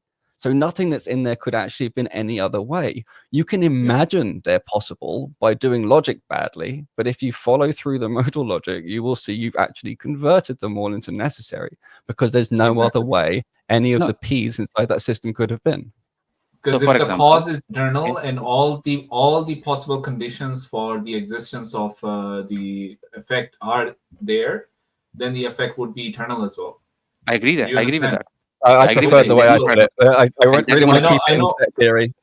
Keep it I in know set what theory. I know you Each want of to those keep it there, Yeah, but each he's of not those understanding What it. Faisal, he Faisal he said, I wanted to agree go to with, but set it is theory. different from what you said. What Faisal said, I agree with, but it is different from what Islam said. But it's fun on a is fundamental because level. It's pretty much the what same thing. Because hang on, because what we're dealing with is remember, let's not get off track, because you raised this as a way to avoid this necessary entity having agency. And I'm pointing out it doesn't avoid it, because it creates a necessity, right? And it's not just a set of all things that's necessary.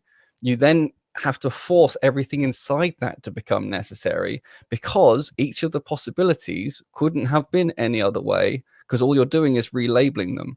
But every possibility is in that set, so there's no new possibilities. There's no other way. You can imagine there was by doing faulty logic, but there is actually no other possible way. That's the key thing. Okay, so then what you're saying is, and again, I think you are using it since you're, I think this is not how the argument is presented, and I think the problem with your argument is this. You're conflating necessary consequence with necessary existence. I'm not conflating them at all. Okay, I'm being tell me. very, very clear and very careful Okay, to say the difference between the necessary existence and the necessary consequences. Remember, the contradiction is that we're starting. Remember, the beginning of the chain was saying there's possible things, and for that to happen, there has to be a necessary existence. Now, the modal contradiction says, oh no, hang on a minute. If necessary P and P implies Q, then necessary Q makes that whole chain that we first hypothesized was contingent actually necessary. We have arrived at a contradiction. The only way to resolve that contradiction is to have this necessary being able to choose from among possible things and create some of those possible things by choice, and that resolves the contradiction. If you try to put a random number generator that always is and always was there, you create this set of everything, which is again necessary, and everything in it becomes necessary. And so you haven't failed to resolve, sorry, you have failed to resolve the contradiction. Okay, Faisal, can you write this down because you're writing this down? And so Islam, what your argument is this is that anything contingent is defined as it is a possible existence, and it could have been any other way, correct? Could have been another way. Another way or another way. It could have been another way. To simplify this now, if you're defining contingent or possible, I'm defining possible. because that's what the problem is. You're defining contingent as possible, right? Is there a difference between your definition of a contingent being and a possible being, Islam? Yeah, but because this is a thing again. Like I'm saying, if you're using modal logic. I'm using modal logic, and like I said before, you could pick either language. We're going to have to go to a level of detail that I don't think we're ready for yet. If you want to see exactly how you can follow through with both these languages and how they match up, but you haven't been able to follow much simpler arguments because So because remember, if it could not have been any other way, that means it's necessary. Is not a jump from possible to from one language to another. It's a connection between one language to another. If things could not have been any other way, then they are necessarily the way they are. That's why it becomes necessary. But I Okay, think so I think what I suggest we do is if you go back and I think we can stay here. I think we can stay here. I think I there's a really difference. feel No, because that there's a there's difference. No, because I have argued and I have discussed this topic with many people, and no, you haven't. This is the you are problem. no, Wait, let give me me a tell you. minute. No, Let me- no. Let me say this. This is the problem. Mhm. You have argued along similar lines or using some similar words No, with I'm trying to other repeat your people. argument. Don't I'm trying interrupt to repeat me. your argument. No, KP. Go ahead. don't Okay, let go me ahead. talk. Let me talk. You have very clearly had similar arguments with similar words along similar lines with other people. And the problem in this conversation is that you keep picking up those pieces and trying to project them on and stuff them into the argument I'm actually giving. And it is disabling you from being able to follow the actual argument I'm giving. This is why I would suggest it's better you take some time to go over the argument I actually gave and get it clear in your head and how it's different from what you've been dealing with so far, clearly, because there's no way you would have thought it remotely reasonable to suggest a random generator if you followed my argument. The only way that happened is because you didn't follow my argument, even though you thought you did. So I'm saying it's better for you to review and carefully, and please learn the modal logic, get the operators out so you can really follow what I mean. And then I think you'll be in a better position to have this discussion without it ending up being, fiery and railroading over, No, I hope it's not fiery. We are having a calm discussion. So just want to understand, do you differentiate between possible existence and contingent, or possible being and a contingent being? Is there a difference? Do you believe that? Do you do they're you think it's different. different? They're different layers of metaphysics or different layers of abstraction. Yes. Okay. So can you define contingent being and possible? He has already mentioned could have been any other way, which I think it's fine. Possible could have been Contingent. any other way, and a contingent being is not entirely self-sufficient. You're correctly. So it is basically, but contingent is equal to dependent. Can I say that? Hang on, we'll give you a second. Contingent is basically defined as something which is dependent on another for an explanation of its existence. Right. That's where it is. Yeah. Okay. Yeah. So contingent is dependent. But we don't have to use explanation. That's a different, because that's in the epistemic layer. Even in the ontological layer, we can just be saying it's a contingent in terms of sustenance. So, Allah is as-samad, right? He's self-sufficient, self-sustaining, and everything else is not as-samad. Everything else is in some way contingent on other things in terms of their continued existence. Right. Now, if I simply say to your argument that I believe in contingent beings, which means they are dependent for their existence on the necessary being. They're dependent. Believe in. I just want to make sure I don't get this wrong. So you believe in dependent for their existence. Dependent existence. Yeah, they're dependent on for their existence on the necessary being, or the independent being. Now, how you have defined possible that it could have been any other way? I could argue that so it could not have been any other way. What's the problem with that? The whole set, it was the way it was. All the possible things, they were the way they are. Okay, what's the problem with that?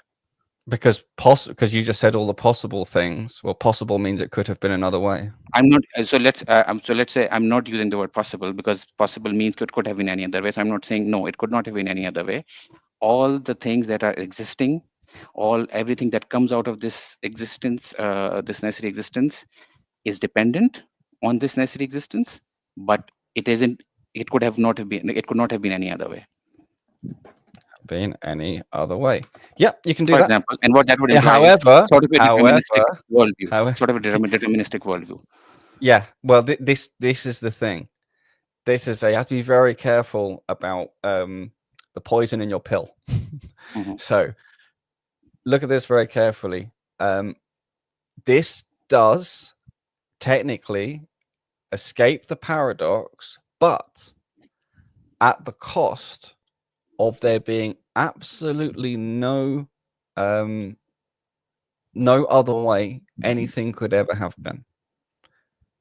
Right? Yeah. And including down to every single thought that you ever have, everything that ever appears in your imagination, everything.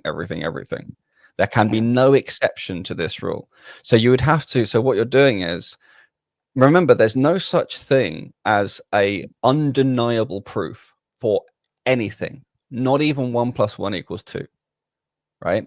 So what's happened is we've made clear where you were presented with a fork in the road, where you have to choose really one side or the other of a strict dichotomy. And the strict dichotomy is you either have no freedom of even intention of anything, or this necessary existence has an agency. So it's not resolving the contradiction that we raised up before. It's just ignoring it. It's saying, you know what, I'm going to take that back. I initially argued based on contingent things. I'm going to take that back, and I'm going to say everything. Sorry, you didn't even initially argue on that. Initially argued on limited things, but I'm going to take all that back, and I'm just going to say, look, everything is just one big necessary chain. You can't distinguish the necessary being from whatever follows, because it's all one big thing, and all I've done is chop it up into different words, but it's all one big thing anyway. And so really, yeah, that is what you're forced into. No, what I'll actually be more direct than KP. I'm actually going to be more direct than Brother Islam. This is a very dishonest approach. What was dishonest? I'm sorry. When you redefine the words that are used commonly with a different meaning, right? You give a different meaning to those words. That doesn't necessarily mean that you're actually disproving this argument. Actually, you've not even addressed the argument if you redefined the meaning of the words. All right. Which word did I? It is a dishonest approach. Contingent. Remember, you agreed previously that contingent things are possible and vice versa, but you took that back in order to try and have an alternative resolution. Exactly, and this is. Okay. And I'm not saying that you're doing it intentionally, but this is not a good way of addressing people's arguments. All right. Okay. So we're going to remind you again that there is a definition for contingent existence, possible existences, whichever one we're actually discussing. Just let's make sure we agree to that, right? Understand those definitions, and then move ahead with those very definitions that we can agree on. Do not insert meanings into those definitions, which is just a moving goalpost for us. Yeah, that we can never actually come to an argument. The thing is, you have to throw away this chain of possible things, because again, this modal logic, this thing about all these possible worlds. Remember, when you've said, "Oh, I can solve it by just picking one side of the dichotomy and just making everything necessary," you haven't solved it. You just said everything that was previously possible, I'm now just going to take that away, and now it's no longer a possible thing. Now it's a necessary thing, but I'm just going to call it a possible thing because I'm going to say it was possible because it happened. But I don't think you've realized the profundity of the issue you've made for yourself. If you were to really hold this view and go down the road, you would have to. It would blow apart everything you came with to start with. So this is why, again, I would really urge, I don't think it makes sense to do more with this conversation as it stands. I think it makes much more sense to review everything we've been through and clarify your position to yourself, and think about the kind of position that I'm bringing, and see if you can then come back next week. I'll be here next week, inshallah. And then we'll be able to have a better discussion, because at the moment it's really clinging on, it's not quite following, it's conflating with other people's arguments, it's changing definitions on the fly, and I don't think you realize it's happening because some of this stuff is a bit new compared to what you're used to. So it would just really be better if we avoid this. What I want to be very sure is, I did not change any goalposts. The limit argument that I used, and I did not throw that away. The limitation argument, or the KP, things would I still be promise limited. you, I promise you, when you watch Can I this just? back, you will No, no, I just want. I realize think probably that you 2 did minutes. accidentally change some goalposts. Okay. So I might have accidentally or might have misspoken, but the moment I clearly started defining the word, I said, okay, because I realized that there might have been some confusion about the words, and so I said, okay, let's just clearly define the words possible and contingent to not confuse anything. And that's why I wrote those down. And I don't think we disagreed with the definition of contingent and possible. Since I define, and that is a more, I would say, I agree. These definitions that I gave for possible and contingent, these are, I think, a bit more specific, and I think a bit. They are basically more technically true. So, or how we generally most of the time use it. So I use those specific definitions. I said, Wait. okay, The last two ones. This the one you're contingent saying? and possible. The contingent and These possible. definitions that you gave in the end? Contingent, yes. The definition saying for contingent being these and two the contingent for definitions? the definition for possible being. No, if you go above, not Go up. Go above. this his solution doesn't No, have the this bit one. above where he clarified. Yeah, Is that possible could have and been another contingent. way. Now this is the issue, is when you say what you eventually ended up doing is this possible chain of things could not have been another way. It violated the definition of Which means, possible. and that's why I use the word contingent. That's why I said, okay, just to be very clear, what I mean is that it would be contingent, and that's how I solve that conundrum. And you say the problem that I would still Contingent. arise with it. What's the difference between contingent and necessary? Contingent is dependent, and necessary is not. Necessary is upon which the contingent being relies for its existence. Right, exactly. But this is the problem I tried to lay out before as well. If you have necessary and everything that follows as necessary, right, all these contingent things, then the idea that they are contingent things is simply an illusion of naming them, because the whole thing is one lump of box operators that you've just chopped up. So it's now it comes with its whole other bag of problems. However, it hasn't solved the contradiction. It's changed the goalpost from the beginning thing where you say there must be a necessary existence. Well, none of that was necessary. All of that argument we started with goes out the window, all of it, because all you're saying is everything's necessary. And so there is no chain. Hang on, there is no chain of limitations. There is none of that matters anymore. Everything's just necessary. Everything, right? This is how it. This is where it comes out. This is where it comes out. How are you using the word? Because I said the necessary means, and particularly in the contingency argument, necessary. I think this is how it is understood. And I've defined the word contingent as well. KP, what you gave us here, right? Yes. Do you agree with this? No, nobody is going to agree with this, right? This nobody's going to agree with this. Definition of necessary that you've given, right? It does not explain necessary at all. Do you understand? No, it's not a definition. This is pretty much the same. They are dependent on their existence on the necessary being. This is also not correct, because the reason why a contingent existence, no, this is not. It's not correct. Okay, the reason why something is contingent is because it depends on something else, which could be necessary or it could be contingent. Correct. Okay? Right. Now you actually have to define another set of existences which is dependent on the contingent existence. And what are you going to call it? This is the thing. This is okay. Yeah. Okay. So you're creating something completely new here, and this is what I meant. Now you've actually used the same terms with different meanings, and you're trying to say you've solved everything, but you've changed the goalpost. It's not addressing the problem, and this is why it doesn't help. So, my friend, this is again the reason why at the start I was really questioning your logic. How much do you really understand logic? Because if you are saying that you had purely logical reasons for everything, you're actually showing us, and this is what you're proving to everyone who's watching, that you don't really understand logic and how it works. Yeah, okay. I think this is the issue, and the thing is, a lot of these sort of what we've done is sort of run around in a bunch of circles around what we actually have gone through is a very simple argument that normally would be 5 to 10 minutes to cover the whole thing pretty well. And the only reason it would normally take longer is if someone is just not familiar with the territory. But what we've done is we keep sort of looping around, trying to evade certain very clear conclusions. And we've gone so far from the original point that I think you're struggling to see how it connects back. You're struggling to see why I'm saying certain things follow. For me, it's very clear. For you, you're questioning how it follows. I think it would be better if you go through, it's only 1 week, go through and just get this stuff clarified, get your language clarified.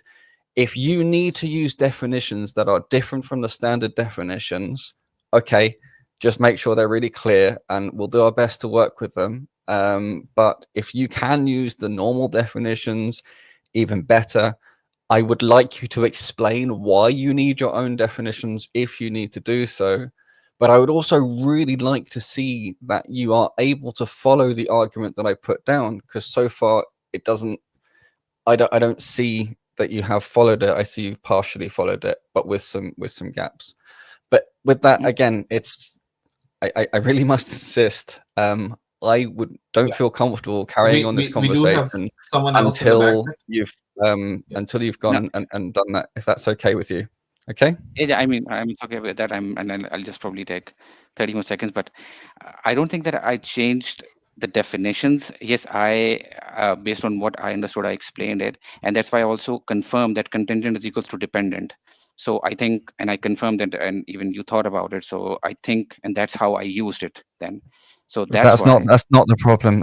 It's honestly, don't. No, but no need to say anymore. It's fine. But just let me complete. Rather than you try and. Why don't you just say it was nice talking to you? Let's catch up next week. Let's say that then. End this here. Should we just leave it on that for now then? Nice talking to you, and I'll catch you next week. Because there's tons of things. Yeah, there's tons of things that you said as well that we would have to clarify for our audiences too. Yeah. All right, KP. I'm not going to do this last word thing. Just say, thank you. Nice talking to you. Speak to you next week. Okay. Bye.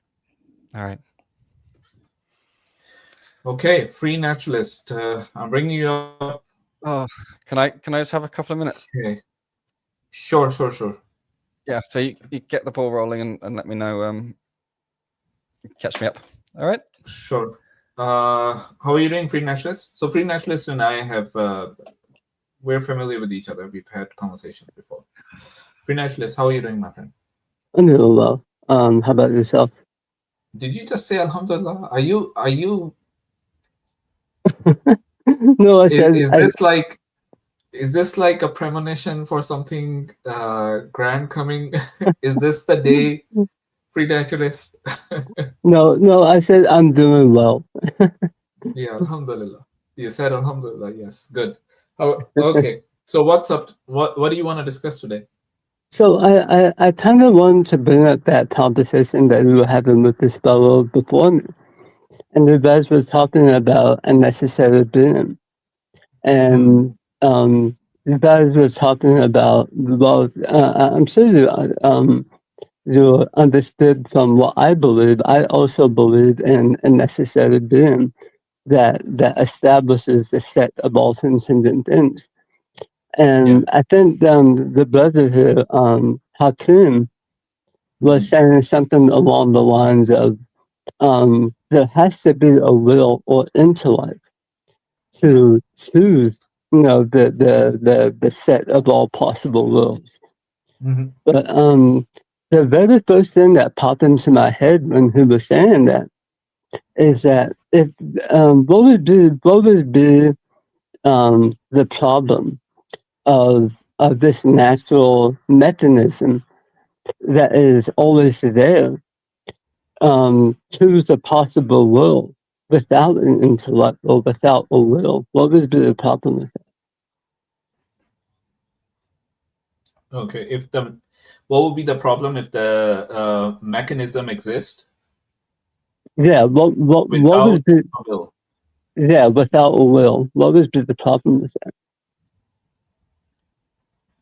Okay, so I'm just gonna tell you in words that I understand it in, right? And then the brother can come and explain it in a better way, right?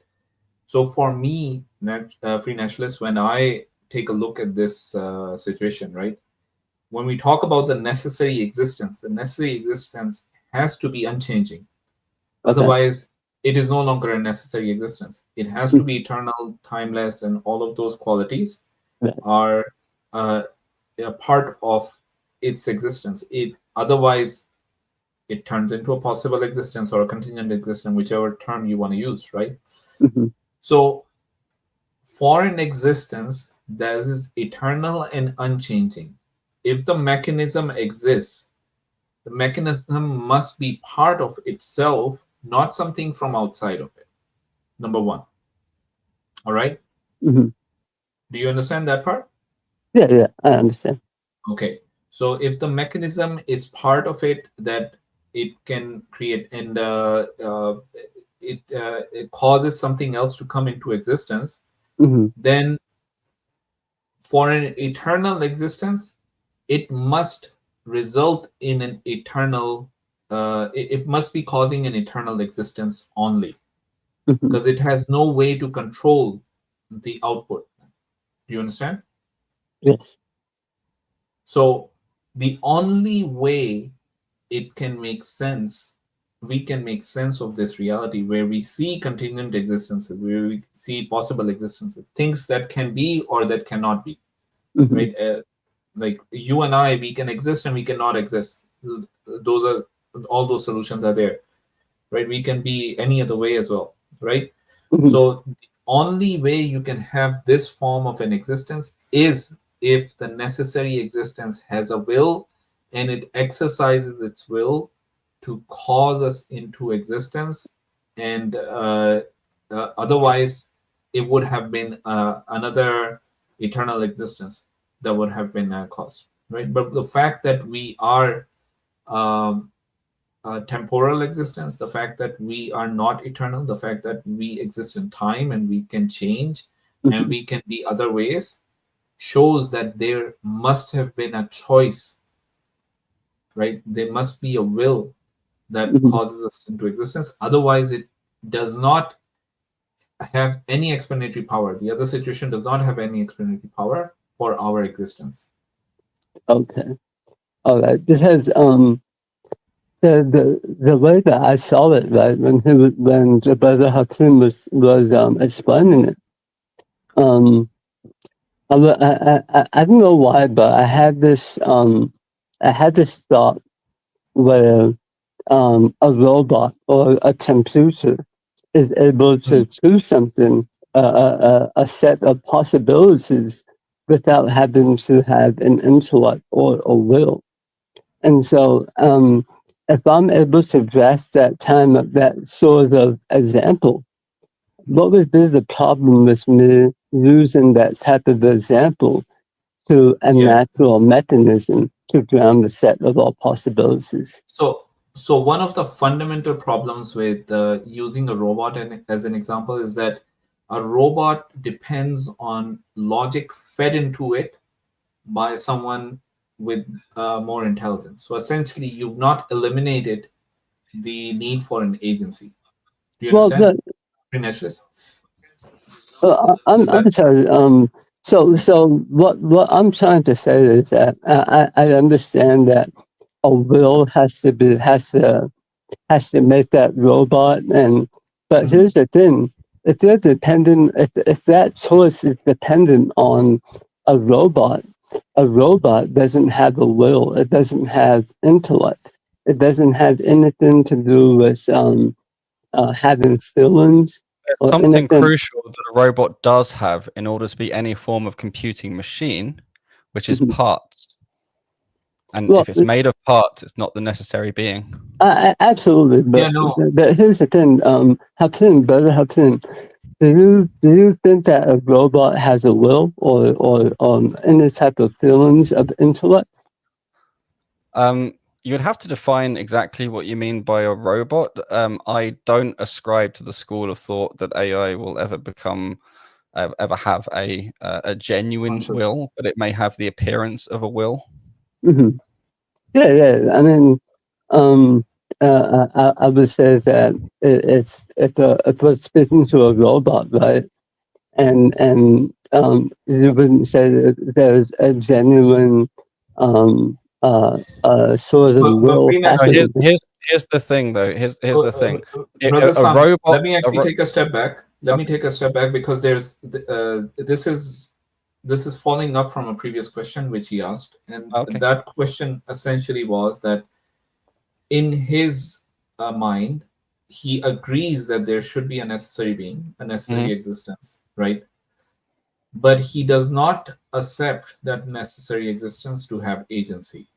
And he was asking what will be the consequence or what will be the problem that he will arrive at if I necessary inferred that, being had met. and this is where I was trying to get to when I said Yeah. the thing with a robot is it's necessarily made of parts. That's part of being a robot. It has to be this a machine in order to make these choices or do these actions. It's like you can't have the concept of a robot without components.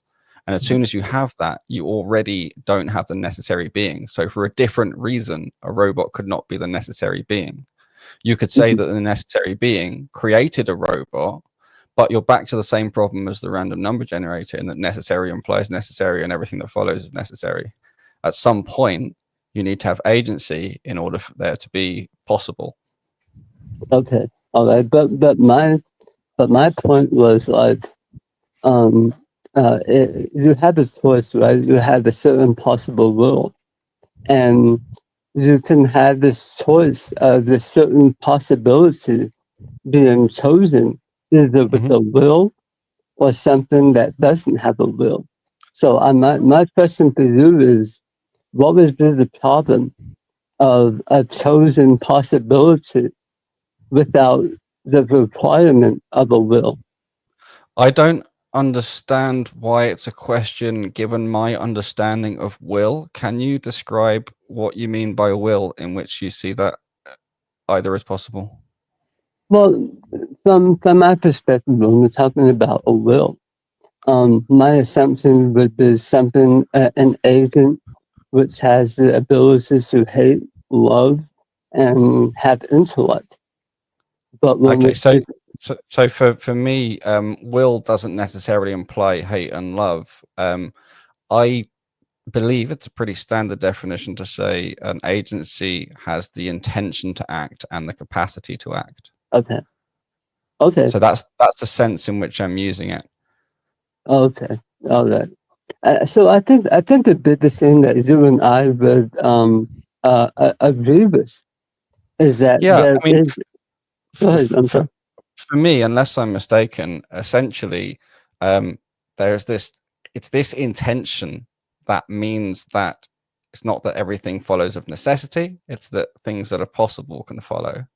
And so, if you like, you can label God a robot,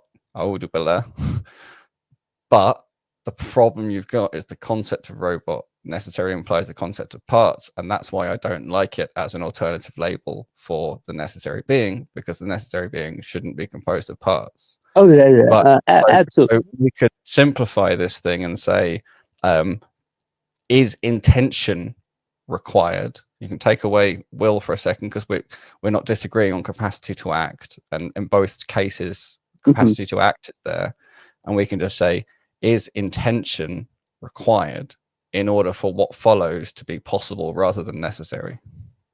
Right. And I think I said this in the beginning, is that you and myself, we both agree in a necessary being. And I believe in a natural mechanism that grounds a set of all contingent beings. However, when we're talking about this natural mechanism, I believe from my own belief is that this being is not necessarily a deity or a god that has to lay down this foundation of all contingent beings. And so intention probably wouldn't fit the bill of what I believe in. So I'm trying to, so what I'm asking you is, what would be the problem in a chosen possibility without the need of an intellect or a will? Well, because chosen itself implies that there was intention. Well, not necessarily, because like I was saying before, you can have do you a understand chosen. that the difference between chose? Okay, because to choose, Mhm, yeah. Then, okay, let's go back. What does an intention mean? You know, 'cause remember, agency, intention plus capacity to act on those intentions, and intention has to mean that there were choices. You can intend this or that, right? And so this is where that comes from. So any way you end up with this or that, and this concept of choices, you can relabel intention, but you've still got this underlying point of intention. So in your world, or you're essentially saying there's a necessary being with a natural mechanism that can make choices. Okay, the only thing that where we differ there is for me, the word natural applies to this thing that we call the created stuff, mhm, and God is not part of that. mhm. And so it's really this just dividing line of natural. Yeah. And so it's interesting for me when you talk about natural mechanism. Mhm, I struggle with the notion of a natural necessary entity. mhm, I can understand and not struggle with Graham Oppy's position of necessary existence, where mhm. his necessary existence simply is the cutoff, and it contains all laws required for everything else to follow from it. Yeah. But I can't understand a separate natural entity that is the necessary being, but is also a natural entity without a redefinition of what natural is. Right. In a sense, like the laws of physics themselves sit on an abstraction layer that is not itself the natural substance to which the laws refer, right? Mhm. Yeah, and this is why I was saying, like, we both believe in a necessary being, and whether this being is a god or some type of mechanism that drowns a set of all intrinsic things, the only thing that I think we both disagree on is this being having, the ability to have intellect. And Well, again, this careful with intellect versus intention. Yes, I also think it has intellect, but that would be a separate part of the argument. It's again, for me, it's if you think that the natural world all Mhm, follows of necessity, that it could not be any other way, mhm, then for me the whole thing just becomes one object, if you like. mhm, But if you think the natural world is possible, could have been another way, mhm. that is what implies intention, because intention is where the possibility of being other ways comes from. It's what it's connected to. Okay, all right. And I think from my perspective, I see it differently, because if you're saying that, like, a choice entails intention, Mhm. um, I don't necessarily believe in that concept, because from my perspective, if you had the I don't want to say chosen, because you think that chosen implies intention. So I would prefer to say something that is picked amongst the set of all possibilities. And Right. so, and the problem here for me is that something that is chosen or picked out from all the possibilities, I don't see that as pointing towards. I can see how you say that it points to something with intention, but from my view, it seems like that can be done without having intention. And I'm not. I guess For not. me, it's not a matter of points to, it's a matter of inescapability. So it's not, for me, I'm not saying it points to, I'm saying that this very notion of there being some pick or something, of there being some other way,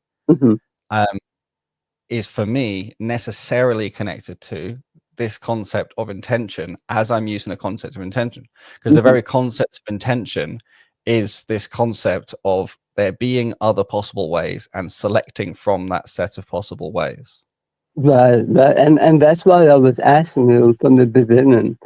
Don't you think that there are examples where something is chosen without intention? No. Well, I mean, let's say we have a set of all possibilities, and you have a mechanism that doesn't have a will or intention. All it does is randomly pick something and select something and chooses it. Wouldn't that be an adequate example? So for me, the agency has then been placed on this concept of randomness. And so all that means is that it's a very dumb kind of intention. But it's still essentially a dehumanized version of Fortuna. But what's important here is that whether or not we think it's dumb or whether we think it's intellectual, the number one thing that we should understand here is that it's the necessary thing that allows the set of all contingent things, and it's what upholds all things, right? But the thing is, the necessary thing is unchanging. We agree? Right. Right. So if the necessary thing is unchanging, then that unchanging thing can't pick between possible things, because the other things weren't possible if it was always going to unchangingly pick the one it picked. The other things were then not actually genuinely possible. Right. And I guess it just comes down to us agreeing to not to agreeing to disagree. Because well, no, sort of. I don't think it's quite that simple. Because what it is actually a difference of perspectives. Right. And I think what's interesting for me is what you're talking about and thinking about is very much how I used to deal with the origin of natural laws when I was atheist. Or and actually, I'll be more precise there, when I identified as atheist, because I thought I was atheist, but I was only atheist according to the European post-Enlightenment standards of what a deity was. But according to the Semitic standards of what a deity was, which is the thing I was actually, arguing against, so to accept that world of definitions, or to be able to use that world of definitions, I eventually realized that I could not escape putting deity somewhere, having deities. And I actually found that I had multiple. And so it meant that although I identified as an atheist, I was actually a polytheist according to those standards. And it was only according to my own standards that I wasn't a polytheist. So in one sense, we can say it's difference of perspective, but we can't choose our own perspective regarding what the Semitic religions define as being worship and deity. That would just be European exceptionalism. Right. And I think that's all the questions I had, man. I mean, I came on here just I heard the conversation that you were having with the brother before me, and what you said was about a choice entailing an intention really caught my attention. So I just thought I would come up on here. Well, I hope that's been clarified, and I hope it's been an interesting enough discussion to have been worth your time. I'd like to speak to you again another time. I'm pretty tired now, though. But I think about what I said regarding having identified as an atheist, but upon inspection realized that according to the actual definitions of theism that defined these monotheistic religions in the first place, I was polytheist. and Okay. see if you can think of a way. Try and become more familiar with their understanding, with the Semitic understanding of what's called ibadah, which is worship, in their frame of reference, and try and see if you can actually formulate your world in a way which is free from deities, Mhm. or if you actually have some somewhere. One example I'll give is, in the Quran, it asks, have they taken their desires as a god?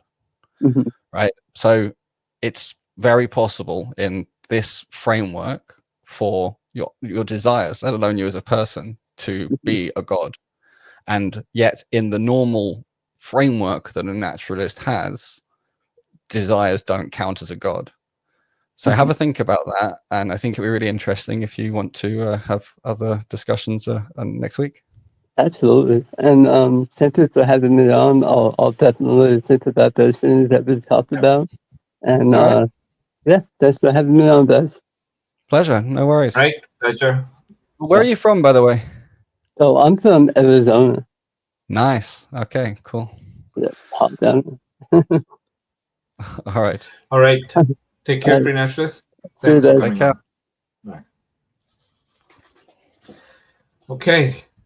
It's actually Maghrib right now.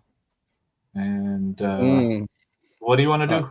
I'm significantly past Asia. If we don't have anyone in the back, No, there's nobody in the back. all right. I just decided that I'll go with the bookcases behind me as a background, since I cannot match you. It looked a in bit the obviously book. AI. I was actually tempted to take a photo of my bookcases and then make an AI background and wait for someone to accuse me of having an AI bookcase and then go take a book from it. Just, but I couldn't be bothered. Yeah, that will be interesting. That will be interesting. Uh, Okay, so I think good chats today. Yeah, I think so. This is good. And I'm I liking hope the trajectory naturalists- of the types of conversations we're having. Yeah, naturalist hopefully got it out of his system, and then we can focus on other things with him. Oh, I think that was all. It was all good and valuable stuff. I'm not sure if I get out of the system, but I think it's stuff that we're going to get to eventually. I do think it's better to have more of the background framework before we get to that stuff, but it's going to happen. And it's cool, and I think All right. he handled it well enough, and we we didn't get on bad terms. I didn't see a problem. It's just suboptimal, but not problematic. Yeah, that's great. So let's wrap up. I guess. Do you have any comments or anything you want to say before we end the stream? No, I'm just Nothing else.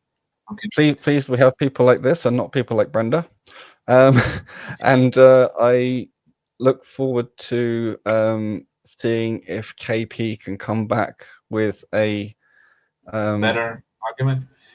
well, Yeah, not necessarily a better argument. I think this is probably the only one that I need to maybe think about is KP, because on the one hand,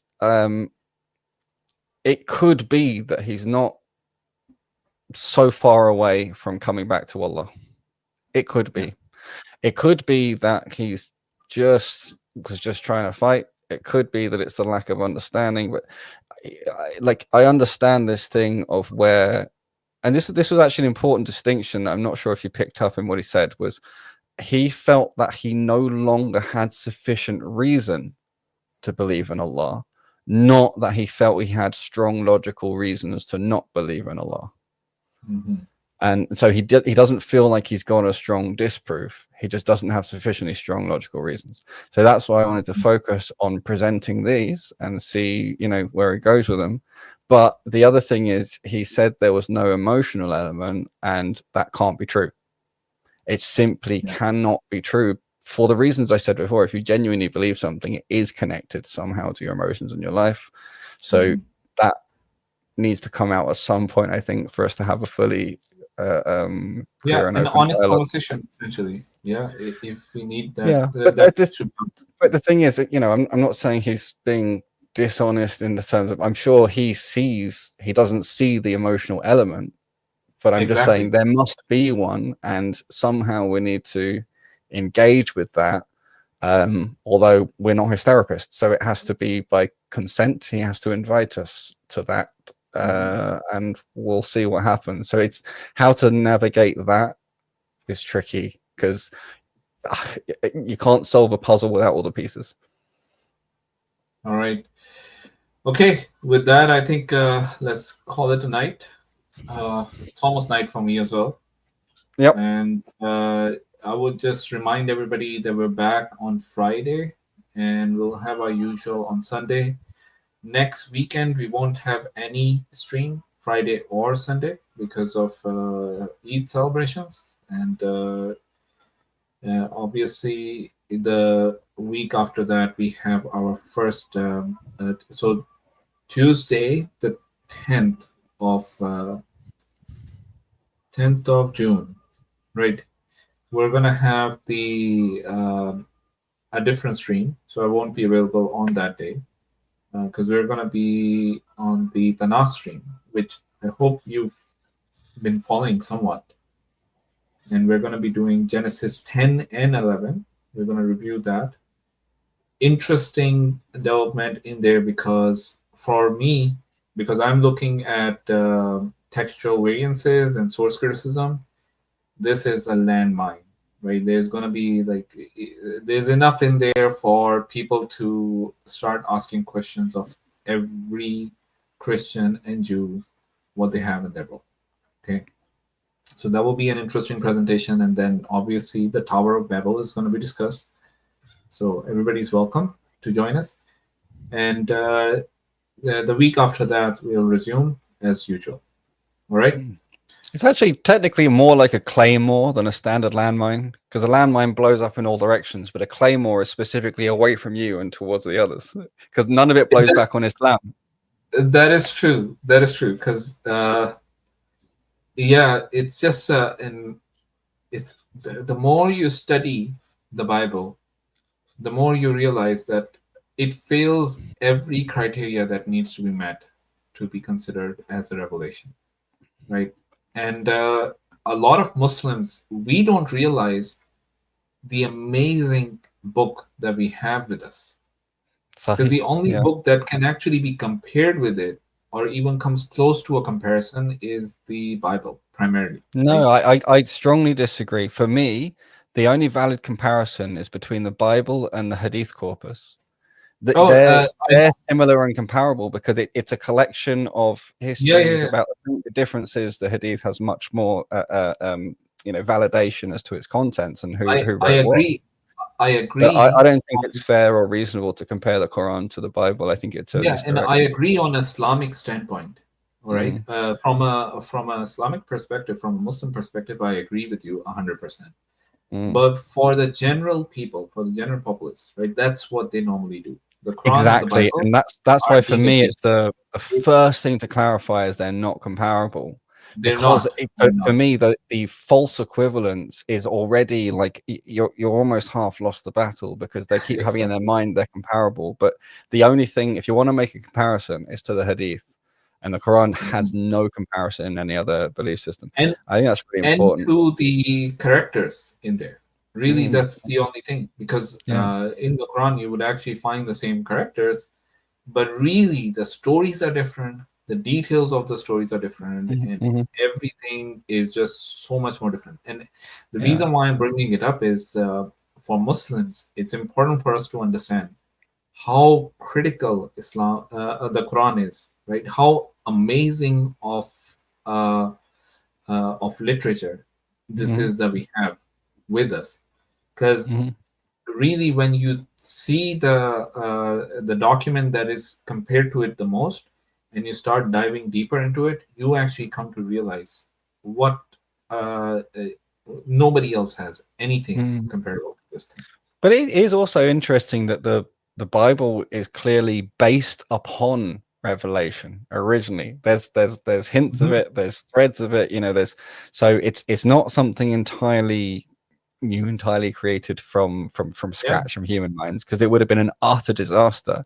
And the things that make it so attractive to people are the things that connect with Islam, but Islam clarifies and the whole picture becomes more beautiful. Yeah. as long as you see it from an Islam unadulterated is perspective. Islam is everything every honest Jew and Christian want their religion to be. They just don't accept it for various reasons. Well, I It mean, is there's exactly- at least 1400 years of pure poisonous propaganda has been piled up, and so it's understandable why there's deep-seated aversions to it. But Allah guides who He guides. But if you're an honest Christian, if you're an honest Jew who wants to be, who wants to live a good moral lifestyle, who wants to please God, the only way that you're gonna be ever going to be able to do that in a way that is satisfactory to you and it satisfies God as well, is by becoming a Muslim and following the Quran and the Sunnah. There is no. In other words, by following Jesus.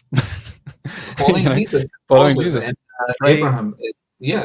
Pray as This he is- did, not pray to him. Pray as he Exactly. said to pray, not praying to him. Yeah. Right. It's And fascinating, finally, that one. yeah.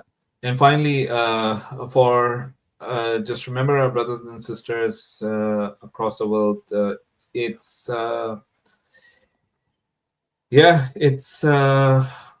important for us not to forget what happened. I don't think as Muslims we can allow this memory of what is happening to become numb, to forget who did this, what they're doing, right? The enormity of what has happened in front of our eyes. There's no reason to forget this. And it's just important for us to always remember what this was about. Right. Do what we can to help them, even if it is just dua. But whatever you can do above that is even better.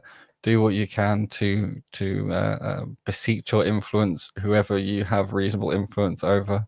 Everything within the bounds that were explained to us by Muhammad Sallallahu Alaihi Wasallam. But at the end of the day, on Judgment Day, we will be asked almost certainly about the suffering of our brothers and sisters. And subhanallah, I don't know what to say on that day. I know it's the least we can do is just do whatever is possible, the maximum that you can do. And maybe the maximum that you can do is the least you can do, and you got to figure out depending on where you live and who you can influence. All right. Okay, with that, you can always add them to your dua, and I am guilty of forgetting to do that sometimes, and it's terrible. And it's I don't know how I'll ever. I do my best to just ask for forgiveness for it, but really, that's not nothing. That is something. Yeah. All right. With that, assalamu alaikum wa rahmatullahi wa barakatuh. We'll see everybody on Friday. Inshallah.